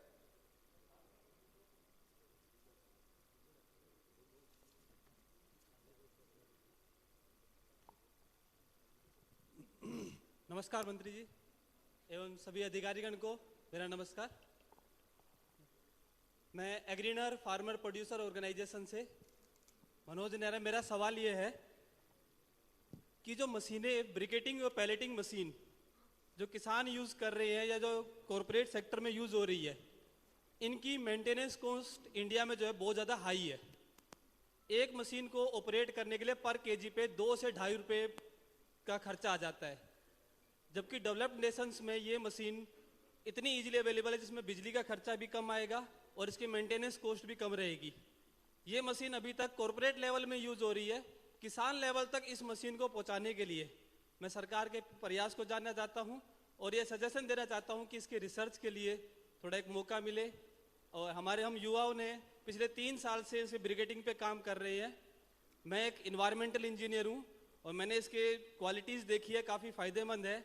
मैं इसका प्रोडक्शन कर रहा हूँ, 6000 टन पिलेट्स बना के सेल भी कर चुका हूँ। आप तो मंत्रालय में आए थे। जी हाँ सर, आपसे मिले भी, आपके सामने अपना प्रस्ताव भी रखा है। तो आपके साथ तो कर ही रहे हैं हम काम, ये भी बता दो। अभी नई मशीन की टेक्नोलॉजी के बारे में पता चला है, मैं चाहता हूँ कि उसके ऊपर भी थोड़ा विचार किया जाए, मौका दिया जाए सभी को उसके बारे में जानने का। ना जैसे आप पहले आते रहे हो आगे भी आते रहना और हम आपको सहयोग करते रहेंगे। ठीक, धन्यवाद जी। नमस्कार भूपेंद्र जी। पहली बात तो ये कि प्रकृति, पर्यावरण ये सब एकात्म है, ये खंड खंड में बंटा नहीं हुआ, इसलिए जो समाधान है वो खंड खंड में बांट के नाम करें तो अच्छा रहेगा। क्योंकि आज आप पराली के समाधान के लिए आए हैं, सब हम पराली के लिए कर रहे हैं। हम धान उगाते रहेंगे और कल को वहाँ पर पानी के लिए आएंगे कि पानी बचाने के लिए करिए कुछ। तो मुझे लगता है एक समग्र रूप से विचार करना चाहिए कहीं ना कहीं, ये मेरा एक निवेदन है इसमें। मेरा ये कहना, मेरी ये स्टेटमेंट थोड़ी सी किसी को ओवर स्टेटमेंट लग सकती है। पंजाब या हरियाणा के लिए समस्या पराली नहीं, धान समस्या है। हमें दूसरी फसलों की ओर जाना, वो काम करना चाहिए, उसके लिए ख्याल करें। हम आज अगर पराली का समाधान कर देते हैं और जितना पानी हमने नीचे से खींच लिया, पंजाब हरियाणा दोनों लैंड ऑफ डार्क जोन्स बन गए हैं, तो कल को पानी का एक बड़ा मुद्दा बनने वाला है। और मैं आदरणीय भूपेंद्र जी को ध्यान दिलाऊंगा, पंजाब में आज से कुछ वर्ष पहले, यानी कि 20 वर्ष पहले लगभग, विलेज फॉर सेल, गांव बिकाऊ हुआ है, ये 2 गांवों ने अपने आप को डिक्लेयर किया था। क्यों? पानी के संकट के कारण। तो मुझे लगता है हमें पराली का समाधान करते हुए वैकल्पिक फसलों की बात को जोर से बात करनी चाहिए। और ये जो फूड सिक्योरिटी का पूरा मुद्दा है कि फूड सिक्योरिटी का कंसेप्ट खाली व्हीट एंड राइस पे है, इसका विस्तार करने की आवश्यकता है। मिलेट्स, आदरणीय मोदी जी, हमारे देश के यशस्वी प्रधानमंत्री, अंतर्राष्ट्रीय मिलेट वर्ष देश मना रहा है। यहाँ आदरणीय जयप्रकाश जी बैठे हैं, इनके सहयोग से हमने वो मिलेट का लंच भी किया विधानसभा में, और भी कार्यक्रम मिलेट्स के हुए। मुझे लगता है क्या जब आप पराली की बात कर रहे हैं तो मिलेट को बढ़ाना, ये बात होनी चाहिए, और मिलेट पर एक विस्तार से अलग से बात हो सकती है। वो ये मंत्रालय करेगा, यो करेगा, वो मिड डे मील से लेके पीडीएस सिस्टम तक मिलेट्स अगर लाते हैं तो बड़ा काम हो सकता है। मुझे लगता है मिलेट्स के साथ आने से 2-3 चीज़ें इकट्ठी निपट जाती हैं। 1, पानी बचता है। 2, पराली जलानी नहीं पड़ती। 3, यूरिया डीएपी का इस्तेमाल नहीं होता। आप जो सब्सिडी देते हो केमिकल फर्टिलाइजर की, उसका इस्तेमाल नहीं होता। और जैव विविधता भी बढ़ती है, और जो लोग खाएंगे उनका भी शुगर, ब्लड प्रेशर से लेके तमाम बीमारियां उनसे दूर जाएंगी। तो मुझे लगता है ये एक अपने का विस्तार करने की आवश्यकता, कल्पना है। दूसरा, मैं फिर कहूँगा, और मैं जो एयर क्वालिटी कंट्रोल के चेयरमैन साहब उनको कहूँगा कि ये हम जब पूरा फोकस ज़्यादा कर देंगे कि अब धान उगाए जाओ, हम प्रबंध कर लेंगे, तो ख्याल रखिए हम न्यूट्रिशन को मिट्टी में से डिप्लीट कर रहे हैं लगातार, और उसके कारण पंजाब हरियाणा की जो सॉइल कार्बन है, मुझसे ज़्यादा विद्वान लोग यहाँ बैठे हैं, वो बता सकते हैं, सॉइल कार्बन की बड़ी भयंकर दुर्दशा है। तो मुझे लगता है कि इस पर विचार करना चाहिए। आप जब बात करें तो बैलेंस्ड बात हो, ऐसा ना हो कि आप एक समस्या का समाधान कर रहे हैं तो दूसरी एक और समस्या वो जाने जाने में खड़ी हो रही है। इसीलिए खेती वही जो भोजन दे और भोजन वही जो स्वास्थ्य दे, इस पर बात आगे करते हुए बढ़ना चाहिए। दूसरा, बहुत बड़ी बड़ी, मैंने बाहर भी देखा, बहुत बड़ी बड़ी इंडस्ट्री की बात आप कर रहे हैं। ये कैपिटल इंटेंसिव जो समाधान है, मुझे लगता है उसकी जगह वो श्रम केंद्रित जो समाधान निकालने की बात करनी चाहिए, और ग्रामोद्योग हो सकता है क्या इसका, उसकी बात करनी चाहिए। अब 200-300 करोड़ रुपए खर्च करके आप ये किसी तरह का सीएनजी बनाएंगे, ये बनाएंगे, वो बनाएंगे, इसके बहुत इसमें है, थोड़ा दूरगामी सोचिए। पता लगा 10 साल बाद किसानों ने धान उगाना बंद कर दिया, तो ये सफेद हाथियों का क्या करेंगे आप फिर? अब तो थोड़ा दूर का सोचना चाहिए। मुझे लगता है, मेरा बड़ा विनम्रतापूर्वक आग्रह है, आपको इसका समाधान ग्रामोद्योग में कैसे मिले उस पर बात करनी चाहिए, आउट ऑफ बॉक्स सोचना पड़ेगा। एक बात और है, और ये जो मैं टिप्पणी करने जा रहा हूं, कोई मेरा भाई कृषि मंत्रालय का बुरा ना माने, जिन संस्थाओं ने संकट पैदा किया है आप कहेंगे वो ही समाधान देंगे, तो ये होने वाला नहीं है। इसमें दिक्कत है क्योंकि पैराडाइम शिफ्ट है ये, इसलिए हमको बाहर निकलना पड़ेगा। अगली बात, आदरणीय प्रधानमंत्री जी प्रकृति कृषि की बात बहुत कर रहे हैं, तो मुझे लगता है अगर प्रकृति कृषि की बात है तो ये जो पराली है, ये अगर पशुओं के चारे के रूप में इस्तेमाल करने की बात बढ़ाई जाए। मैं कुट्टी साहब आप थोड़ा ध्यान दे दीजिए जरा ये वाली बात। ये पशुओं का चारे के रूप में गौशाला को खिलाने की बात, हमने पंजाब के संगरूर जिले में ये प्रयोग किया सफलतापूर्वक, हरियाणा में कई जगह हुआ है, लोग राजस्थान में, गुजरात में खिला रहे हैं। लोग हमको फोन करते हैं कि गुजरात, राजस्थान में पराली भेज दीजिए, ट्रक के ट्रक जा रहे हैं, वैसे हरियाणा वाले व्यापार भी कर रहे हैं उसका, लेकिन वो आपके पूरे कहीं ना कहीं नैरेटिव में है ही नहीं। आप बहुत बड़ी बड़ी इंडस्ट्री का बढ़ावा देने के लिए कर रहे हैं, और मुझे कहने में एक दिक्कत नहीं है।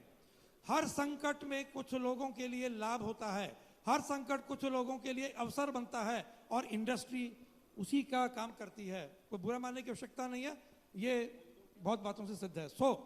मुझे ऐसा लगता है कि आप गाय को अगर वो चारा खिलाते हैं, उसका अचार भी बन जाता है ये इसका पराली का, और वो अगर खिलाया जाए, वो गोबर वापस खेत में जाए, तो पंजाब हरियाणा में जो ये कार्बन वाला मामला है, सॉइल कार्बन, वो भी होगा। also sir, we have many questions sir.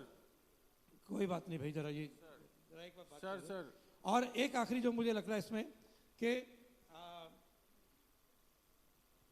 ये जो गौशाला वाला मुद्दा है, इसके लिए आप अलग से अगर बात करते हैं कुछ संस्थाओं के साथ let it be मिलकर brief, अच्छा sir. रहेगा। और आखिरी बात जो मुझे कहनी है वो ये कि डीकंपोजर पे और काम करने की आवश्यकता है। अभी डीकंपोजर उतना सफल नहीं है जितना हम मानते थे, और उस पर काम करेंगे तो अच्छा रहेगा। अभी तक धन्यवाद। जितने सवाल आपने पूछे हैं उनमें से कुछ जो समझ हम सब तक पहुंचे हैं, क्योंकि एक साथ बहुत सारी बातें आपने कर दी हैं। मेरा ऐसा कहना है, मंत्री जी जितना उस पर जवाब। जितने ज्यादा लोगों को मौका मिलेगा उतना अच्छा रहेगा, और एक आदमी एक ही विषय रखे। जी मंत्री जी, आप संचालन करने वाले जरा ध्यान दें। जी बिल्कुल। और किसी का सवाल है? सर एक एक करके पहले इनका मंत्री जी जवाब देना चाहें। नहीं, इनके तो सुझाव थे। सुझाव थे जी। जी एक एक करके संक्षिप्त बोलना। मैं अमृतसर से आया जी। हरियावल पंजाब हमारी एनजीओ है। मेरी ये बेनती है कि ਜਿਹੜੇ ਜ਼ਿਮੀਦਾਰ ਨੇ ਉਹ ਬਿਲਕੁਲ ਇਹ ਚਾਹੁੰਦੇ ਆ ਕਿ ਜਦੋਂ ਗੱਠਾਂ ਵੱਜ ਜਾਂਦੀਆਂ ਨੇ ਤੇ ਉਹ ਬੜਾ ਸਮਾਂ ਉਹਦੀ ਲਿਫਟਿੰਗ ਨਹੀਂ ਹੁੰਦੀ ਉੱਥੋਂ, ਤੇ ਉਹ ਜੇ ਲਿਫਟਿੰਗ ਪ੍ਰੋਪਰ ਟਾਈਮ ਦੇ ਵਿੱਚ ਹੋ ਜਵੇ ਤੇ ਉਹ ਬਿਹਤਰ ਹੈ। ਜੋ ਵੀ ਪ੍ਰੋਸੈਸ ਆ ਅਸੀਂ ਜੋ ਸਮਝਦੇ ਆ ਮੌਕੇ ਤੇ, ਉਹ ਇਹ ਹੈ ਵੀ ਜੇ ਉਹ ਜਿਹੜੀ ਲਿਫਟਿੰਗ ਜੇ ਜ਼ਿਮੀਦਾਰ ਨੂੰ ਇਹ ਕਹਿ ਦਿੱਤਾ ਜਾਵੇ ਵੀ ਉਹਨੂੰ ਜਿਹੜਾ ਥੋੜਾ ਬਹੁਤਾ ਜਿੰਨੇ ਵੀ ਉਹਦੇ ਪੈਸੇ ਬਣਦੇ ਹੋਣਗੇ ਉਹਨੂੰ ਦੇ ਦਿੱਤੇ ਜਾਣ, ਉਹ ਆਪਣੇ ਲੈਵਲ ਤੇ ਗੱਠਾ ਵੱਜਣ ਤੋਂ ਬਾਅਦ ਦੇ ਵਿੱਚ ਉਹਨਾਂ ਦੇ ਜਿੱਥੇ ਸਟੈਕ ਯਾਰਡਸ ਆ ਉੱਥੋਂ ਤੱਕ ਪਹੁੰਚਾਉਣ ਦਾ ਜੇ ਇਹੋ ਜਿਹਾ ਕੋਈ ਪ੍ਰਾਵਧਾਨ ਹੋ ਜਾਵੇ ਤੇ ਇਹ ਬਹੁਤ ਬਿਹਤਰ ਹੈ। ਤੇ ਦੂਸਰਾ, ਜਿਹੜੀ ਆਪਣੀ ਸਰਕਾਰੀ ਪੱਧਰ ਦੇ ਉੱਤੇ ਲੋਕਾਂ ਦੇ ਵਿੱਚ ਜਾਗਰੂਕਤਾ ਜਿਹੜੀ ਲੈ ਕੇ ਜਾਣੀ ਹੈ ਉਹ ਬਹੁਤ ਬਿਹਤਰ ਹੋ ਰਹੀ ਹੈ। ਇਹ ਹੋਰ ਵਧੀਆ ਹੋ ਜਾਵੇਗਾ ਕਿ ਜੇ ਜਿਹੜੇ ਯੋਧੇ ਨੇ ਜਿਹੜੇ ਪਹਿਲਾਂ ਹੀ ਵਰਕ ਕਰ ਰਹੇ ਨੇ ਪਿੰਡਾਂ ਦੇ ਵਿੱਚ, ਉਹਨਾਂ ਨੂੰ ਸਰਕਾਰੀ ਤੌਰ ਤੇ ਕਿਸੇ ਵੀ ਤਰ੍ਹਾਂ ਦੀ ਇਮਦਾਦ ਦਿੰਦਿਆਂ ਹੋਇਆਂ ਜੇ ਅਸੀਂ ਉਹਨਾਂ ਦੇ ਰਾਹੀਂ ਇਹ ਚੀਜ਼ ਦਾ ਪ੍ਰਚਾਰ ਪ੍ਰਸਾਰ ਵੱਧ ਕੀਤਾ ਜਾਵੇ, ਪਰਾਲੀ ਨੂੰ ਸਾਂਭਣ ਜਿਹੜਾ ਸਿਸਟਮ ਦਾ, ਤੇ ਹੋਰ ਵਧੀਆ ਹੋ ਸਕਦਾ। ਧੰਨਵਾਦ ਸਰ। अच्छे सुझाव। नेक्स्ट प्लीज मंत्री जी, इंट्रोडक्शन देंगे, अपनी इंट्रोडक्शन देंगे। सर मेरा माई नाम सेल्फ हरपाल बाजवा, एक baler operator, mushroom Grover and mushroom processor. Sir मैं सिर्फ 2 मिनट ही लूँगा। सबसे पहले एज ए बेलर ऑपरेटर हम आपका बहुत बहुत धन्यवादी हैं भी जिन्होंने हमें इतनी मशीनरी दी है कि हमने 48% जो है वो केस कम कर दिए हैं बर्निंग के। परंतु उसके बाद अब जो अगली समस्या एज ए बेलर ऑपरेटर मेरे लिए है, सर मेरे पास 1 लाख क्वांटल पराली पड़ी है। मैं 1 रुपये 80 पैसे में, 1 रुपये 75 पैसे में देने के लिए तैयार हूँ, कोई लेने वाला नहीं है। कहीं आने वाले टाइम में पराली इकट्ठी होने के बाद कुछ हमें समस्या ना आए, उस पर ध्यान देने के लिए एज ए फूड इंडस्ट्रिस्ट, सर मैं बॉयलर चला रहा हूँ 2 टन का। बॉयलर के लिए मुझे 7.25 रुपये क्वांटल लकड़ी लेनी पड़ती है, जो हर साल महंगी होती जा रही है। सर रूरल एरिया के अंदर जो आने वाले टाइम में बॉयलर लग रहे हैं, क्यों ना हम उनको 2 टन 5 टन 7 टन 10 टन तक पैडी स्ट्रॉ ऑपरेटर लगाया जाए। ठीक है भी जी, जो 100% जो है 100% जो है वो पैडी स्ट्रॉ के लिए लगे। प्रश्न छोटा सर करें, अगर मुझे एक मौका दिया जाए तो मैं 3 महीने में अपने प्लांट के ऊपर 5 टन का बॉयलर लगा के और हरियाणा और पंजाब को एक छोटी इंडस्ट्री चलाने वालों को मैं वो एग्जाम्पल दे सकता हूँ भी कोई भी आए और देखे, और इसको हर डिस्ट्रिक्ट हर ब्लॉक लेवल पे हर इंडस्ट्री में जो है। बाकियों को भी धन्यवाद, थैंक यू जी। बॉयलर्स बन रहे हैं पंजाब में, ऐसी कोई बात नहीं, आप बनाए और हम लेंगे। सर ने कुछ रिस्पॉन्स देना। सर मेरा नाम धर्मेंद्र रुको शर्मा रुको है। रुको रुको सर, नेक्स्ट लूँ जी सर आपने। Sir, good afternoon. I am Colonel Monish Ahuja. I am the Chairman Managing Director Prespal. बाहर मेरा एक स्टॉल भी है। I am also the Chairman of Confederation of Biomass Energy Industry of India. We are working across 18 states with all types of farm agri residue. One impeding problem which doesn't have a banking solution as yet is capital adequacy for post-harvest farming equipment and working capital availability. To give you a statement of a problem, the largest shareholder of my company is State Bank of India in equity. Japanese capital, US capital, capital from Zurich, and capital from UK government. a company promoted by ex-defense people and in India on a pan-India basis working with farm agri residue. But to a company like mine, US DFC has given a $10 million credit guarantee and then only working capital is available. So in India, we don't have a credit mechanism to fund farm agri residue, Parali one of them, as a business activity. And the scale that we are talking about, so 42 million metric tons, sir. Sorry for correcting you, you mentioned lakhs. It is 42 million metric ton of Parali. So if we have to aggregate this and use it for industry, we require 8,400 crores in 45 days from 15th October to 15th December. And year after year. And we must be able to utilize this 8,400 crores because we are not going to burn it after collecting it. That means with capital for equipment, which is separate from this 8,400 crores, and the amount there is 40 lakhs for an equipment set to do 2,000 metric tons. Please be brief for the So, question. sir, the capital adequacy from Finance Ministry for this business activity needs to get allocated, and not as a grant, not as a subsidy, but as business element to be available. And not only in North India, sir, but across India. Last week, the export of pellets has been opened by the industry.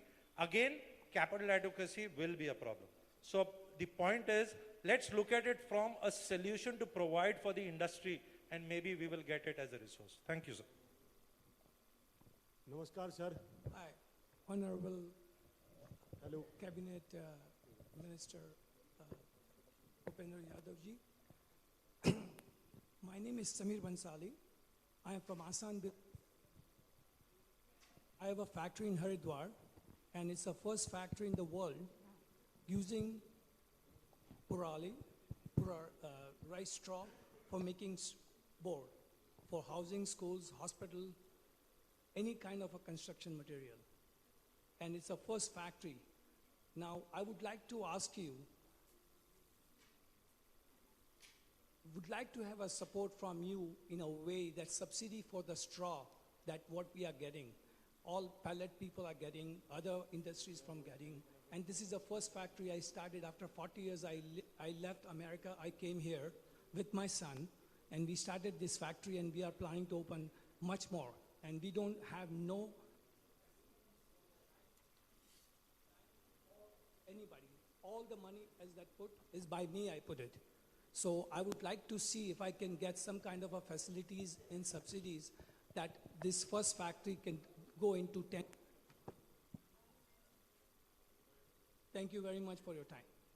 नमस्कार sir, मेरा नाम विजय शौरान है। आपको जान के खुशी होगी sir, Haryana में भी balloting and briquetting manufacturing association बन चुकी है सर, और उसके अंतर्गत सर मेरा सुझाव यह है कि ये मशीनें सर 1985 से बनी जा रही हैं सर, परंतु एक भी मशीन आज तक हरियाणा या भारत सरकार की गुणवत्ता सूची के अंतर्गत नहीं आती। इन मशीनों की हाई मेंटेनेंस के कारण जितने भी मेरे प्लांट उत्पादक हैं, हाई मेंटेनेंस के कारण वो बंद होने की कगार पर आ रखे हैं सर। तो मेरी दरख्वास्त यही है कि सर इन मशीनों को हरियाणा सरकार की गुणवत्ता सूची में लेके आ जाए और छोटे छोटे पायलट प्रोजेक्ट स्टार्ट किए जाएं, जिससे किसानों को ये पता चल सके कि ये चीज़ें बनती कैसे हैं, इनका कहाँ इस्तेमाल होता है और पराली का इसमें कहाँ उपयोग हो सकता है, और क्लस्टर बेसिस इन प्लांटों का स्टेबल किया जाए। क्योंकि सर भारत में हरियाणा में कम से कम 6,000 के अराउंड एफपीओज बन चुकी हैं, सारी किसानों की कंपनियां हैं सर, और रेड जोन और ग्रीन जोन हरियाणा सरकार ने पॉइंट आउट किए हुए हैं। तो सर मेरी दरख्वास्त यही है कि छोटे छोटे पायलट प्रोजेक्ट स्टार्ट किए जाएं, जिससे किसानों को अवगत कराया जाए कि बायोमास है क्या। कुछ रिलीजियस ऑर्गेनाइजेशन आई हुई हैं, तो मुझे लगता है उनका भी थोड़ा सा सहयोग रहे। राधा स्वामी सत्संग से आए हैं। एक मिनट, जस्ट आपका भी देर से खड़ा है, वो पीछे है शायद, क्योंकि नहीं ये बहुत देर से खड़ा है। हाँ चलिए प्लीज सर, उसके बाद आगे आ जाए ऑर्गेनाइजेशन। सर मेरा नाम धर्म शर्मा है, मेरा ब्रिकेटिंग प्लांट है सिरसा हरियाणा के अंदर। हम 100 टन ब्रिकेट्स बनाते हैं मस्टर्ड से।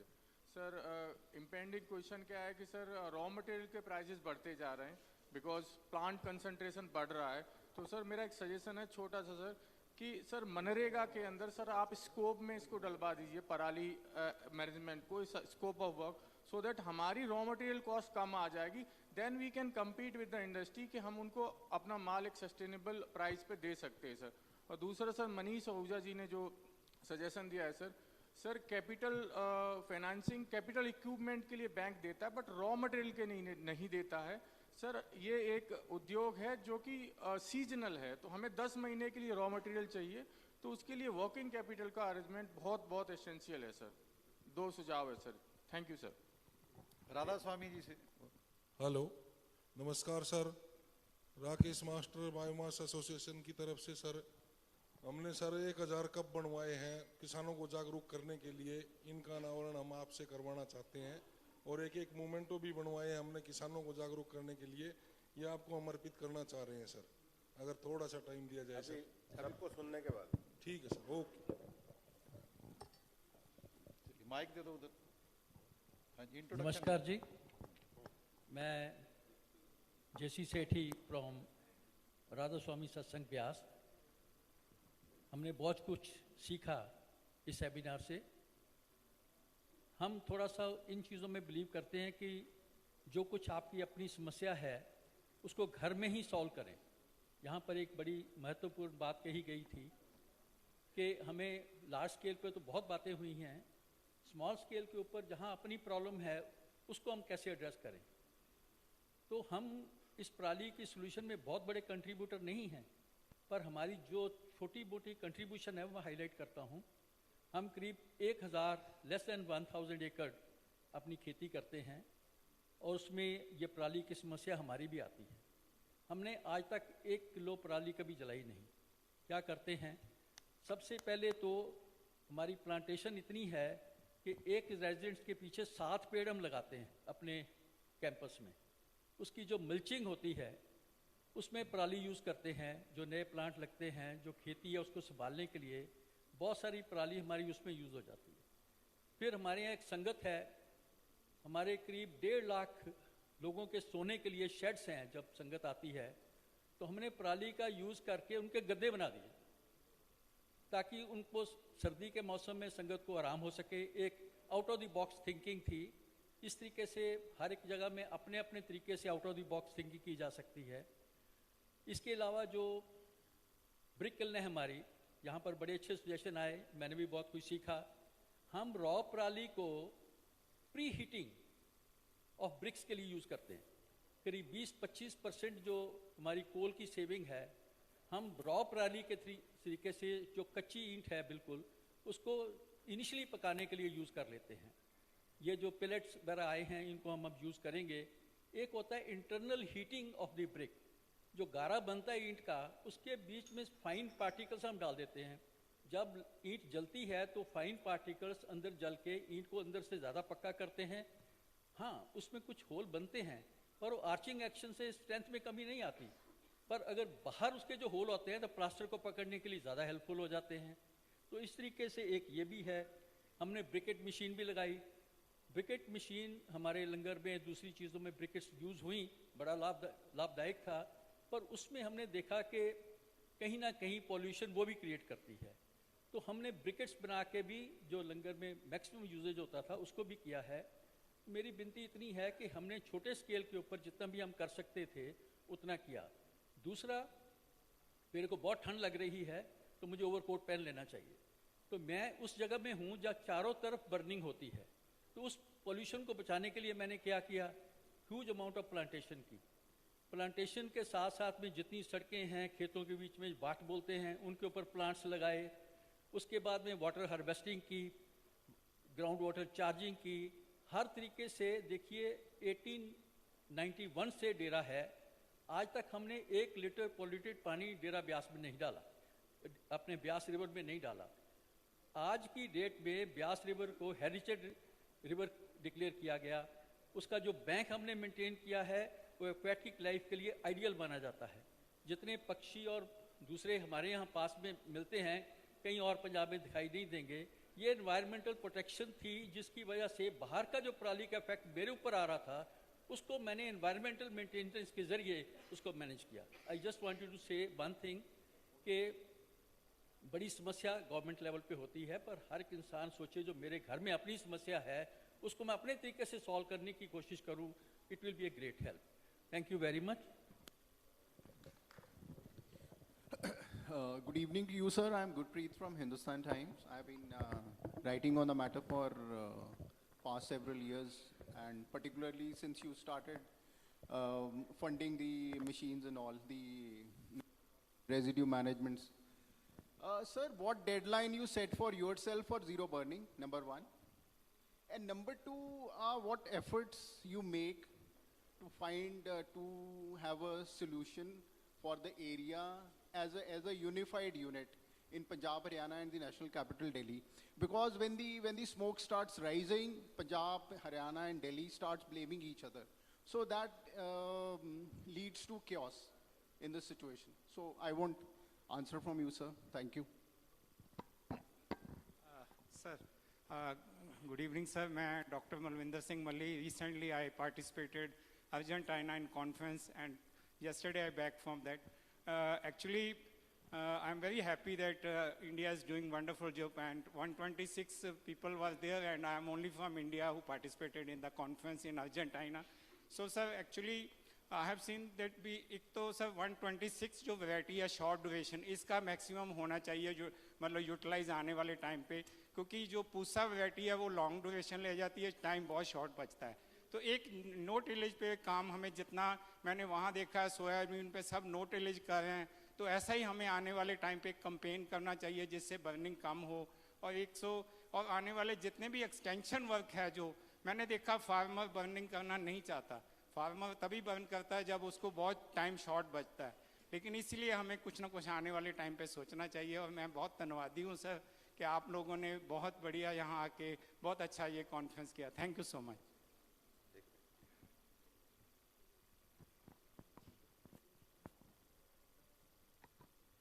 Anybody else? और कोई? हमारे ये बड़ा अच्छा मौका है सबको, और हम ये सोच रहे थे कि सब छोटा बोलें और प्रश्न करें और ठीक उसको रिपीट ना करें, तो अच्छी बात है कुछ लोग और आए हैं.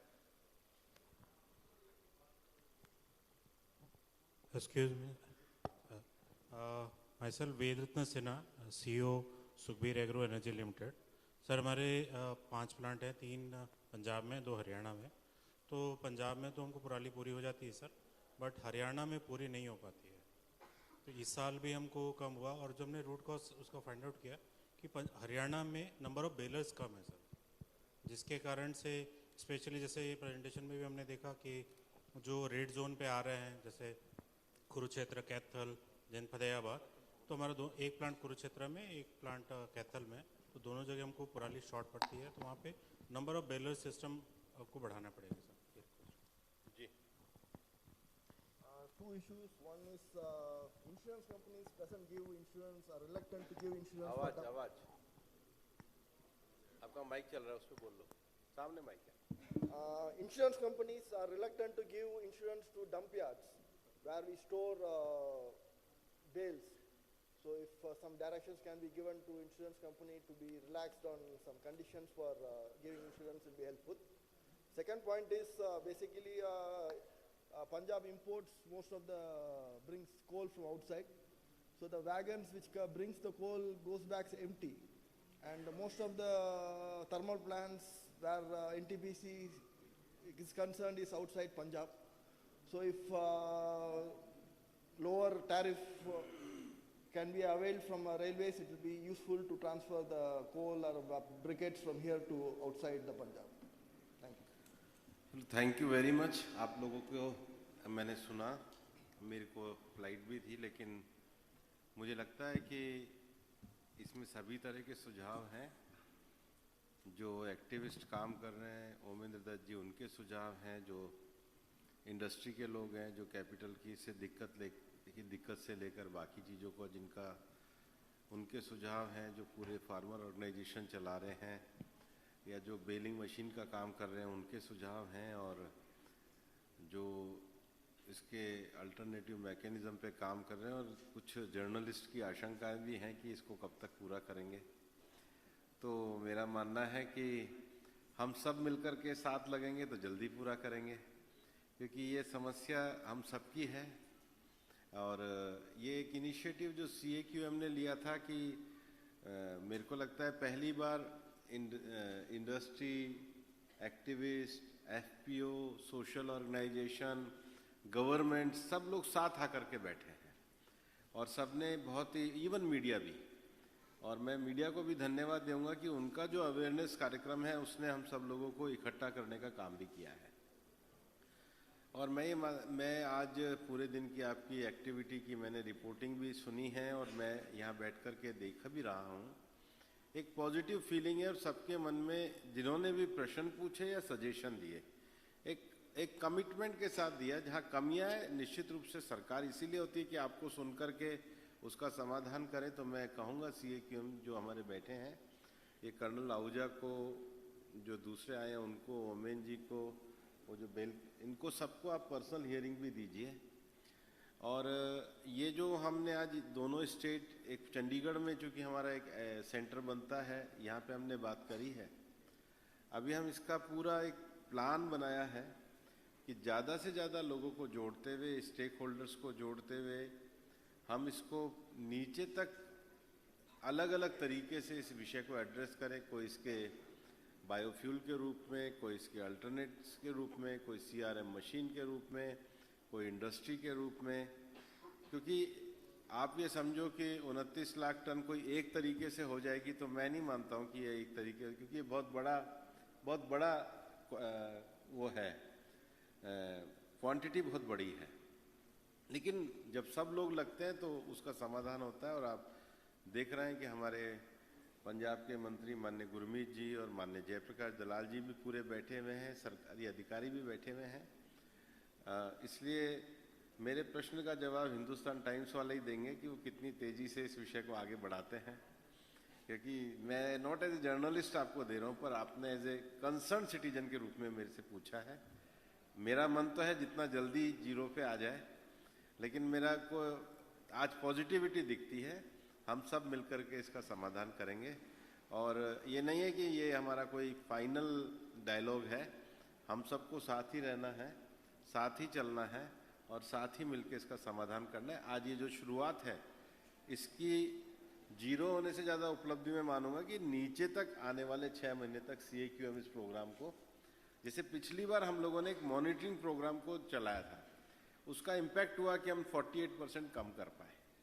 अब हम पार्टिसिपेशन प्रोग्राम को चलाना चाहते हैं, न केवल मॉनिटरिंग। हम सब इसके स्टेक होल्डर हैं और मेरे को लगता है कि ये जो आज की शुरुआत हुई है, सभी लोगों ने साथ आकर के शुरू करी है, ये इसको आगे बढ़ाएगी। Thank you very much. Thank you to all of you. बहुत बहुत शुक्रिया।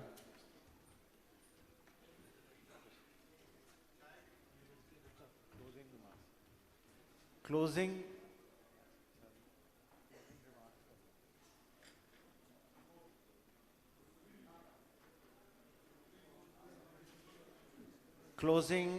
रिमार्क्स और वोट ऑफ थैंक्स के लिए हमारा अनुरोध है डॉक्टर NP Shukla, member technical commission for air quality management, कि वो मंच पर आए।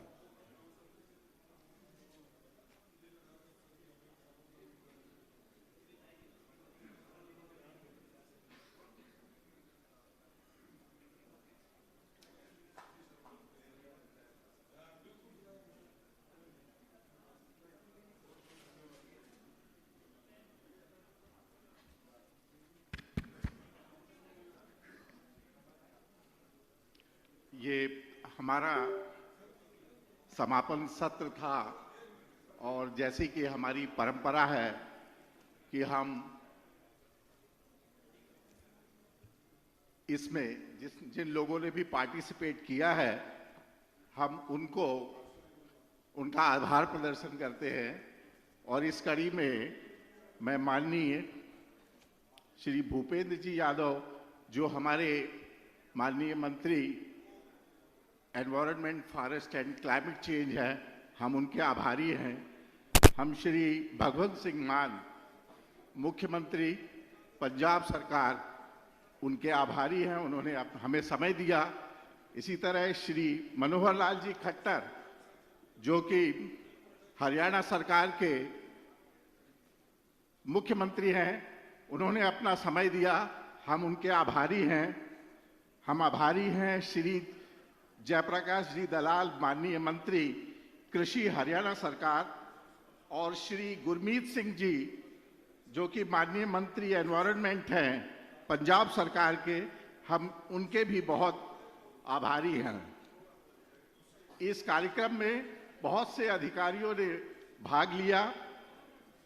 सर्वप्रथम हमारे CAQM के चेयरपर्सन माननीय MM कुट्टी साहब, जिनके मार्गदर्शन में ये कार्यक्रम संपन्न हुआ, हम उनके आभारी हैं। हम आभारी हैं chief secretaries of Haryana and Punjab government, Shri Sanjeev Kaushal ji जो कि चीफ सेक्रेटरी हरियाणा के हैं, और श्री विजय कुमार जी जो कि चीफ सेक्रेटरी पंजाब सरकार के हैं। हम उनके आभारी हैं। हम आभारी हैं श्री तन्मय कुमार जी के और नरेश पाल गंगवार जी के जो additional secretary ministry of environment forest हैं, और इसी तरह Shri Vineet Garg ji additional chief secretary Haryana सरकार, Shri Raghavendra Rao ji chairman Haryana pollution control board chairman, और Shri Adarsh Pal Vig chairman Punjab pollution control